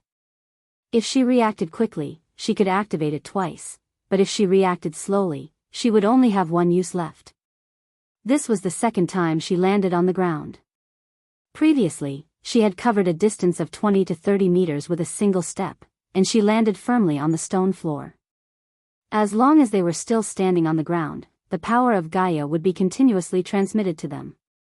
With a slight increase in strength, the power of Gaia would be reflected back to the ground at 10 times the speed. The ground of the street exploded, and the priestess shot towards Andesha like a cannonball. Everyone could only see a shadow flashing past. Andesha could clearly see Hippamela accelerating towards her. Although this speed was nothing to her, she was still wary of the supreme will barrier from before. For a moment, she did not dare to face it head-on, and instead took a small step back. Hippamela saw Andesha taking a step back, and a thought flashed through her mind. Her hands did not stop moving, and she directly smashed the ground with her hammer. Andesha's battle experience was not inferior to Hippamela's by much, and when she saw this action, she understood her intentions. Get out of the way. The ruby on Hippamela's right ring finger flashed, and the sword of Shushan was activated. At this time, she already had the power of Gaia, the Holy Land, and the Selfless Spirit buff, and with this buff, she had 4 buffs. The mountains will buff her attack and strength up to 75 points, and the sword of Shushan also provided a 30% attack buff, making her 97 points. With the addition of the strength buff, this attack was at the level of Brando before he was in the Cold Dew Manor. The hammer smashed into the ground without any fancy moves, and a visible shockwave spread along the street. Andesha's expression turned ugly. She could easily avoid the shockwave if she flew into the air, but even if she couldn't, it wouldn't affect her much. After all, the shockwave was only close to the level of a meter.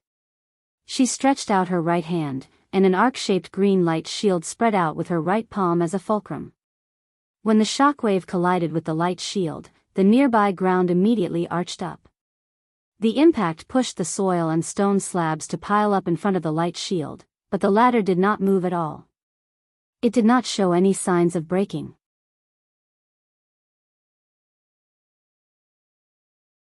The barrier protected Andesha and the disciples behind her, but the situation in other directions was not as optimistic for the Patriarch. The former could ignore attacks that were close to the Lamita realm, but that did not mean that others could do the same. The shockwave swept past the feet of the disciples of the Black Flames and they were immediately sent flying. One after another, they fell into the nearby ruins. The lucky ones only suffered broken bones while the unlucky ones were pierced by broken wooden stakes. Some of the unlucky ones even fell into the fire and immediately let out terrifying screams. Andesha's face was as black as iron. She did not care about the lives of these people, but she regretted her decision. She did not expect that this little girl would be so cunning. At this time, the spectators in the distance were excited. Under the lead of the big guy, they charged forward. The disciples of the Black Flames were already in a mess from the previous wave of attacks, and this time, they were completely defeated. "You will regret this." Andesha screamed in anger. She was about to go crazy. She did not put a camera in her eyes, and her target was Brando, who was behind her. She did not expect that she would suffer such a huge loss because of her carelessness. As if to prove her anger, accompanied by her scream, there was a sudden loud bang on the street. Something rolled up the soil from the ground and stretched out. That thing was so huge and had appeared so suddenly that Pamela didn't have time to see it clearly. She could already feel a strong wind mixed with the smell of earth rushing towards her. She did not have time to react, but her instincts from the training in the Holy Cathedral allowed her to activate the ruby on her left middle finger. Her defense doubled, and with the 30% defense provided by the iron hide hem, the surface of her feathers of light glowed with a metallic luster, and a faintly discernible illusory shield appeared in front of her. But all of this was useless. The huge object slammed heavily into the illusory shield, and the invisible shield immediately shattered into pieces. The unstoppable force continued forward and landed on her body.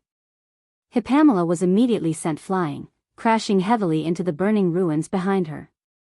"Miss Priestess! Miss Priestess!" Everyone could not help but cry out.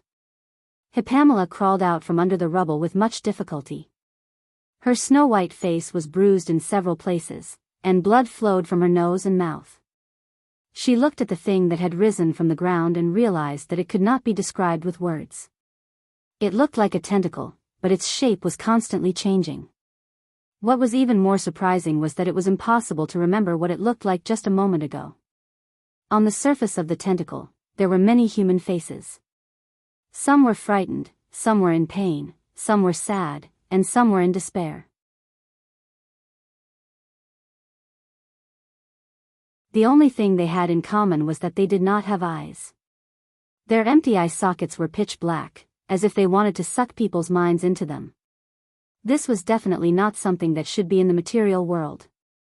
Pamela could feel the evil and despair from the tentacle. The tentacle was 20 to 30 meters long, but she knew that its body was even bigger. This was not something she could deal with. "Run!" She immediately shouted to the others. Everyone did not react in time. At this time, the tentacle pressed down on Pamela again. Pamela's right hand flashed and activated the glorious crown, martyr's stand, and words of modesty. She raised the will of the mountains and rivers in her hand. Bang! The tentacle pressed down on the cross warhammer. Pamela felt her feet sinking, but she managed to block the attack. The glorious crown increased all skills by 5 levels for 15 minutes. Martyr's ground increased all attributes by 30% for 20 seconds.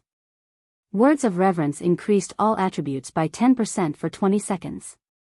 Words of reverence increased all attributes by 10% for 20 seconds.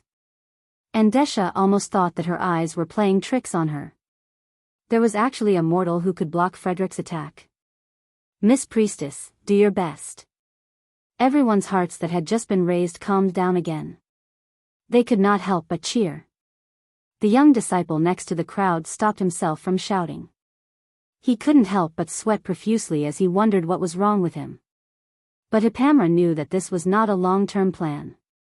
Not to mention the short duration of the 8 holy seals, she felt that the monster did not use his full strength. It was as if he was toying with his prey. This was an evil god.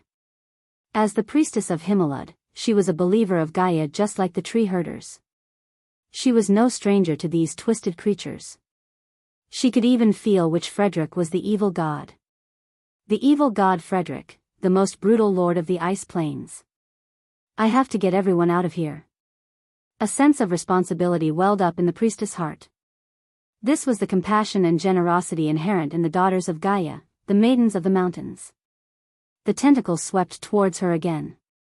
This time, Andesha also made a move. She was determined to get rid of this threat before Brando arrived.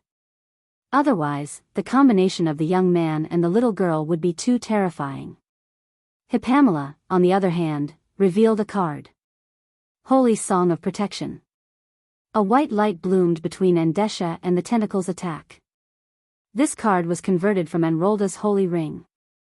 It made people immune to all damage, so Hippamela was not injured. Instead, she used the force to fly far away and landed beside everyone. As soon as she stood up, she immediately shouted to the girl with thick eyebrows not far away, "Take everyone away." After her previous observation, she already knew that the most authoritative person was the big guy.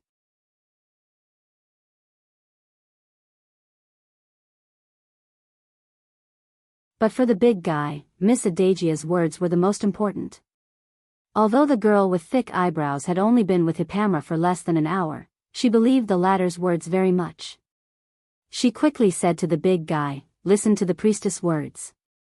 At this time, there was no need for her to remind them. The others had already seen that the priestess was not a match for the terrifying monster. Of course, they did not blame Hippamela for not doing enough. After all, everyone could see how terrifying the tentacle was. Most ordinary people did not know that the strength of a monster was not directly related to its size, and this was even more true for the evil gods. As soon as Hippamela opened her mouth, they immediately scrambled to escape. The big guy wanted to pull the girl with the thick eyebrows, but the latter slapped his hand away. "Go help grandmother," the latter said loudly. She then helped the injured Hippamela up and prepared to chase after the others. The grandson of Aji's grandmother followed beside them, but he was not afraid at all. The girl with thick eyebrows could not help but pat his head. "Good," she said, "you will be a great hero in the future." The little boy immediately puffed out his chest. Everyone fled along the streets. Andesha was not worried when she saw this scene. She only laughed disdainfully. If the great lord of the frozen plains, Frederick, allowed a group of ordinary people to escape from him, it would be too laughable. As expected, in just a few moments, dozens of tentacles shot out from the ground from both sides of the street. These tentacles were separated by dozens of meters, and no one knew how big the evil god's main body was. As soon as the tentacle appeared, it immediately swept towards the crowd. It could have easily caught up with everyone, but it calmly started to attack the slowest person. The latter screamed as he was rolled up, and then it crushed him, turning him into a rain of blood. A thick sense of despair enveloped everyone's heads. At this time, even the stupidest person could see that the other party was simply toying with them. Hippamela also seemed to have seen through this. She stopped and pushed the girl with thick eyebrows aside. "You guys go first, I'll bring up the rear." "Lord Priestess." The girl with thick eyebrows was stunned. She looked at Hippamela in a daze, unable to say a word. The others who ran far away also stopped. They looked back and shouted, "Adagia, Lord Priestess, what are you doing? Hurry up." "Lord Priestess, she said." The girl with thick eyebrows stuttered. "I'll bring up the rear. You guys run, or none of us will be able to escape." Hippamela repeated to everyone. Everyone was stunned. The priestesses of the Holy Cathedral of Fire would never say such a thing. Their duty was to maintain order.